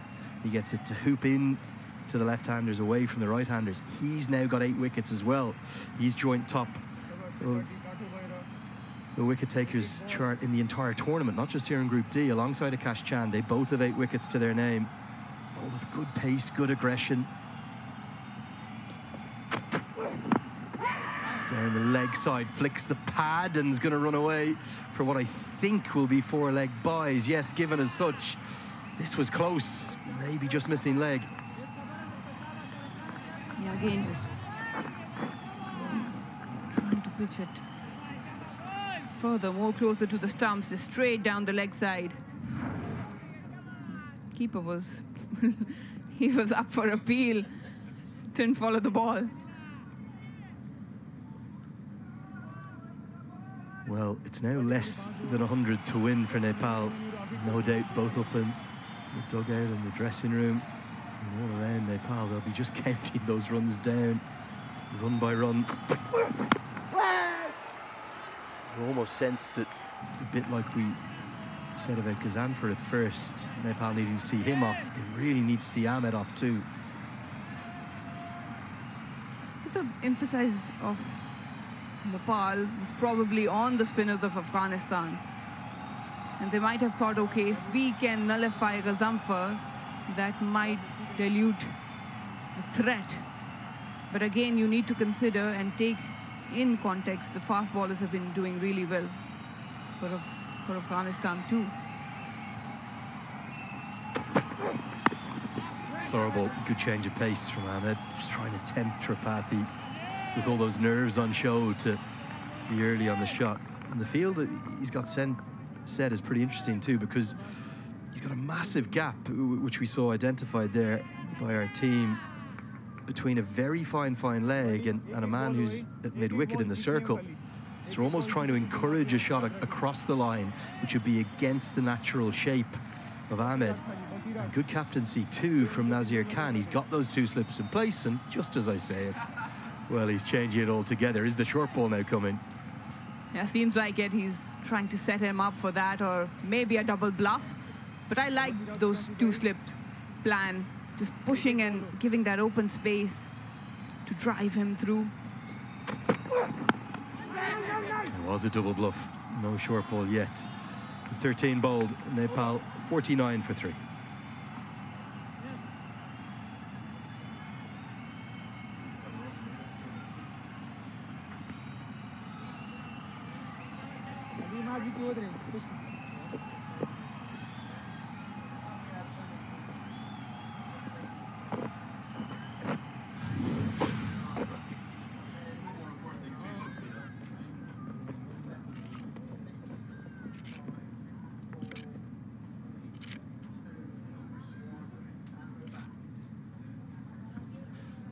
Partnership 25. Captain Dev Kanal, all eyes on him. He needs to guide this through. You know how difficult run chases are, and this especially with a lot riding on it. Nepal have played 2 games where they look decent. They've been competitive. They've worked well in patches, but today they need to cross the line. 50 for 3. Nepal still needing 96 more, but I just reckon that if Kanal spend loads of time on the crease, there's a huge appeal. Maybe just going down leg.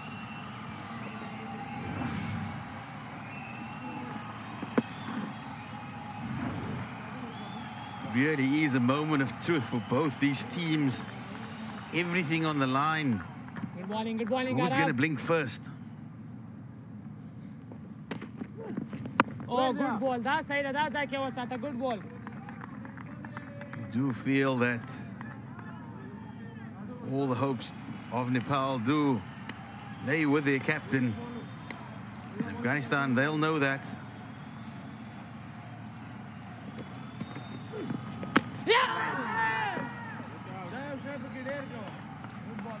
They'll spinners, they'll squeeze and they'll squeeze. Let's try and create pressure through dot balls. Good ball, Arab.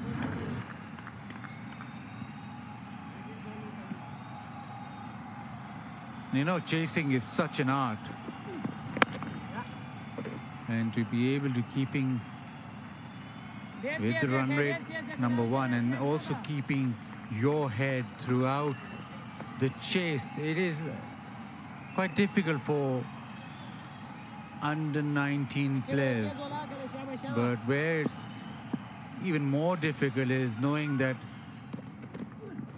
a victory here and you go into the Super 6. So a lot riding on it.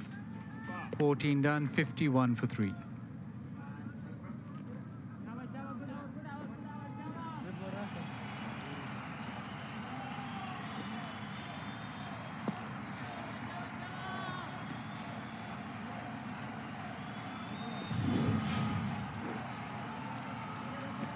That's the scorecards. Afghanistan, it was a tough effort for them with the bats earlier. Chant doing excellently with the ball for Nepal. That has proven equally difficult for Nepal with bat in hand.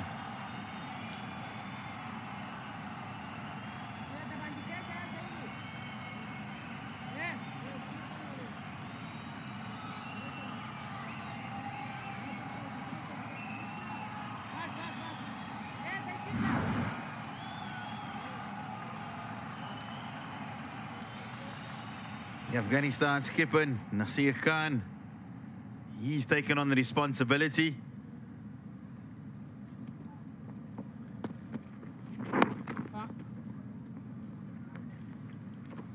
He was really responsible with the bat earlier.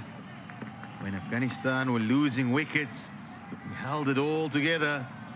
He allowed the likes of Ghanasfan to have a real go.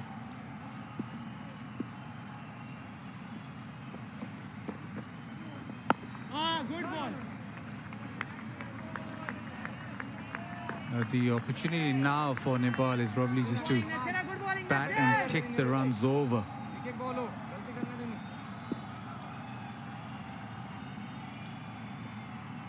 The main strike bowlers are just been given a break. Oh, that's it. Nasir now just go left arm spin. There's no mystery to that, but he'll be very consistent. What Nepal want is quietening the innings down, just able to bat through 10 overs, 30 runs, 35 runs if they bat really well. But the opportunity now to just make sure that they chip away at the target. The only thing that you need to be wary of in the previous game against Pakistan, they weren't very proactive against spin, and they were almost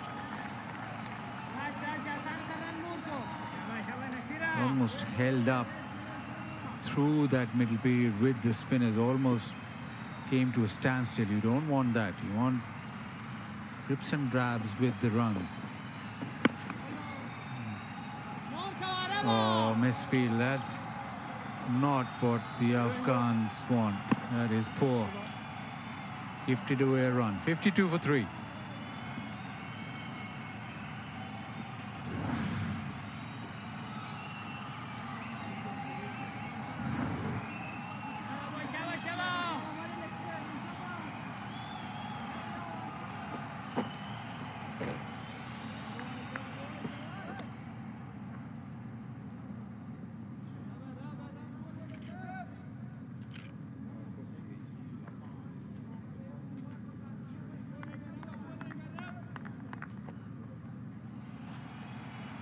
As you can almost feel the tension building with every ball.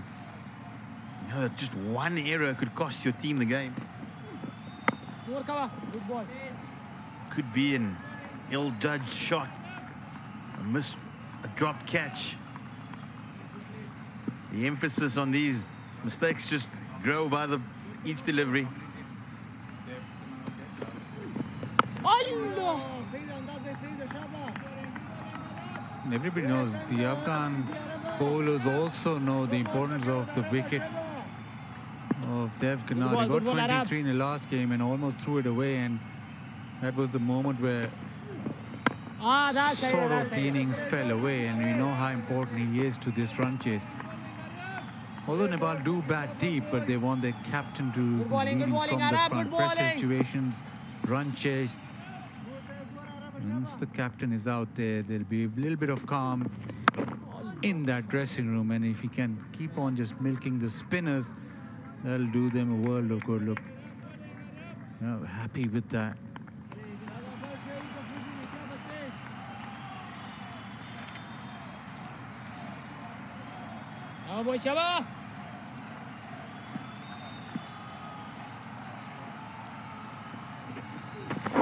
Yeah. It's quite comfortable for Nepal at the moment. Quite content to just push the singles, not take any undue risk at this stage of the game.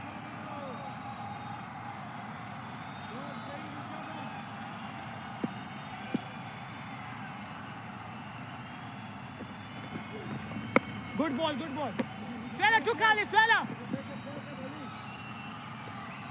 16 overs gone. Nepal 56 for 3. And the players will enjoy some refreshments.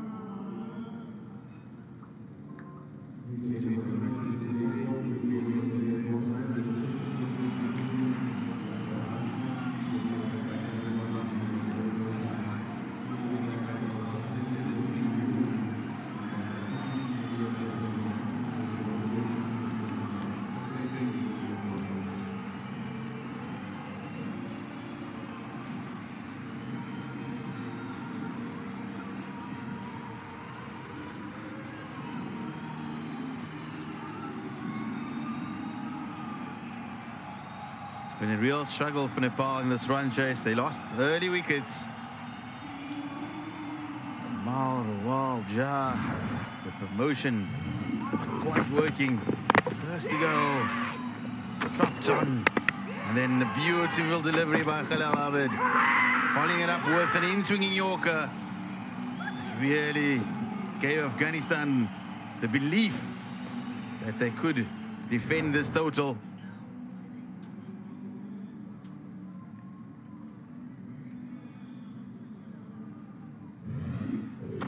The Nepalese captain Dev Kanal, he knows all the responsibilities on his shoulders. He's played with great authority, exquisite square drives. He knows the task is not even close to being done. He's needs to get 90 more runs to get Nepal into the Super Sixes. It's going to be an interesting afternoon, particularly as the Afghanistan spinners, particularly bowled, missed opportunity of earlier.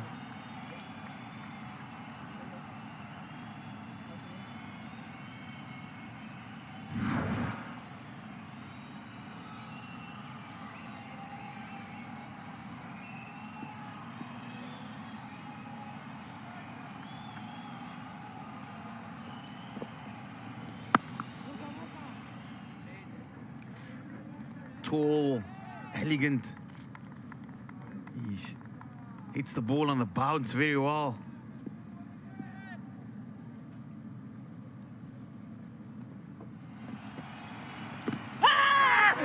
Beautifully bowled, slower through the air by the skipper, Nasir Khan.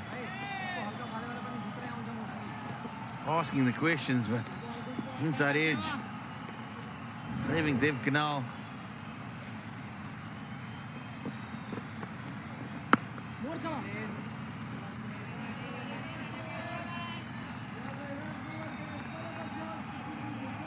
Tilak just dived in the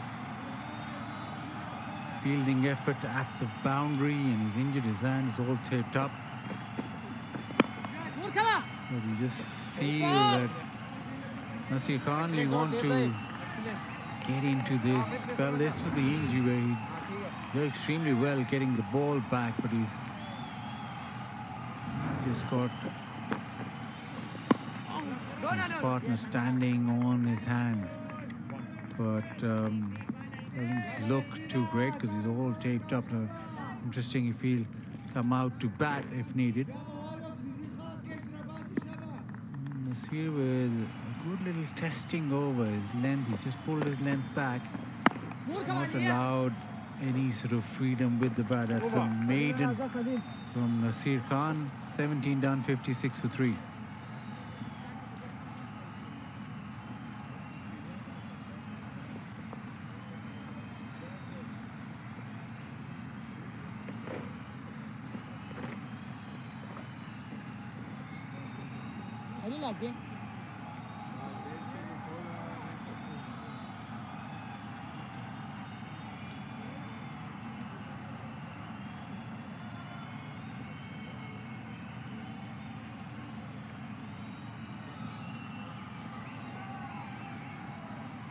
Afghanistan, they are looking to make a play here. They realize they can't allow Canal and Tripathi just to knock it around against the spinners. Brought a big paceman back, Halil Ahmed. He was the one that caused the damage early on. The skipper Nasir Khan has looked at him and said, go and get me a wicket. Yeah, you said they made a play. They have. Brought back Khalil.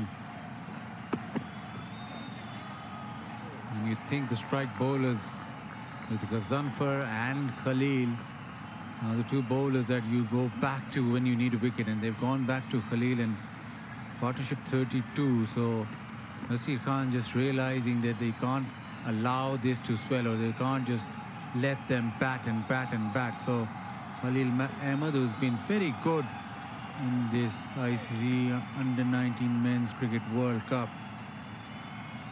Most wickets in this series, in the fast bowler with a bit of shape, and he's been impressive with his length. Now all he needs here is a nick off. He needs a wicket, and then again Afghanistan will try and apply the pressure. On the reverse side, Nepal will think, yes, this is one of the strike bowlers coming back. If we can get through his 2 overs, or maybe just get a few runs off him, then we're in the driver's seat. But this is a big moment in the game, Zaid.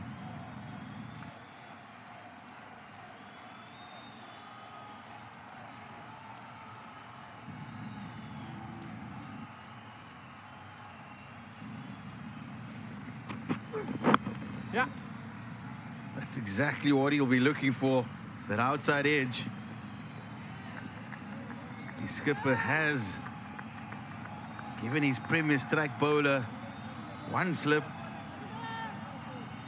They're fully aware the game hinges on this couple of overs. Ahmed is running with plenty of energy throughout this World Cup thus far.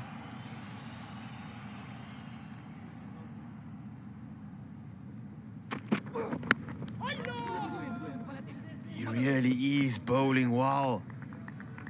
He's Khalil Ahmed. He's Ceding an area there. Troubling both batters, finding that outside edge. Dev Kamal playing across the line. Into the 18th over, he's still getting the ball to shape, which is impressive now. He's got a slip in place. He's just gone slightly wider, has the slip. So ball shaping away, the outside edge in play.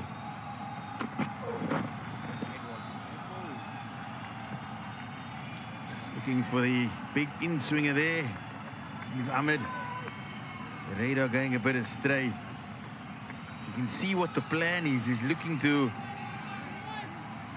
lure Tripathi into thinking he's going away swinger, and then the big in-ducker looking for the pads. And it has been a formula that's proven successful here at Buffalo Park this week. Much to the surprise of everybody, it's been the seamers that have dominated proceedings.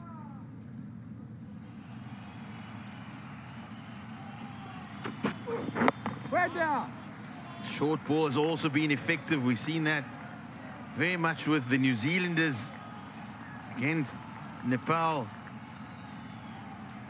Likes of Matthew Rowe. He was banging it in and managing to force the Nepalese batters into ill-judged hook shots and pull shots that led to their demise.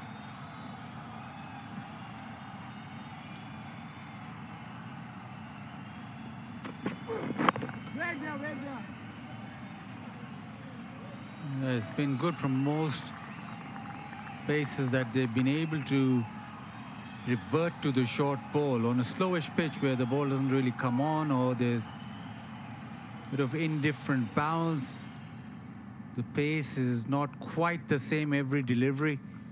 The short ball is very effective, and we've seen that throughout the games that we've had at East London. The short ball for the faster men. If it stops swinging, you go short. Even in between your swinging deliveries, the short ball. That's onto the pads, just worked away leg side. He'll want 2 for that. He'll come back for 2. Good shot. And a good result for Nepal. 18 done. It's 61 for 3.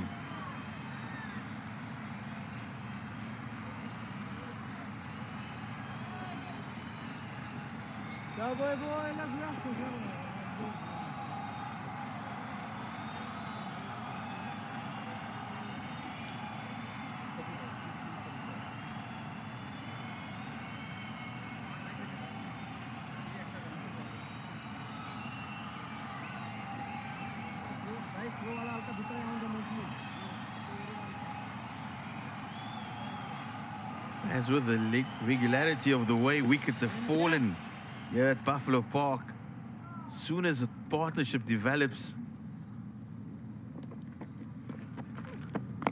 the bowlers have become impatient, becoming accustomed to wickets falling in clusters.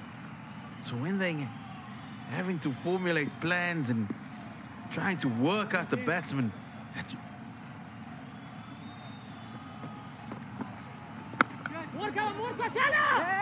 it's a quick single. He would have been in trouble had that hit. These are the things we see. Often there's a lack of concentration, whether it's fielding or batting team. Yeah, direct hit, and Dev Kanal, well, that'll be that for him. But the pressure applied by Nasir. Nasir had been an over which hadn't conceded a run. Then this was his 8th delivery to Dev Kanal, and Dev Kanal had been stuck on that end or stuck with the left arm spinner, and something had to give. And the opportunity with the run out presented itself. He's lucky that he's still there, but Afghans will just think maybe we've built that up and we should have got the result with the direct hit. Do feel that when your number of dot balls, as we look at the by a shade of paint. If Canal had that struck, he would have been on his way. I'm sure he would have been hugely upset with himself. As he would have had nobody else but to blame than himself. Yeah, the art of the chase isn't as simple as it seems. You need to ride pressure situations, be able to get into a rhythm.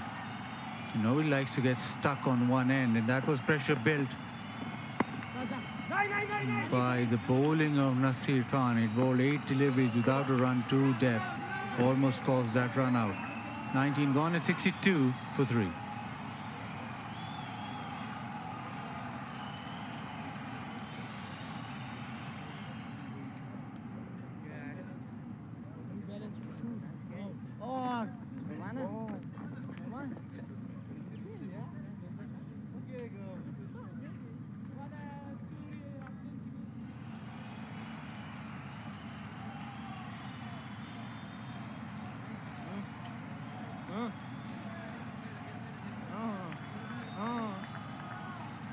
That's the equation for both teams. Nepal 84 required. Afghanistan 7 wickets to get into the Super Sixes.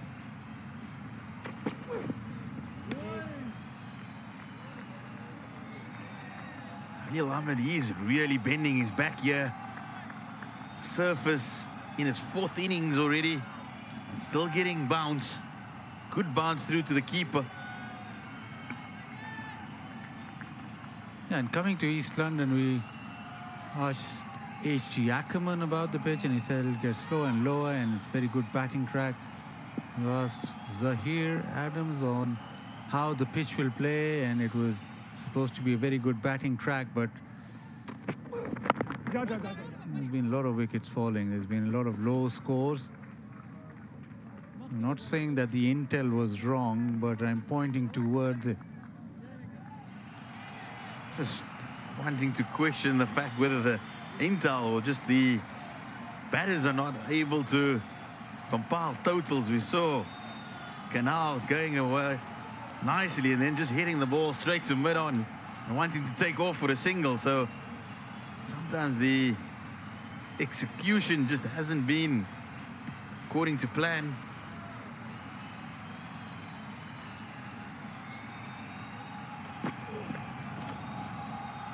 The other thing with run chases now, yes, it's 63 for 3, but it's not as if they've been able to get on top and actually drive this thing harder or be able to get boundaries and score at a fair clip and eat into the runs required. So you go at this rate, you still have to bat maybe 20-25 overs to get to your target.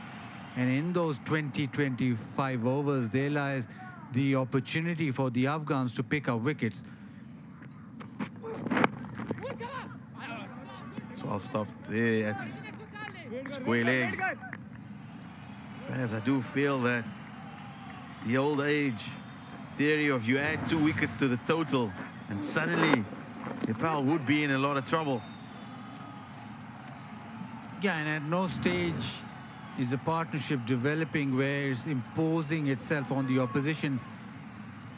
I'm talking about making sure that you eat into the runs that you require quickly, not scoring as quickly to put the pressure back on Afghanistan. Afghanistan can maybe just bowl line length and the pressure will still be there because it's not a partnership or never been a case where the batters are running away with it. And the more you're out there and the more the opportunity for those 2 wickets to fall and the pressure coming back on you. The Australians always said that the smaller the target, the harder you go. Now, obviously, it's difficult. It's under 19. It's the pressure of the chase. But you just feel that once you're in, you want to break the back of the chase by hitting a few boundaries, imposing yourself. This partnership's looking good, but you have to carry on a lot longer and actually seal the victory. 64 for 3.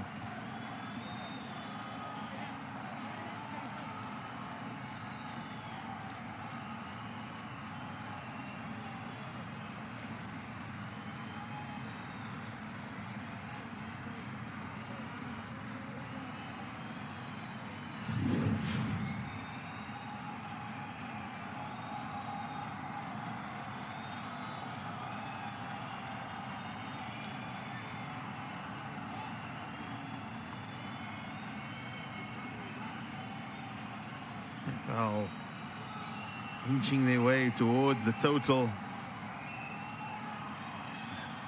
I haven't taken any undue risks. Just feel that they know that this is the partnership that has to take it as deep as possible.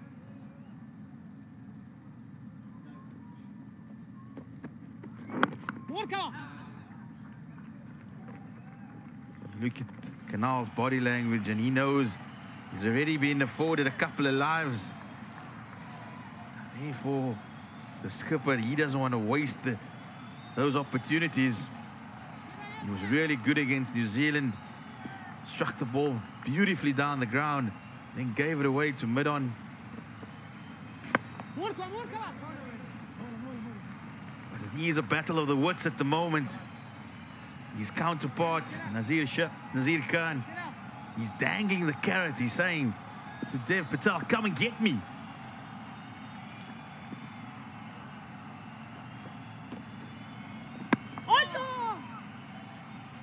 And at the moment, Kanal, he's just biding his time. He's not wanting to take on the spinner.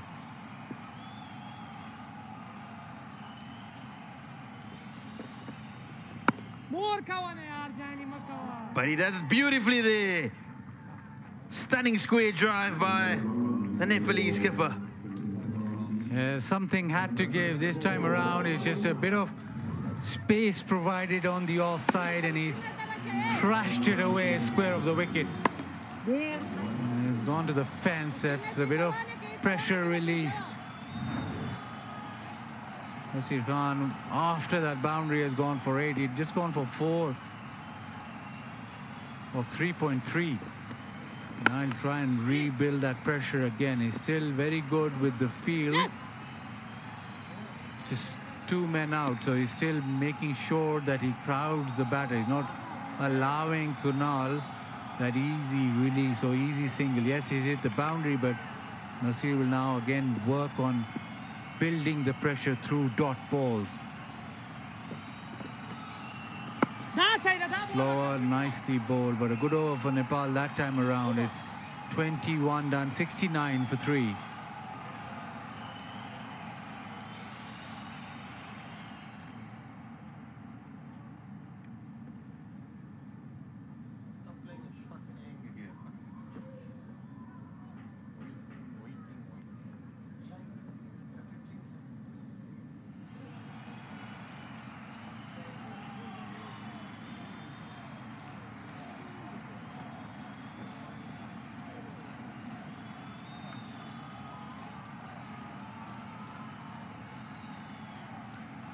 Do get the feeling that this is almost a throwback to 1990s one-day cricket, where teams are willing to absorb the pressure, build an innings for the assault later on. None of these buzzwords of intent being shown here. Baz?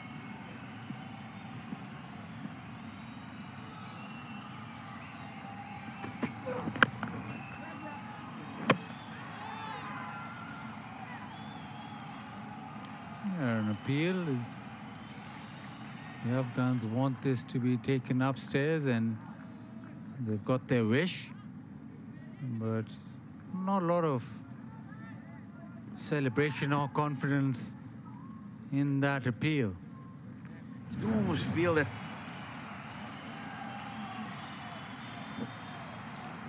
that Afghanistan do need to create a little bit of chaos out there in the middle. They need to find that switch to ignite their bowlers, their fielders, because the Nepalese, they are looking more and more comfortable as it goes on. It's not the same pitch that Afghanistan played New Zealand on, or not the same set of behavior from the surface. Things happening slowly, so the build of pressure. And this game's going towards a very good finish. Another game that's going towards a very good finish, the Group E game in Potchefstroom.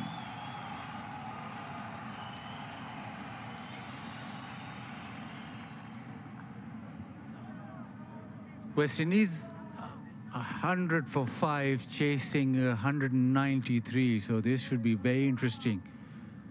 And England, well, they fought back well, but it seems as if that'll also be a very close game. This is also building up towards that. Yes, Nepal look to have this under control. There's 70 for 3, 76 more required. But Afghanistan are just a couple wickets away from creating that chaos that he talked about.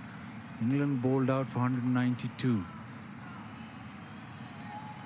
93 more required there, so this is interesting passages of play in both games.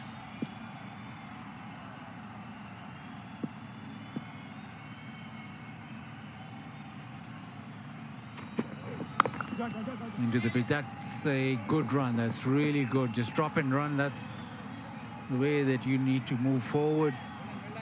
And the intent in the running, very good. The intent there shown, Zaid.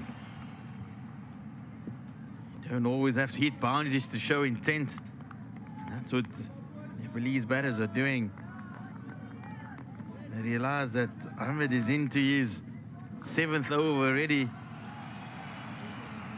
cannot, most likely won't bowl another one. So 2 crucial deliveries still to come.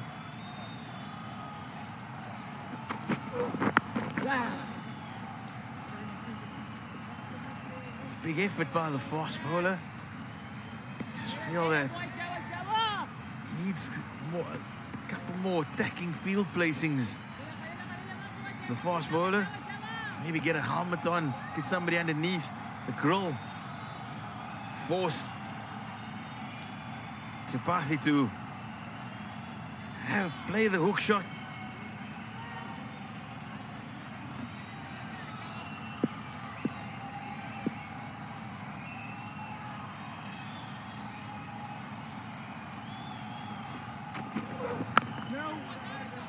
It's the end of the 22nd over. Nepal 72 for 3.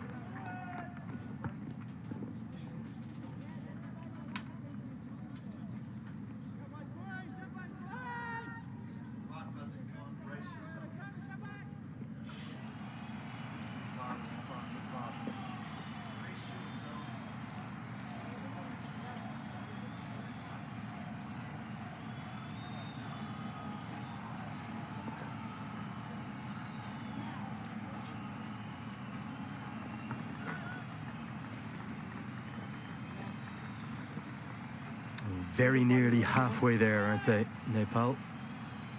It's so tense, it's so nervy. And Dev Kanal, who has looked really good in all 3 of his innings, he's had 2 lives. The first one was a drop caught and bowled, and the second one was a very near direct hit as he took on the single to the mid-off fielder. Here's a look at the 2 lives. The first one, well, off your own bowling, you'd expect that to be taken, and then the second one, a direct hit, would have been gone without doubt. Good afternoon to HD Ackerman. Yeah, other than the caught and bowled, I actually think he's looked pretty good. He's looked the most sort of comfortable at the wicket. He's looked unfussed. I like the way he can drive the spinners on the up, because he doesn't lunge forward most of the time. Right, danger man back.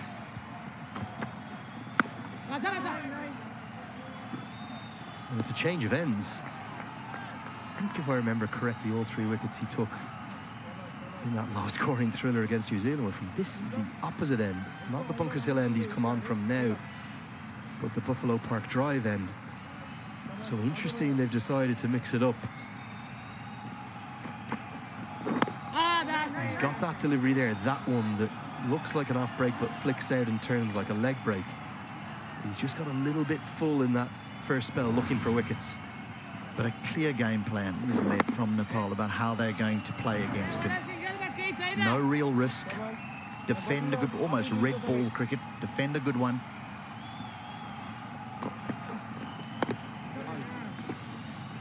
And try to score off the bad one, even if it's only a single, like that one. Well, Nepal, Kathmandu and Pokhara and Biratnagar in Barawa, you are halfway there. by no means all the way there, but the partnership of 49 for this fourth wicket has been a very good one.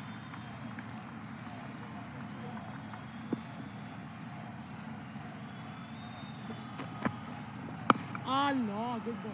Quite wristy as well, isn't he, Canal? Yeah, he's a good-looking player when he's in full flow, but here he's having to show all the responsibility that comes with being a leader.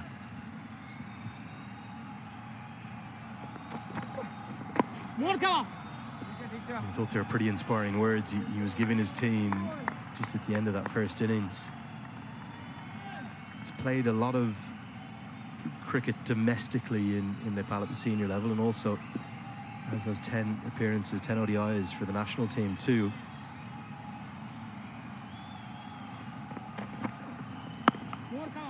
In the first 2 games, he got 2 starts. He's got that start again. He needs to go on. 23 have been bowled, 73 for 3.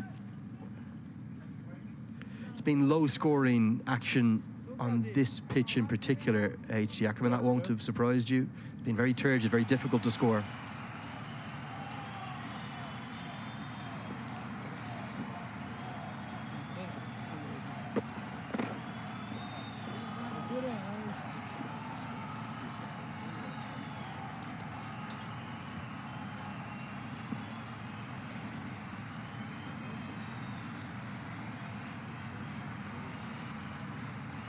Yeah, it does appear to be a tough surface to score. And what did you make of my colleague trying to sink me about my pitch assessment?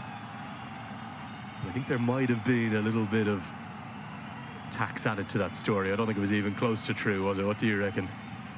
Well, he did say that I mentioned that it's a good wicket and that it gets tougher to score on. Well, on day 1, Pakistan got 280. On day 2, New Zealand got 300, which would say that it's nice to score on early on, and then it gets tougher. Well, 90 all out versus 92 for 9, and then this game would suggest that the assessment of the surface has been pretty good.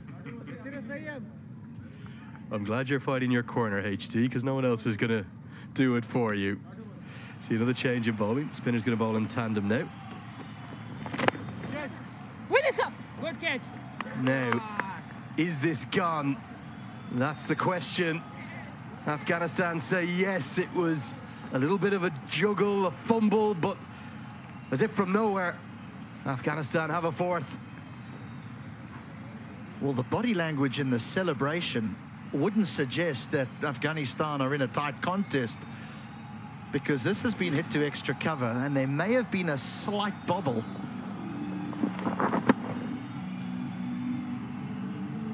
Oh, there is more than a slight bobble, but he does hang on to it, and I think the teammates are more relieved, and that's why there wasn't so much excitement shown. But nevertheless, Afghanistan do have one, and throughout this innings, I have a sneaky feeling there'll be some twists and turns. And so Akash Tripathi goes for 16, Nepal 73 for 4.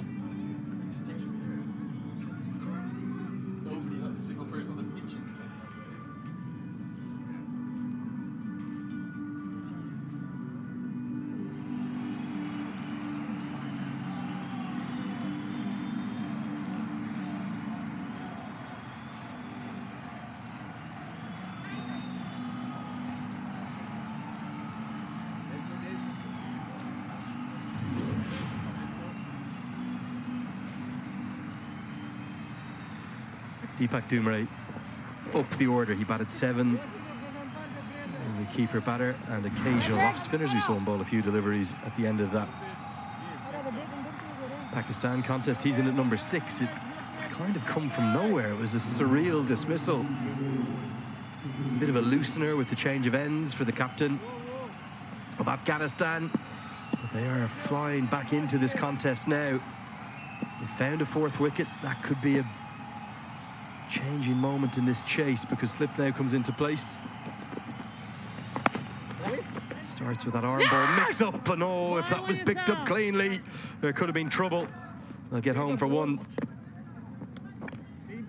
Well, there's a lot of ball watching going on here, particularly from the skipper at the non-strikers end. The ball goes square of the wicket, and he's looking, and it's just a slight hesitation. Everyone's comfortable in the end. this is when panic can set in.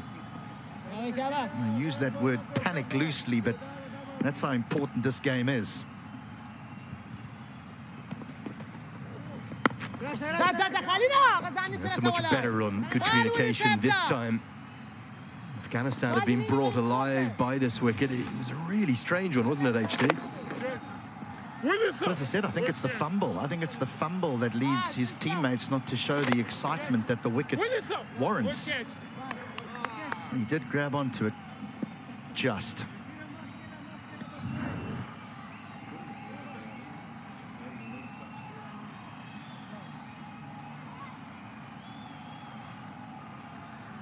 Trying to put pressure on the new man by bringing the cover sweeper up. 5 in the circle on the offside now. Comes wide of the crease. Very good in the field today. There's Ali Ahmed, who came into the team. Didn't get any runs really with the bats. But he's been sharp in the field.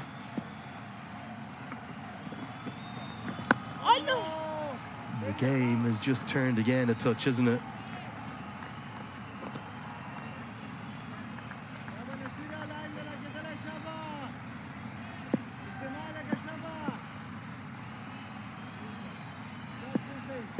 Cover sweeper just goes back out.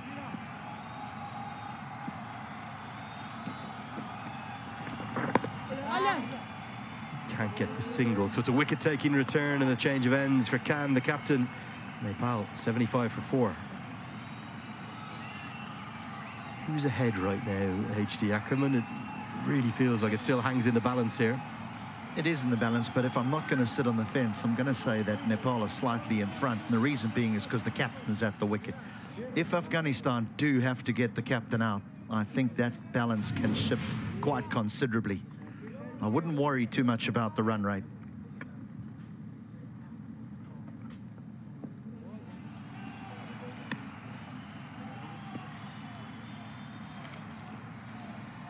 Yeah, there is the run worm, but the big thing you have to remember is it was the 41st over where Afghanistan were bowled out for the 3rd consecutive time in this group. They've been bowled out every time they've batted. I know he's wicketless thus far, Gazanfer, but these 4 overs, they loom large in the course of this contest. Who's going to take the final Super 6 spot? Nepal could keep him wicketless, maybe. That just edges them that little bit further in front, particularly, like as you said, with Kanal at the crease. He is almost a little bit looking for the wicket ball rather than trying to build pressure, Gazanfer.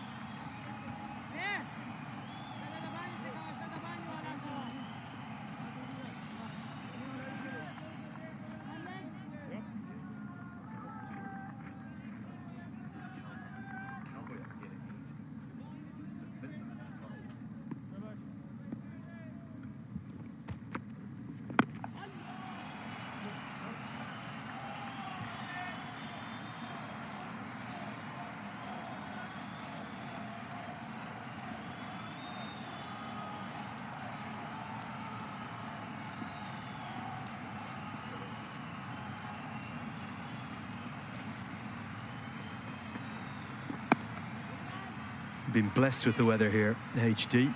We have had messages coming in from Nepal. Going through a cold snap back there in the valley. And up in the northwest of Nepal, in Manang, it's minus 22 degrees centigrade today, a record low. Even in Kathmandu, the capital where the PM Cup is being played, they're sweeping frost off the wicket in the mornings. It's -1 in the capital city as well. That is cold. That's beyond cold.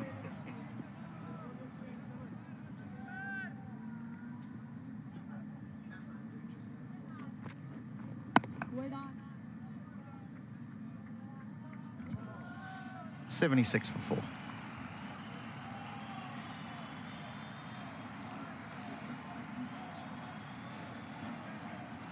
Yeah, the complete opposite weather here. Gorgeous, glorious. In fact, we've been blessed I think, HT, you're a bit worried about some of these games being interrupted by rain. There's a tradition down here of rain in East London. Usually the Irish, usually I bring rain wherever I go. For once I haven't.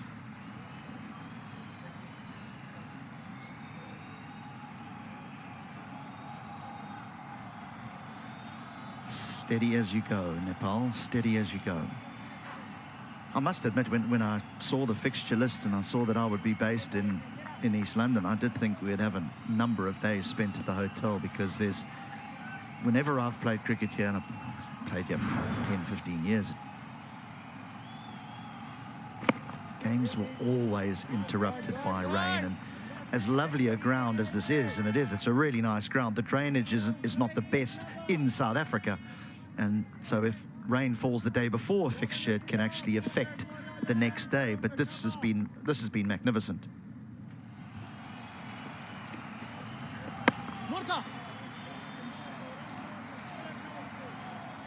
I believe 3 weeks ago, parts of this ground were actually underwater, HT. It's impossible to even envisage right now, because the bits of the outfield that were looking quite heavy and dark are almost being dyed yellow by the sunshine we've had.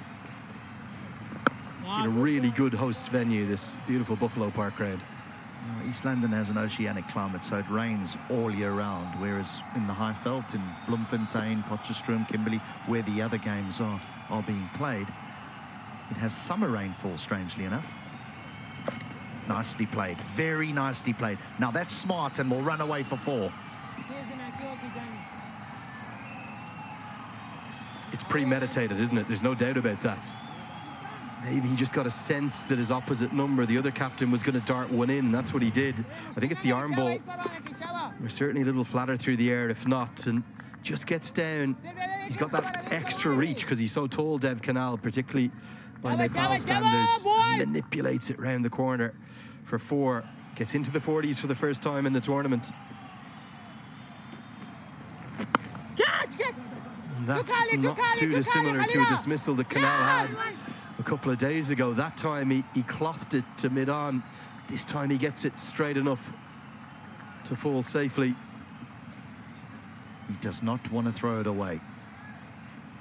Don't want to leave this to anyone that's sitting in the dugout. He needs to take them home.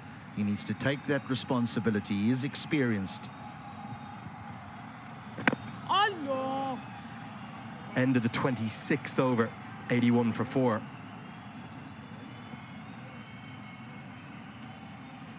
This was that dismissal I was talking about. That was against New Zealand, he clothed it. But then in the second game, I think it was off a left-arm spinner, if I remember correctly, against Pakistan. A similar dismissal again, also caught at mid-on. Excellent catch that time. If Canal doesn't give it away, is he the one who's going to see Nepal home?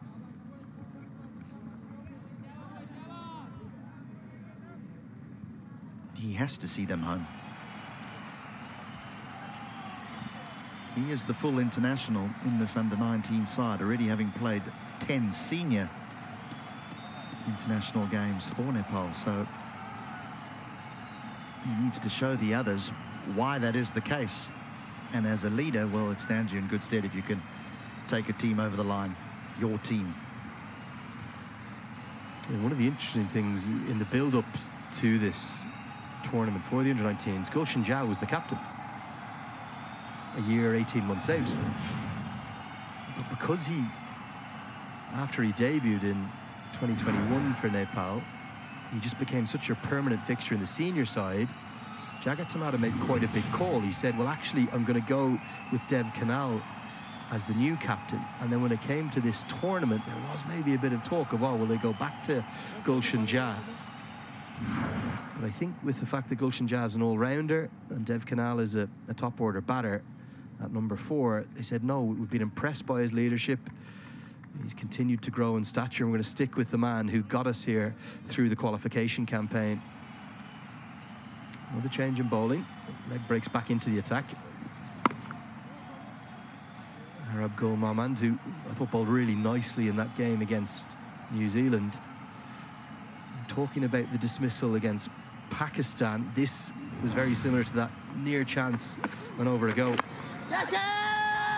Yeah, virtually identical. It was a smart catch, but virtually the identical stroke that he got away with in the over before.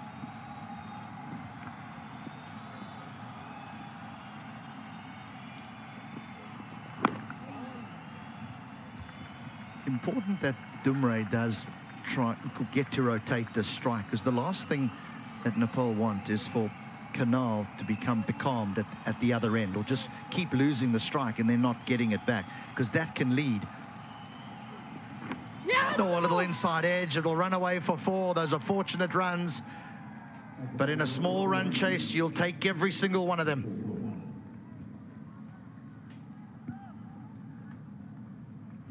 Well, I may say 4 in the scorebook, but this so easily could have been the 5th wicket. His feet have gone nowhere. He's got trapped in the crease. Moman's so quick through the air. He isn't a leg spinner out of the mould of a Shane Warne or an Adil Rashid. He really isn't. He's so flat. There's some shades of Rashid Khan.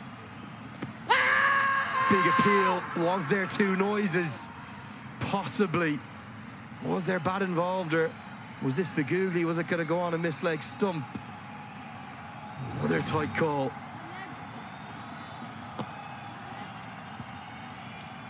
It's a very good shout if he hasn't got an inside edge on it. A little scratch. Maybe just a little scratch. Edged and taken this time. Well, it could have been 3 in a row. Momand all over Dumray, and Nepal have problems. Wow, this is a good catch. This has gone very quickly to the left hand of Ezekiel. That is a smart catch at slip. His dad stands there as well for the senior side, but he's hold on to a beauty there. Dumray goes for 5. Nepal, they stuttering here. 86 for 5.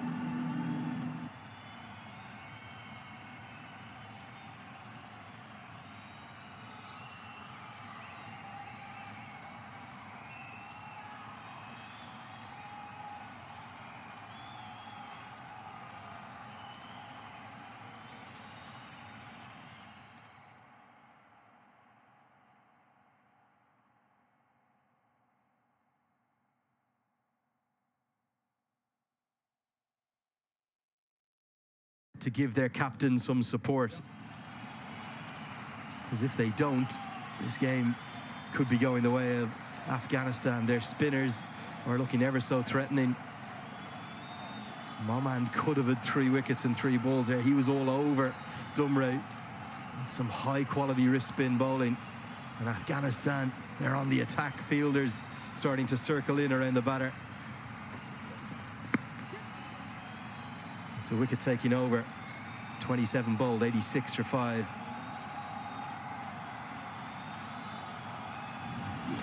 Well, he really deserved this wicket, didn't he? He did. It was a difficult over for Dumray, wasn't it? Inside edged one, but this was a lovely catch. That, you have no idea how quickly that goes when you're standing at slip to a spinner who's bowling as flat and as quick as that.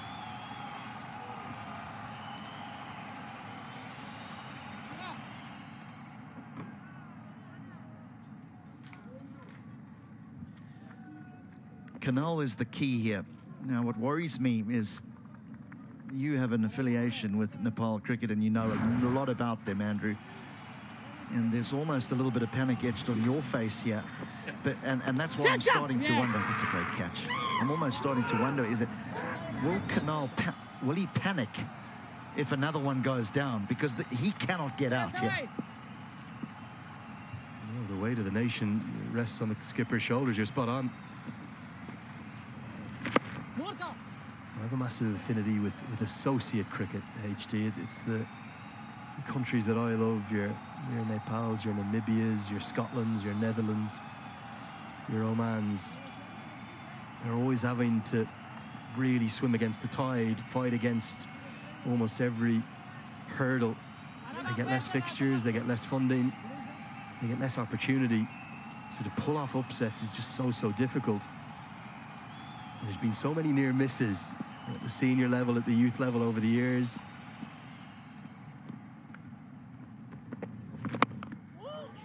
Nicely played, hitting with the spin. The one man who will love this arena, this amphitheater, is this young man, Dipesh Kandal. Good strike for 4. You've got to enjoy this. He's just walked to the wicket, but that's the smart play, isn't it? With the spin, mid-on up, and he says, well, I'm going to alleviate a little bit of pressure. I'm going to force you to push one back here by taking a smart play, isn't it? With the spin, mid-on up. Is this young man, Dipesh Kandal. Good strike for 4. You've got to enjoy this. He's just walked to the wicket, but that's the smart play, isn't it? With the spin, because... Great associate victories over the years, whether it's men's cricket, women's cricket, youth cricket, like we're bringing you here live around the world. They almost never come easy. There's always a twist, there's always a turn, there's always drama. How close is this? Gone. He's walked across his stumps. Afghanistan have another, and their captain is roaring them back into the contest. Kandal gone for 4 now. Why is he trying to get this square of the wicket on the leg side? He could just stand there and hit the ball down the ground to the area that he cleared for himself. He cleared mid-on for himself, but instead he goes deep in the crease, walks right across, trying to hit the ball through to mid-wicket and misses. The captain's playing a hand here as well for Afghanistan as Kandal goes for 4. Nepal 91 for 6.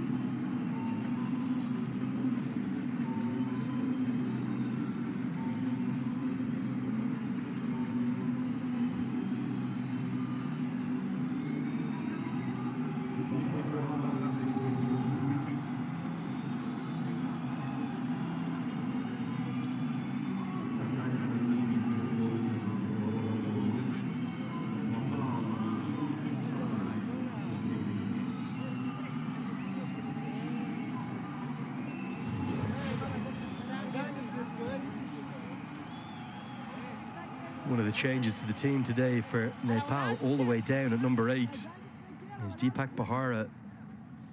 Not a bad man to have coming in up your sleeve. Didn't bowl, wasn't needed with the ball.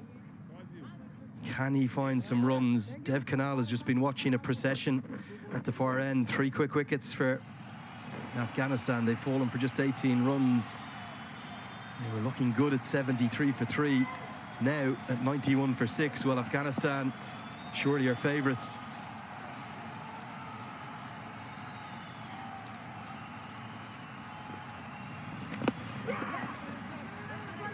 Going to get through for a single. May well be leg by as it is. What was he trying to do here, HD? He's trying to just nudge that away to square leg for a single because there's a gap there, but he's got such a long way across. Now, as I mentioned, he should have been better off just rocking back and punching it down the ground to long on. How does the captain go about this now? He's lost the strike. Only 2 for 6. Well, he's been there, he's seen it all before.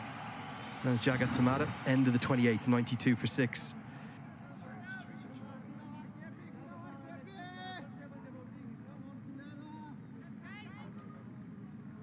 Jagat Tamata, well, he knows that wins at this level don't come easy. He's been in charge of this under-19s team for over a decade. At times, the senior national side have had to call on him to be the interim head coach.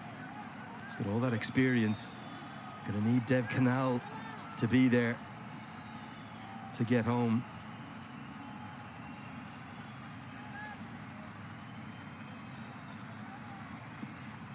Just 54 more to win. It's a long way away. The spinners are weaving their web here, HD. Well, if you said give me a word that you associate Afghanistan cricket with, and you're allowed one word. I think 90% of cricket followers would say spin. A little bit of aggression down the ground. Deepak Bahara, just like Kandal before him, shows aggression, and he gets a boundary. Just a flick of the wrists at point of contact. I have a sneaky feeling someone's going to take a few risks here, just to try and make a dent in this run chase. It's within touching distance, isn't it? It's not a long way away, but it must feel like miles when you're 6 down.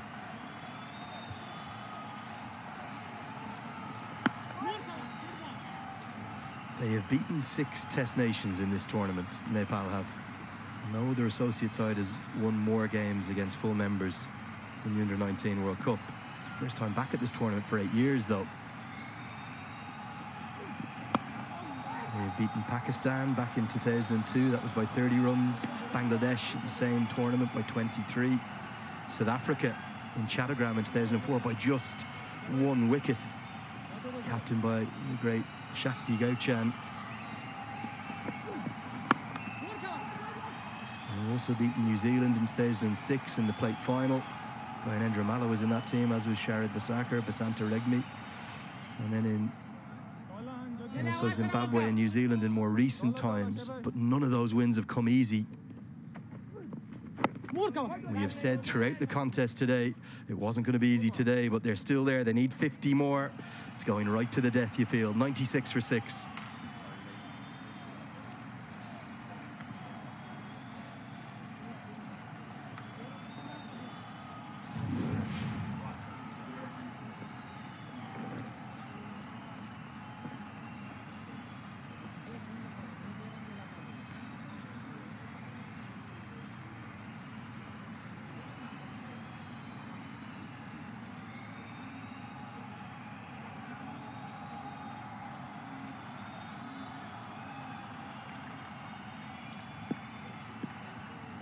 Nicely poised this game.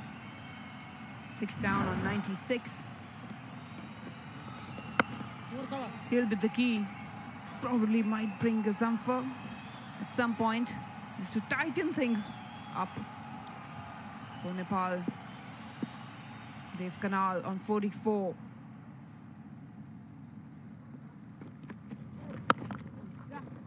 If anyone can win the game for Nepal, it's the captain, the skipper himself out in the middle, Dev Kanal. But he needs to be on strike.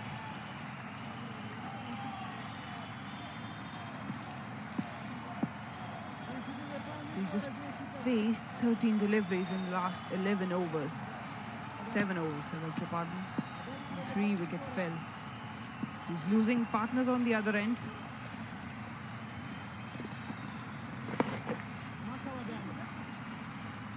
Cannot agree more with you, Marina, that the hopes of Nepal rest on their shoulders, skippers, at least their skippers' shoulders.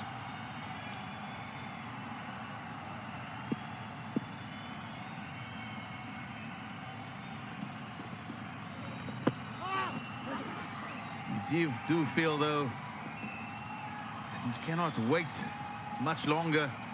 There might be 4 wickets remaining in the bank, but the bulk of those remaining 47 runs are going to have to come from his willow. Good bowling, good bowling. So at some point, he's going to have to take a risk.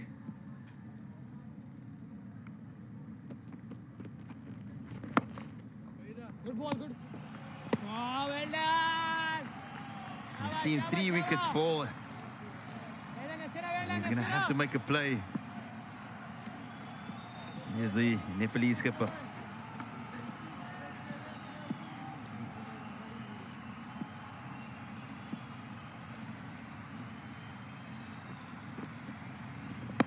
Good ball.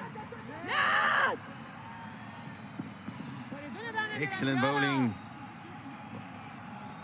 Nepal brings up their 100, the quick single. 100 for 6 after 30.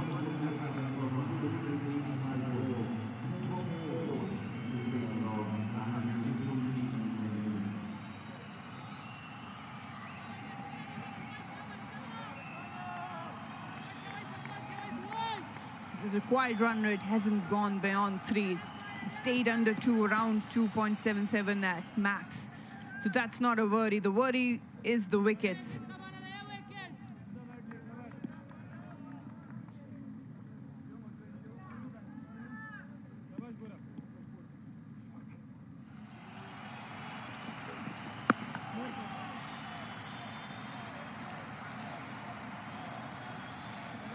See everybody supporting Nepal on the edge of their seats. They know what is at stake.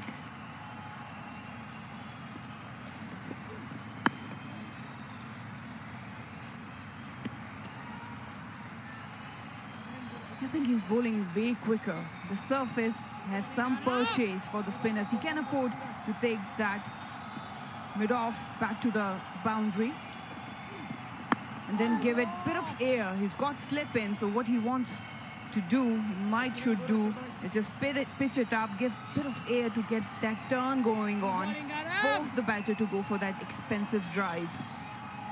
Right now he's bowling way too quicker.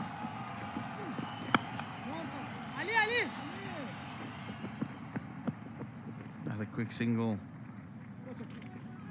Was plenty happened in the last 10 overs. Afghanistan identical to the first power play, picking up 3 wickets for 36.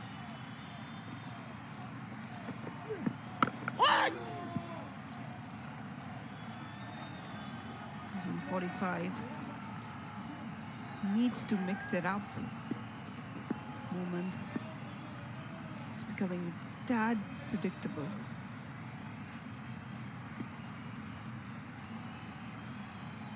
Now he does it.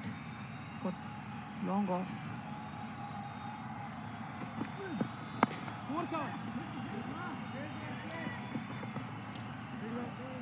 The end of the 31st over. Nepal 102 for 6.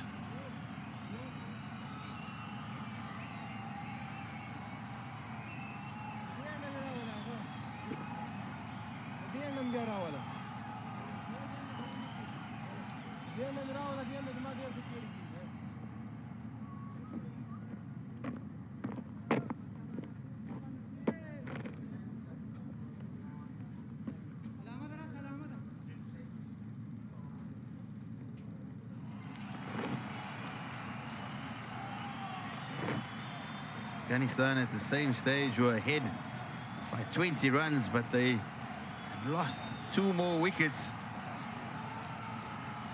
Very much at a critical juncture. Many of these players would have experienced the pressure of a World Cup. A match to take you through to the next round.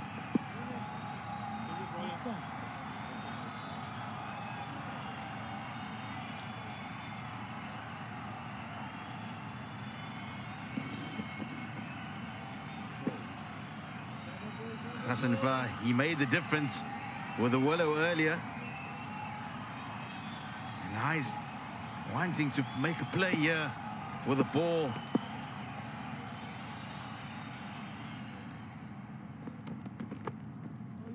Good check, Saida. Yeah, Nasir Khan had to brought him back. And right now is probably the correct time to do so. They need the wicket of Dave Kanal, who's on 46. That can be the match for them.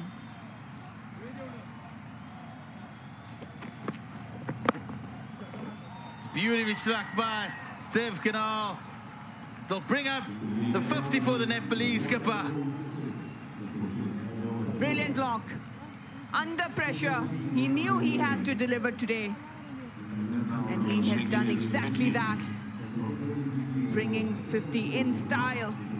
It was tossed up nicely by Gazamfar, waited for it, played it right underneath the eyes. A lot of bottom hand again coming in. We've seen that. He's a wristy player. The job is not done. Beautiful comeback by Hassan Fah. But the Nepalese skipper, he's had a bit of good fortune, and he's now wanting to make it count.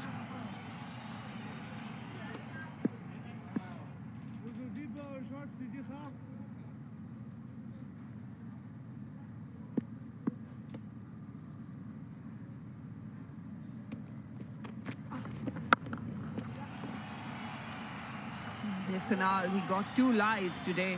He was dropped when he was on 4 by Gazamfar, who's now bowling to him. And then a run-out chance was missed by Afghanistan when he was on 28.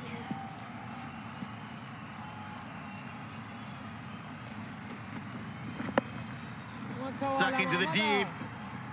It's running away. And that's the second boundary of the over. Nepal, they realize that this is arguably Afghanistan's last roll of the dice. And they're taking it head on. Deepak, a little dynamite, I would say. Waited for it, reached it and literally clubbed it into that vacant area. It's a good boundary, good way to back his captain.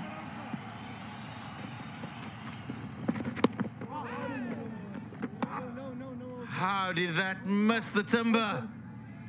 Asinfa was celebrating already. Just whisk away. Nicely tossed up, he went for it. No worries there.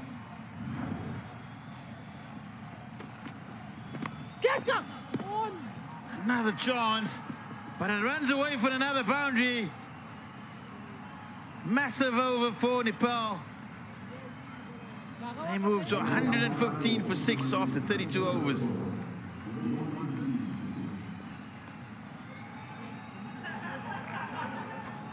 Seems like a desperate attempt by Gazamfar. He's been all over the place today, hasn't been consistently hitting that right length from where he had been very successful so far. But today, it's not his day. That is the biggest over of the inning so far. Breaking the shackles now, Nepal.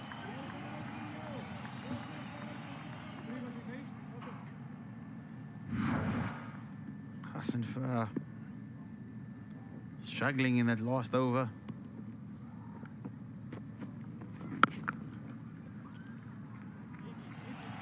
Dev Kanal, he's been fantastic for his team.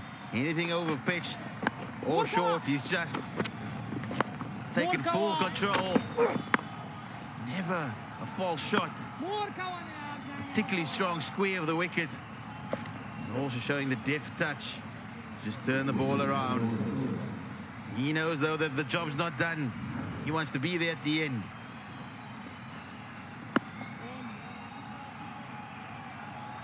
Marina, you could see, he just told his teammate, he told the changing room, don't run up, don't bring me any water. I want to be here, I want to bat for a very long time still. He knows how important this inning can be. If they want to chase it successfully, he has to be out there. He needs to carry the bat. And I'm sure all of the Nepal will be glued to their TV screen watching their captain if he can take his team home.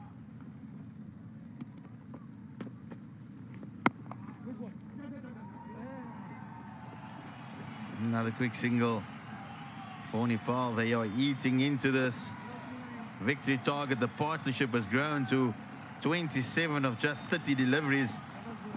Easily the most productive of the innings.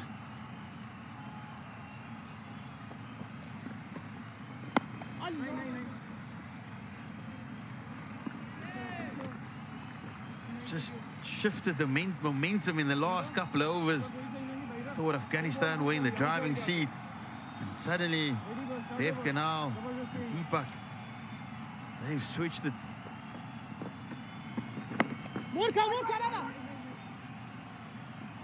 Brings us into the 33rd over.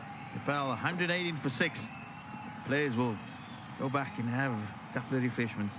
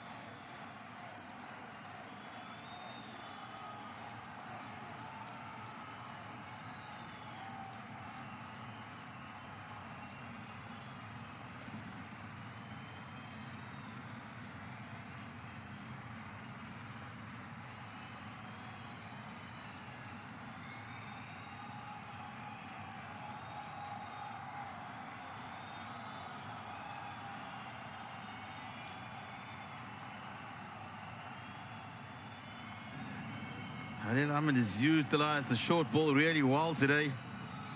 He's running with plenty of energy. And he's actually dealt with the shorter stuff really well. Never fell for it. Now they've pushed a fielder back to the boundary on the cover. They've got cover protection there. Probably might tease him again with that shorter stuff.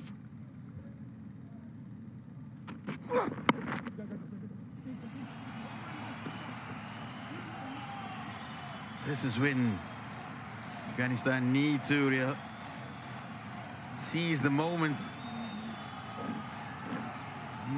Ahmed up against Deepak.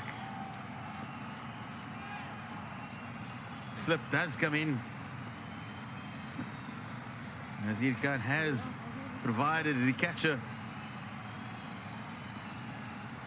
for Khalil. I would like to see that cover coming back into the circle, just tighten things more.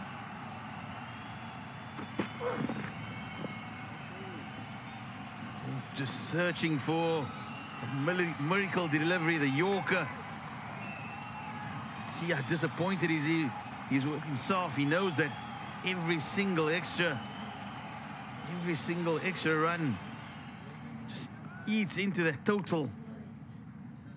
Just 26 required now for Nepal. They're getting closer and closer.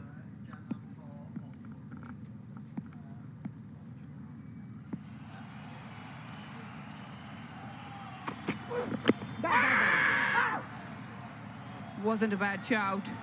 Probably outside off some of that the impact was. But again, you've got slip and you need wickets. They just have 26 to defend. I want that point fielder to come back into the ring. Don't give away easy singles. Just try to create more pressure. And now what they've done, they've actually taken the slip away.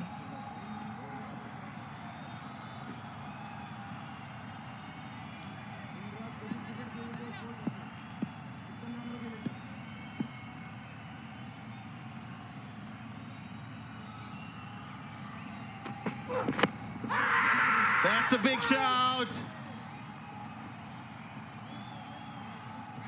Oh, it's not successful.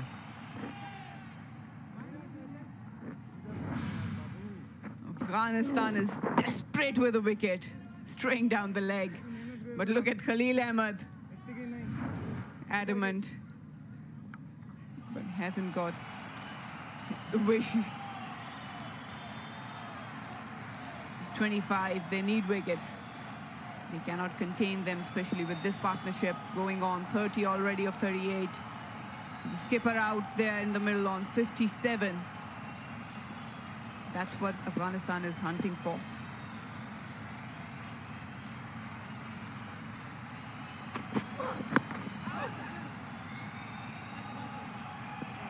Here's the end of the 34th over. Now 121 for 6.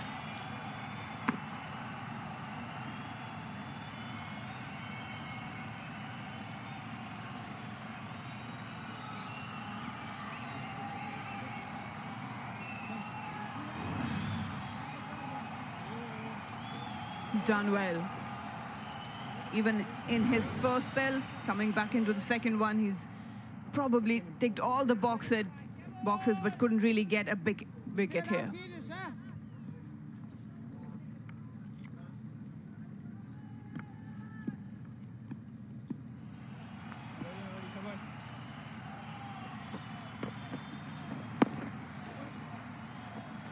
Speaking to the coaches of the respective teams, they emphasize the value of captaincy at this level.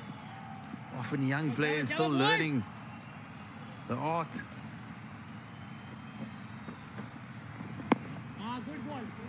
And it's at this stage of the game that it often shines through. The value of having an experienced captain, knowing when and where to place the fielders.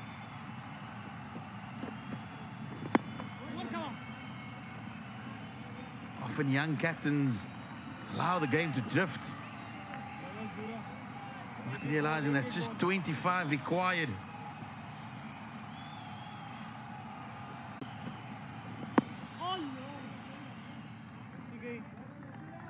Azir Khan really looking to tempt Deepak. He's slowing up his deliveries.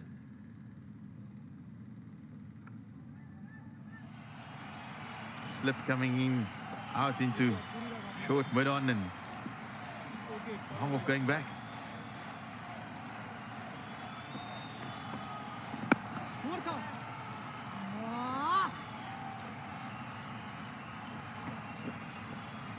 It's become more and more difficult for Afghanistan. The partnership's grown to 31.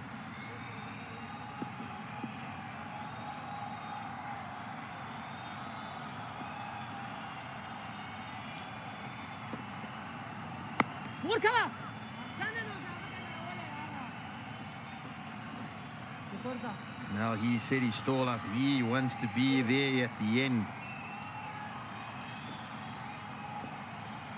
The end of the 35th over. Nepal 123 for 6.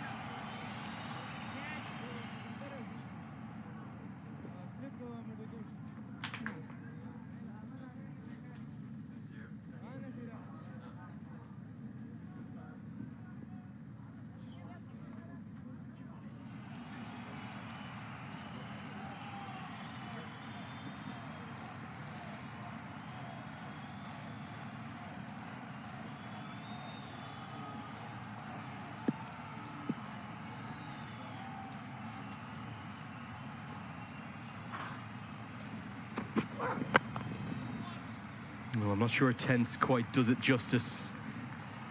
It was almost agony the other day between Afghanistan and New Zealand. I expect nothing less today as Nepal tried to count down these 23 runs, and Afghanistan, well, they have to find these 4 wickets. Yeah, at the start of the innings, when Afghanistan were getting all those wickets, after 10 overs, Nepal was 36 for 3. We all might have thought that this is a power score for Afghanistan, but Kunal Dev, as a captain, has managed to steady the ship, and they just need 23 more. 2 is the immediate call from the skipper. Will he be able to get back? Yeah, the throw wide of the stumps. And Afghanistan just showing some signs now of maybe feeling as though the game could be slipping away from their fingers. It's brilliant running, just waited for it. Played it very late by opening the face of the bat. And ran well. Loud call of 2. And good backing up by Deepak. Well, the spinners were the key for Afghanistan, and Nepal have beautifully dealt with them.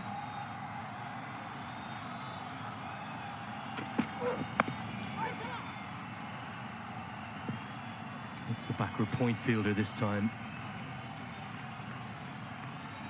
Dev Kanal has batted so well, but particularly because of the pressure, the scale of pressure that's been upon his shoulders. He's just seen wickets fall around him. He's very cool, he's very calm, he's very level-headed. He's batted beautifully. He knew he had to deliver today. Got a couple of good starts in previous games, but this innings has come on a very right time for Nepal. They'll take every run however they come.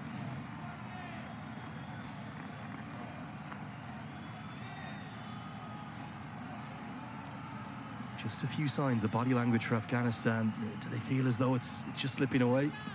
Yeah, a couple of teacups. We can see hands on the head. Thinking where they might have gone wrong. 20, 30 runs short probably, or a spinner's not clicking today. That's a teapot right there.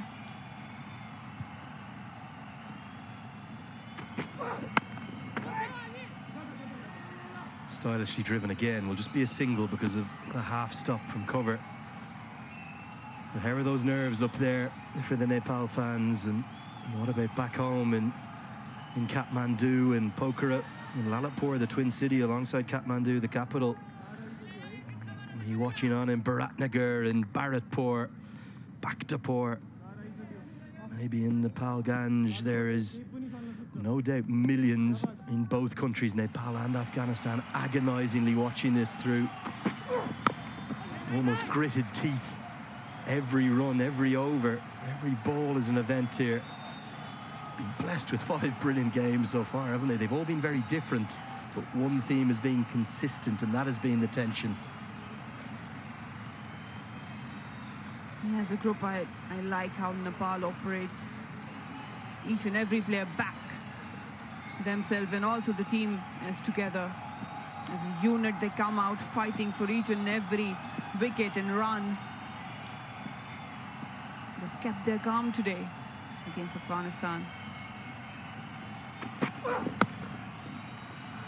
Well, more probing stuff from Ahmed. He has been exceptional. 36 bowled, 127 for 6. You can almost see the progress, can't you, from Nepal throughout this tournament.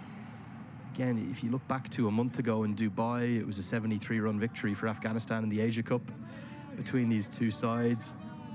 But you can almost see Dhirendra Chand saying there, the assistant coach, to some of his colleagues, that's what we planned, that's what I told you so. They really have put in so much thought to every aspect of this campaign. Kazanfar has 2 overs left. Surely they have to come sooner rather than later. They have to come, but most importantly, he needs to pick wickets. He needs to deliver, he needs to strike. He's on bowling now. His captain, Afghanistan, expect him to strike. Well, 11 deliveries he has left. I think it was you and I on call when Kanal first came to the crease and Kazanfar was bowling. We identified this as being the matchup, the head-to-head that would decide the contest. Up to this point, Kanal very much has edged it. Can he get through the remainder of his spell? Kazanfar's to guide his side home. The wicket has to come now for Afghanistan, you'd think. Definitely. Kazanfar did put Kunal down when he was on 4 of his own bowling. Can he redeem himself? That's the biggest question. Yeah! Big appeal. And given. Well, he's done almost everything to get his nation over the line, but Kazanfar strikes back. What a piece of bowling. A beauty. Caught behind in the game, it twists, it turns again. Redemption. Big moment for Afghanistan. Kazanfar delivering at the very right moment. Brilliant ball, because coming in, that drift and turned away. Takes the outside edge of the skipper of Nepal, who was cruising his team towards the victory. That is a very slow, agonizing walk from Dev Kanal on 58, but he has to go. Afghanistan strikes back, 7 down on 127 for Nepal.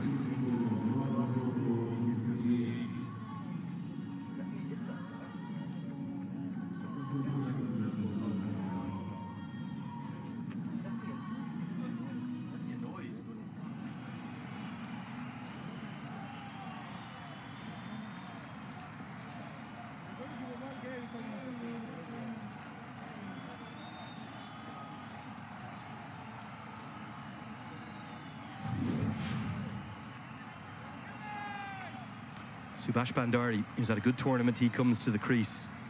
He's had good contributions with the bat, 33 not out in the first game against New Zealand. And 20 against Pakistan in the second. These 19 runs are going to feel like one of the Himalayan mountains for Nepal to climb from here. Can they get up the peak of Everest to get over the line?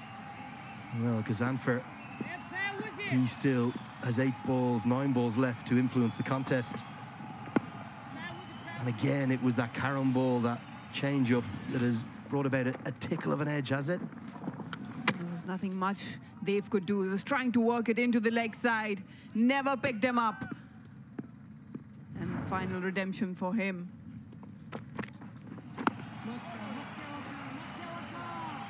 I reckon they need more fielders around that bat. You need to create more pressure. Don't give away easy singles. But yeah, this is the most important wicket. He knows that might be the match for Nepal.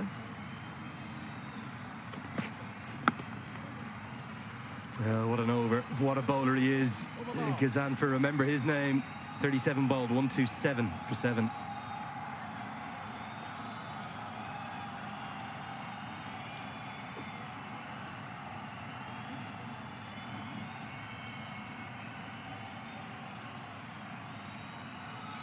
One more look at this dismissal. Bangani Jelly was convinced. If you want to know how difficult it is to be a top-level umpire, just watch that once more.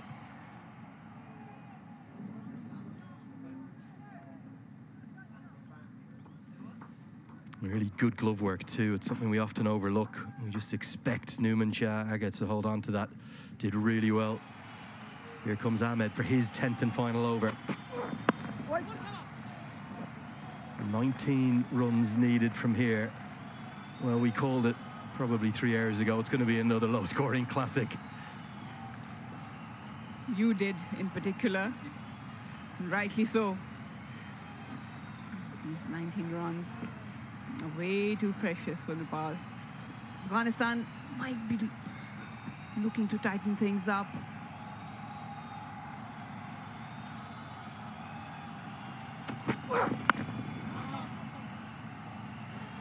Well, you sense that if Nepal do get there, they're not going to get there quickly and not without a hint of drama. Just going to give you that national team nickname once more. They're known as the Cardiac Kids for a reason. They constantly, almost eternally, put all of their fans through highly dramatic finishes and heart-stopping moments. They're aptly named for a reason. And it's yet again, you can't take your eyes off Nepal. The way in which Afghanistan have dragged this game out, just like the New Zealand contest. Well, they've got 2 young bowlers here that could go on to be very big names. Ahmed, Gazanfar, outstanding. The defibrillators on site, don't worry, Marina. I worry about the Nepalese crowd here. But yeah, Afghanistan, I think, again, I would say that they need to tighten things up in terms of field placement. Don't give those easy singles. Short, wide, and no contact made. Deepak had been pretty positive as soon as he got to the crease. Khalil Ahmed, he's the joint leading wicket taker in this tournament. He has been marvellous. Now Deepak, you can see a bit of nerves there. He had his captain on the other end who was scoring most of the runs, so he was playing freely. But now he has to take that responsibility, that anchor role with Subhash Bhandari on the other end. So you could see a bit of resistance and hesitation in attempting those shots. Just be a single. 17 more. You can almost count them down if you're supporting Nepal. 2 wickets for Khalil today, 8 in total in the tournament. That was brilliant. Pitched up on both occasions. That was a nailing Yorker, in-swinging Yorker. And the last thing you want to do is turn your bat. And that's exactly what they have done, the Nepalese batters. You don't want to turn your bat on a fuller delivery. But you have to give credit to the pace bowlers. Spinners couldn't really deliver, but the pacers have done the job. Now we can see slip coming in for Bhandari. That's good captaincy. You need more wickets. Just nail them down. Encourages the fast bowlers even more so. Slip in place now.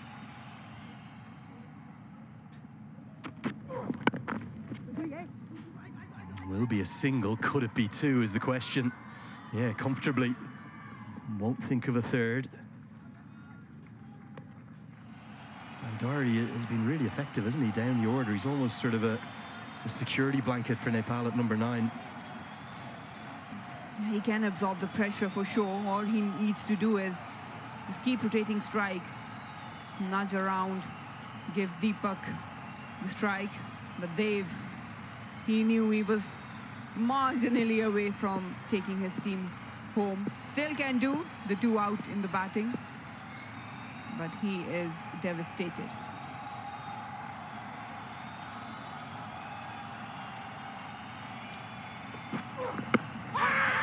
Whipped into the leg side, there's bat involved.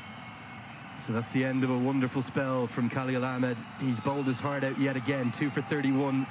He will finish with, at the end of the 38th, it's 131 for 7.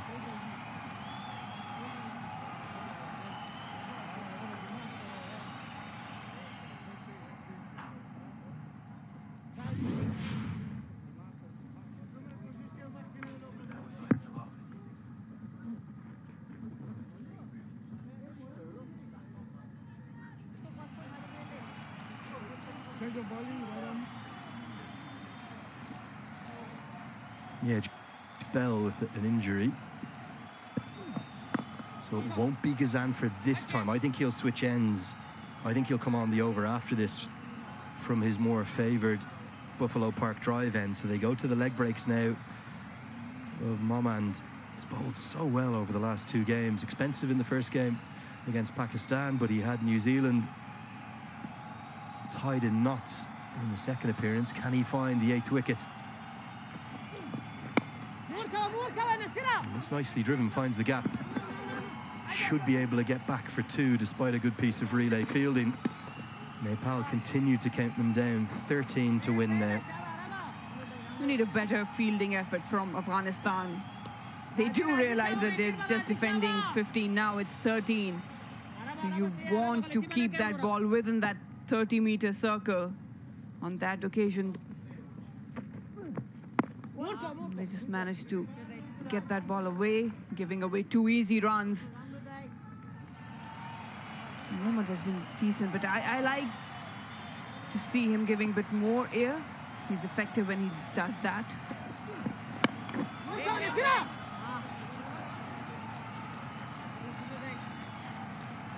Well, how good was he earlier? Akash Chand, 5 wickets. Maybe a little bit like Matthew Rowe. If another wicket falls, he might not just have to do it with the ball like he did. He might get the chance like Matthew Rowe did against Afghanistan to hit the winning runs. He's smiling somehow. Is that a fake smile through the nerves? I don't really think so. Just 12 more required. Even if he walks out, he should be backing himself. He had an incredible day. And if he can hit the winning run, so be it. Shorter this time and kept out by Bandari. 39 bowled, 134 for 7.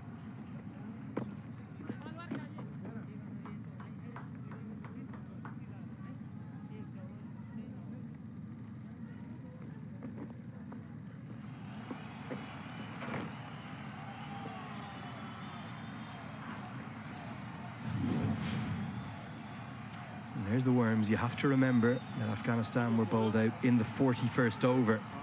So Nepal are nearly there. They have these 10, 11 overs up their sleeves to work with. There are 12 runs required to win and no net run rate pressure, but the pressure is going to come from this young superstar. Gazanfar is going to bowl his 10th and final over. And for Afghanistan, there has to be a wicket, maybe even 2 in this over, you would think. They need a wicket of Deepak. He's on 22 on strike. That's a good goal. He's bringing back that deep point into the circle.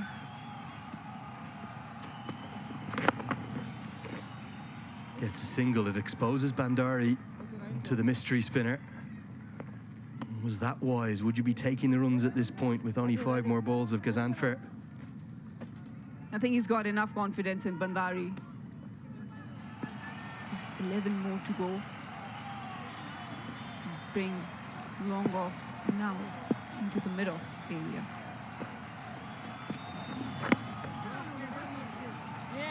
Nicely flighted. Teasing from Gazanfar. Bandari's only job here, survive these 4 balls if he can.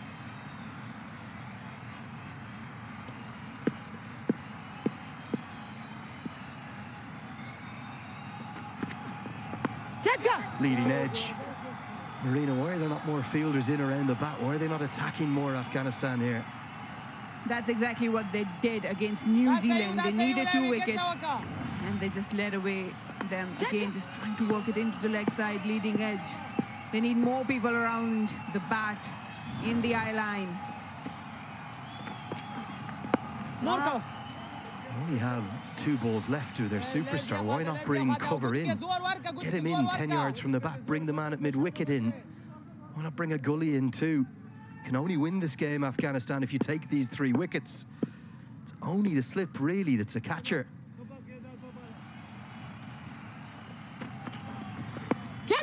And again, that could have been a chance. Fielder's too deep for me. On 2 occasions that has happened. They can send the message, right?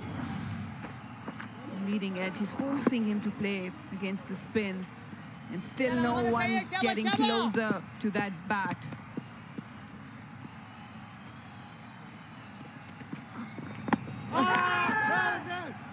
Helped into the leg side. It'll be a single. Gazanfer's allocation is done. Nepal have seen him off. And he finishes with 1 for 36. It's 136 for 7. And that means, Marina Iqbal, it's just 10 to win for Nepal. Can you believe what we're seeing here? Did you see that this was going to come in this 5th Group D game? Not at all. We all thought that 147 might be a power score for Afghanistan, but the way Nepal has approached this chase, they have been immaculate. They've been very sensible about it.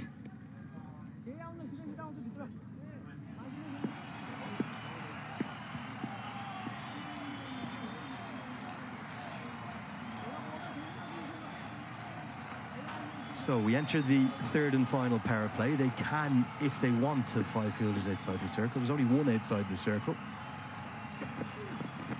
I don't think anyone is more agonised than Dev Kanal watching on, the Nepal captain.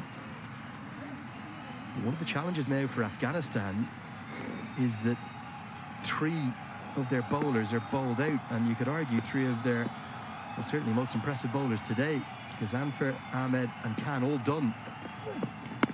Who's going to bowl after this over from Momand?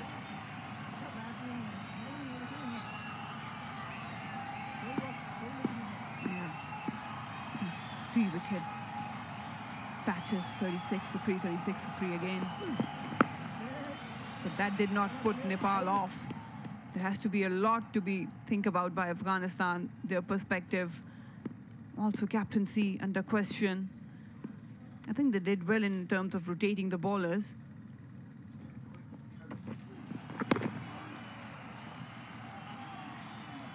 Well, this is so agonising, isn't it? It really is. I'm just not sure who Afghanistan are going to turn to for the next over. That's the partnerships. Kanal was part of 2 big ones for the 4th wicket and for the 7th wicket. They look to be content with just seeing Arab Gul Momand off. And then we aren't certain if Dawood Zai is going to be able to bowl. I'm not sure who Khan is going to turn to here. It's a maiden over. 41 have been bowled. It's still 10 to win. 136 for 7. This is agonising, Marina, isn't it? It's hard to describe.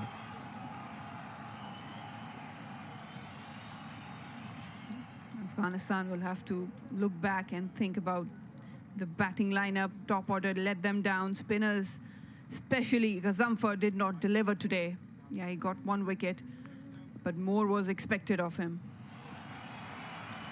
Nasser Khan has to, probably wasn't thinking that it might go this far, but now he is running out of options.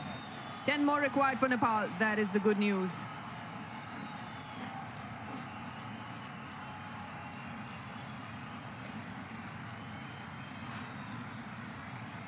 So it will be Faridun Dawood Zai. Remember, he had that arm injury. He's had treatment.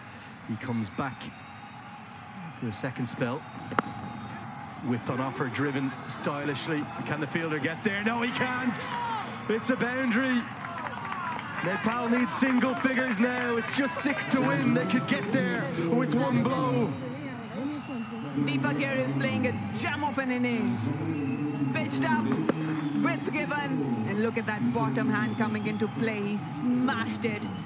There was no chance the fielder could have cut that down. Jubilant. Nepal hearts there, just 6 away now.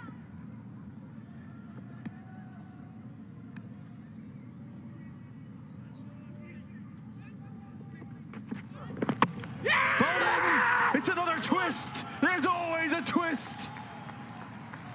And Dawood's strikes back. Bahara has brought Nepal to the brink, but he can't get them there. They're 8 down. This is unbearable. It's not over until it's over. Slow one. Well disguised and beats Deepak. Again, going across the line of the delivery. That's not what you want to do on a fuller length. That is a huge wicket. Just 6 runs away. Deepak has to take the walk back on 27. 8 down on 140 Nepal. There's always a twist. There's always a twist.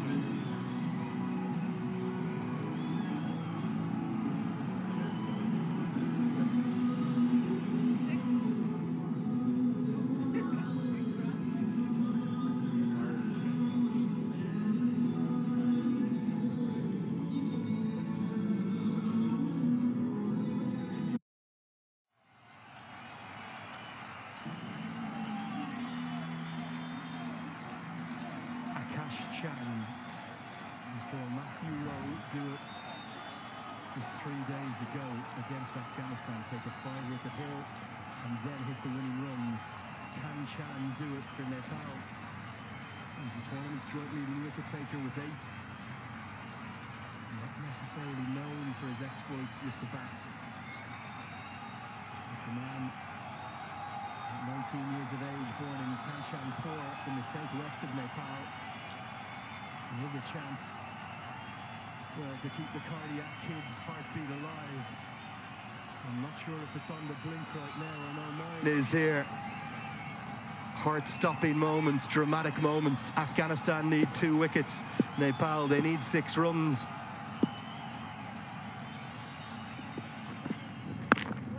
Gets a full toss to start with, can't get it away. Can you even bear to watch Marine Iqbal? I have to, but this is brilliant bowling. He was looking for the Yorker in the previous delivery as well. That was just the width that was expensive, but on that occasion he nailed it. I don't think most of the Nepalese batters are watching. It's 2 tenths for them. 6 away. Similar delivery, wasn't it? I think it was the off-cutter again. Well kept out by Chand. How can you not love our sport? I don't think there's another sport in the world that delivers this kind of drama, this kind of agony, this kind of tension, Marina. That's why everyone is glued to the screen. Things turning around. It's been a seesaw. How far that non-striker is in crease. I suspect Jagat Tamata may just have something to do with that last clip you saw. Don't think there will be a run out at the non-striker's end. Jagat Tamata, does he still believe? He's put together this campaign so beautifully. You can see how deep a thinker he is, how well he knows his boys. Such credit to Afghanistan. I think every single fan in the ground, even us in the commentary box, our scorer, our producer, everyone's knee is shaking. Which way is this game going? Remember, we could have a super over still too. What a return for Dawood's 4 runs and a wicket from it. 42 bowled, 140 for 8. Surely we're not going to the super over, are we? I would like one. Why not? Faridun has delivered for his captain, and Afghanistan coming back and nailing those Yorkers. Some brilliant death bowling. Nandari and Chan has been brilliant with the ball, but can he hit those winning runs and make a brilliant way into his career?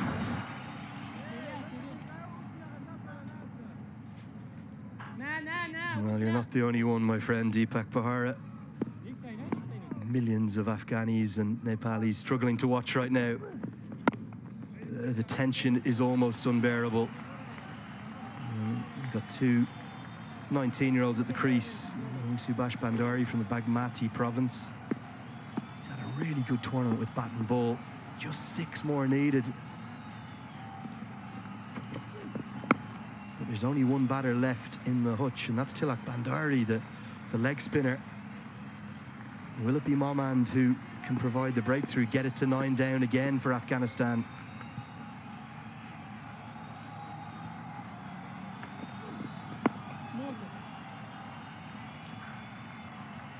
Got a slip in place, no one in short catching area. We've seen that on a couple of occasions, some leading edges. Just try to give it a bit more air, might get some purchase out. There you go. But he's not in a hurry. He's got the luxury of 44 deliveries, just 6 needed. Subhash Bandari has got nerves of steel there.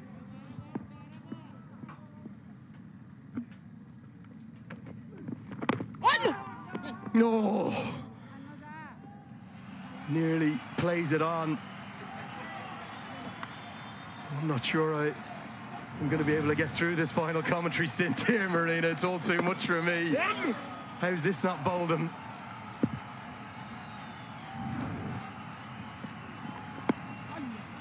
It's another maiden over. 43 bowled, 140 for 8. Afghanistan are throwing the kitchen sink at Nepal here.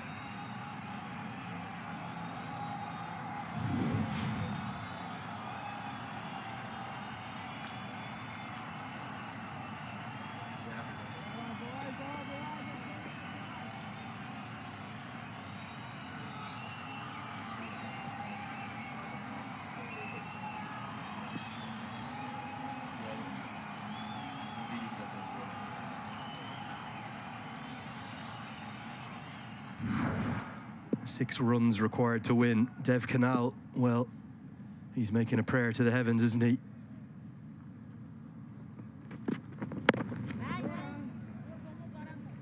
We've seen nothing but drama whenever Nepal are involved on the global stage. It happens again and again and again. I've just had a message from Kathmandu. It simply said, why always us? Why do we always have to do this to ourselves? From a very well-known Nepal fan. They never make it easy. This has been absorbing, gripping, enthralling cricket. He's looking for the Yorkers, isn't he? That's the right way to go about. He might try that cutter delivery into the surface on a hard length, or the Yorkers. It has been superb. Faridun Daudzai just came back in, nailed those Yorkers, putting Nepal on the back foot. Guided away, and that will be one. You can count them down, hold your fingers out if you need to. It's 5 more needed now.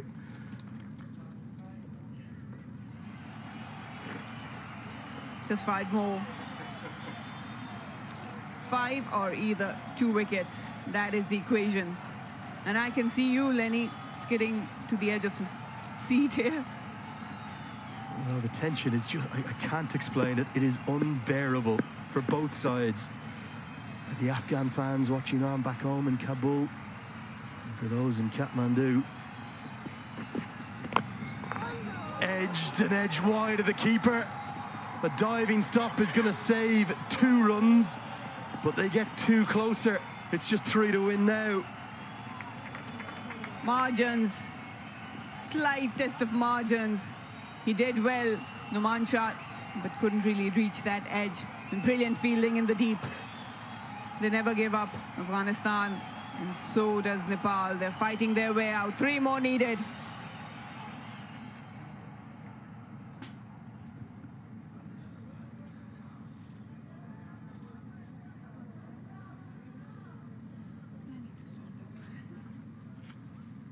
An outside edge could do it now. It's 3 to win.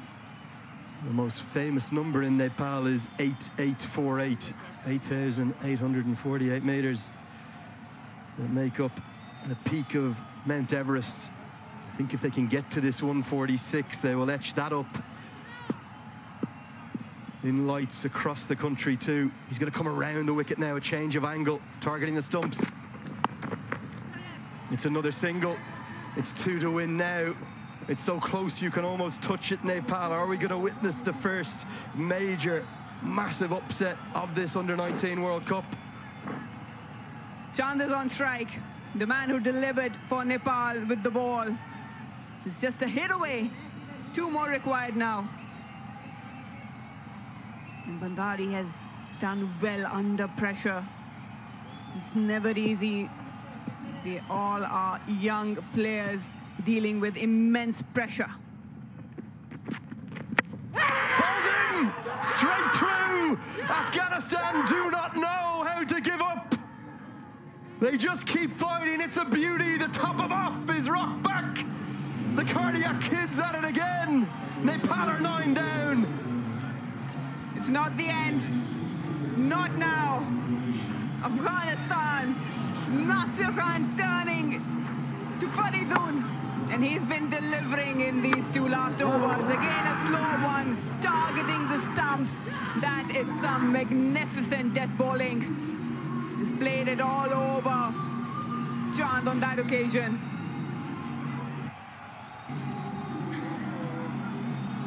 He delivered with the ball, but he's been unlucky. Gone on 1. 144 for 9, Nepal.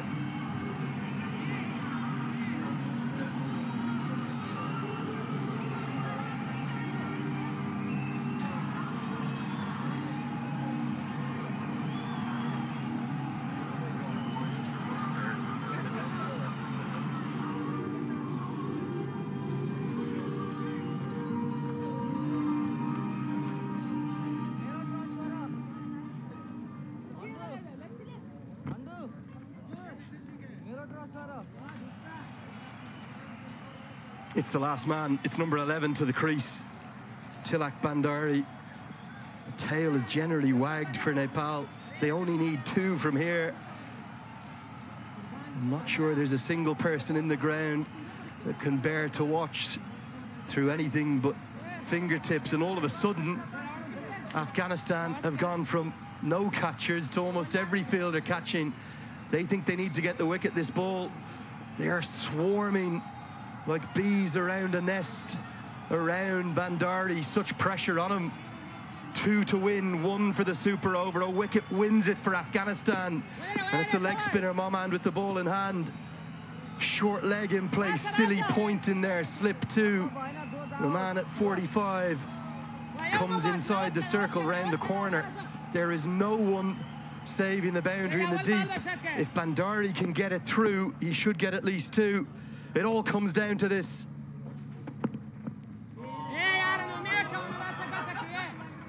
And well done, Tilak Bandari. That's why you listen to your head coach, to stay well in your crease. No run out at the non-strikers end here today, not this time. Down the leg side, it's given as a wide. Nepal will take it at least to a super over. A single will do it from here. That's poor bowling. Poor bowling from Tilak. Too quick. All he had to do with all those men around the bat was just give it a bit flight and stay within the stumps. This is some entertainment here. Well, poor old Dev Canal, he knows what the fans feel now, doesn't he? It's 1 to win. If Afghanistan can get a wicket here, we're off to the super over.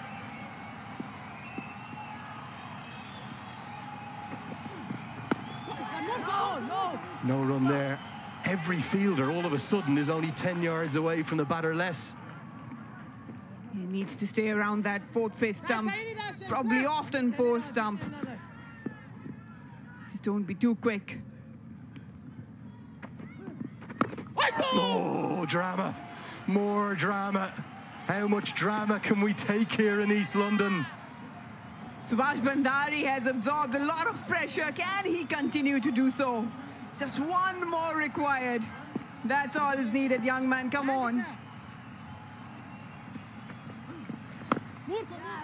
Watchful in defence. Does Bandari take a risk on one of these 3 balls? Surely he doesn't want to expose his namesake Tilak at the non-striker's end to the next over. And I tell you what, with that technique, I'll pick him up for the test squad.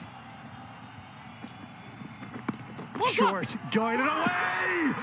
Nepal have taken the most incredible victory you will ever imagine. They've done it again. They've beaten another test nation in this tournament by the very barest of margins, by 1 wicket. Nepal, they've climbed their Everest. Afghanistan cannot believe it, but they have been part of yet another classic. But Nepal it is that go through to the Super Sixes. Exceptional scene there at the Buffalo Park, East London. What a match that has turned out to be. But Nepal has proven themselves to be a better side. They absorbed the pressure. They delivered and clicked every box correctly. Subhash Bandari, the guy, hitting the winning runs. He did really well for those 9 well-earned runs of 29 deliveries. But what a fight. You have to give credit to the Nepalese squad here and the batting lineup. They have done really well, and congratulations to them. They have all the right to be jubilant and celebrate this huge victory. Well, they never do it easy, Nepal. It doesn't matter which national side it is out there, they never do it easy. I'm not sure they can believe it. I can't believe it. We have witnessed not just a game for the ages, a game for eternity. It has been as good as you would ever wish for. And credit to those men from Afghanistan. Those young men have fought as you would have expected, but sheer ecstasy for Jagat Tamara, for Dhirendra Chand, for everyone in Nepali cricket. They're at it again. The giant killers, the Rhinos, can add Afghanistan to their list of conquests. It has been such a good game of cricket, and they are off to the Super Sixes. Look out India, look out Bangladesh. Well, the Nepali Rhinos, they're coming for you. Brilliant. The huddle yet again. That's what it's meant to them. They've always been united. They back each other up. They have faith in their skills, in their temperament, and that they have displayed it today in a crunch game, crucial game, winning by the barest of the margins, standing against heavy loaded Afghanistan. Well, these are joyous scenes. They're emotional scenes. Jagat Samada, as the head coach of the national team, Monty Desai does, he calls out some performances. I think Akash, he's saying the last words were Akash Chand. Maybe everybody's getting a mention. There's not a dry eye in the house here in East London. We may well get a verse of Rachandra Shaurya, the famous Nepali victory song, and Dhirendra Chand. Oh, that's a touching moment. The head coach and captain, they hug. Special moments these. Moments none of these young men and even wise old hands like Jagat Tamada will never forget. This was the winning moment. It was angled in and it was beautifully played, wasn't it? Right off the face of the bat. Look at Akash Chand. My, oh my. Yeah, he deserves this. Delivered with the ball. And look at that, what it meant to the skipper. He was in all tense. He knew what his wicket meant. It might have been the game for Nepal, but you have to give credit to everyone following after that wicket. They absorbed the pressure, they delivered it for Nepal, they delivered it for the captain and for themselves. A sigh of relief there. Well, you talk about the ecstasy and you talk about the agony, but a special word for Afghanistan. They were exceptional in the way they bowled, really, in all 3 games in this competition. Their batters just didn't get enough runs. And the the reason they didn't get enough runs was evident on show there. Afghanistan, they only had 145 on the board. But Dev Kanal's 58, Deepak Bahar's 27, and Bandari's 9 not out, including the winning runs, were enough for Nepal.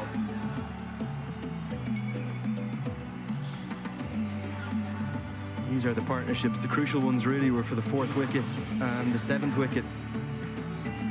They put on 49 for the 4th wicket and then 36 for the 7th. Good partnerships, great contribution from Dev Kanal.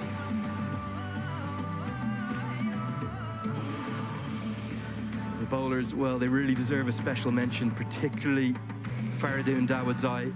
He battled through an injury to come back and bowl and find 2 more wickets to add to his early breakthrough. It gave Afghanistan real hope and pushed the game right to the closest possible conclusion.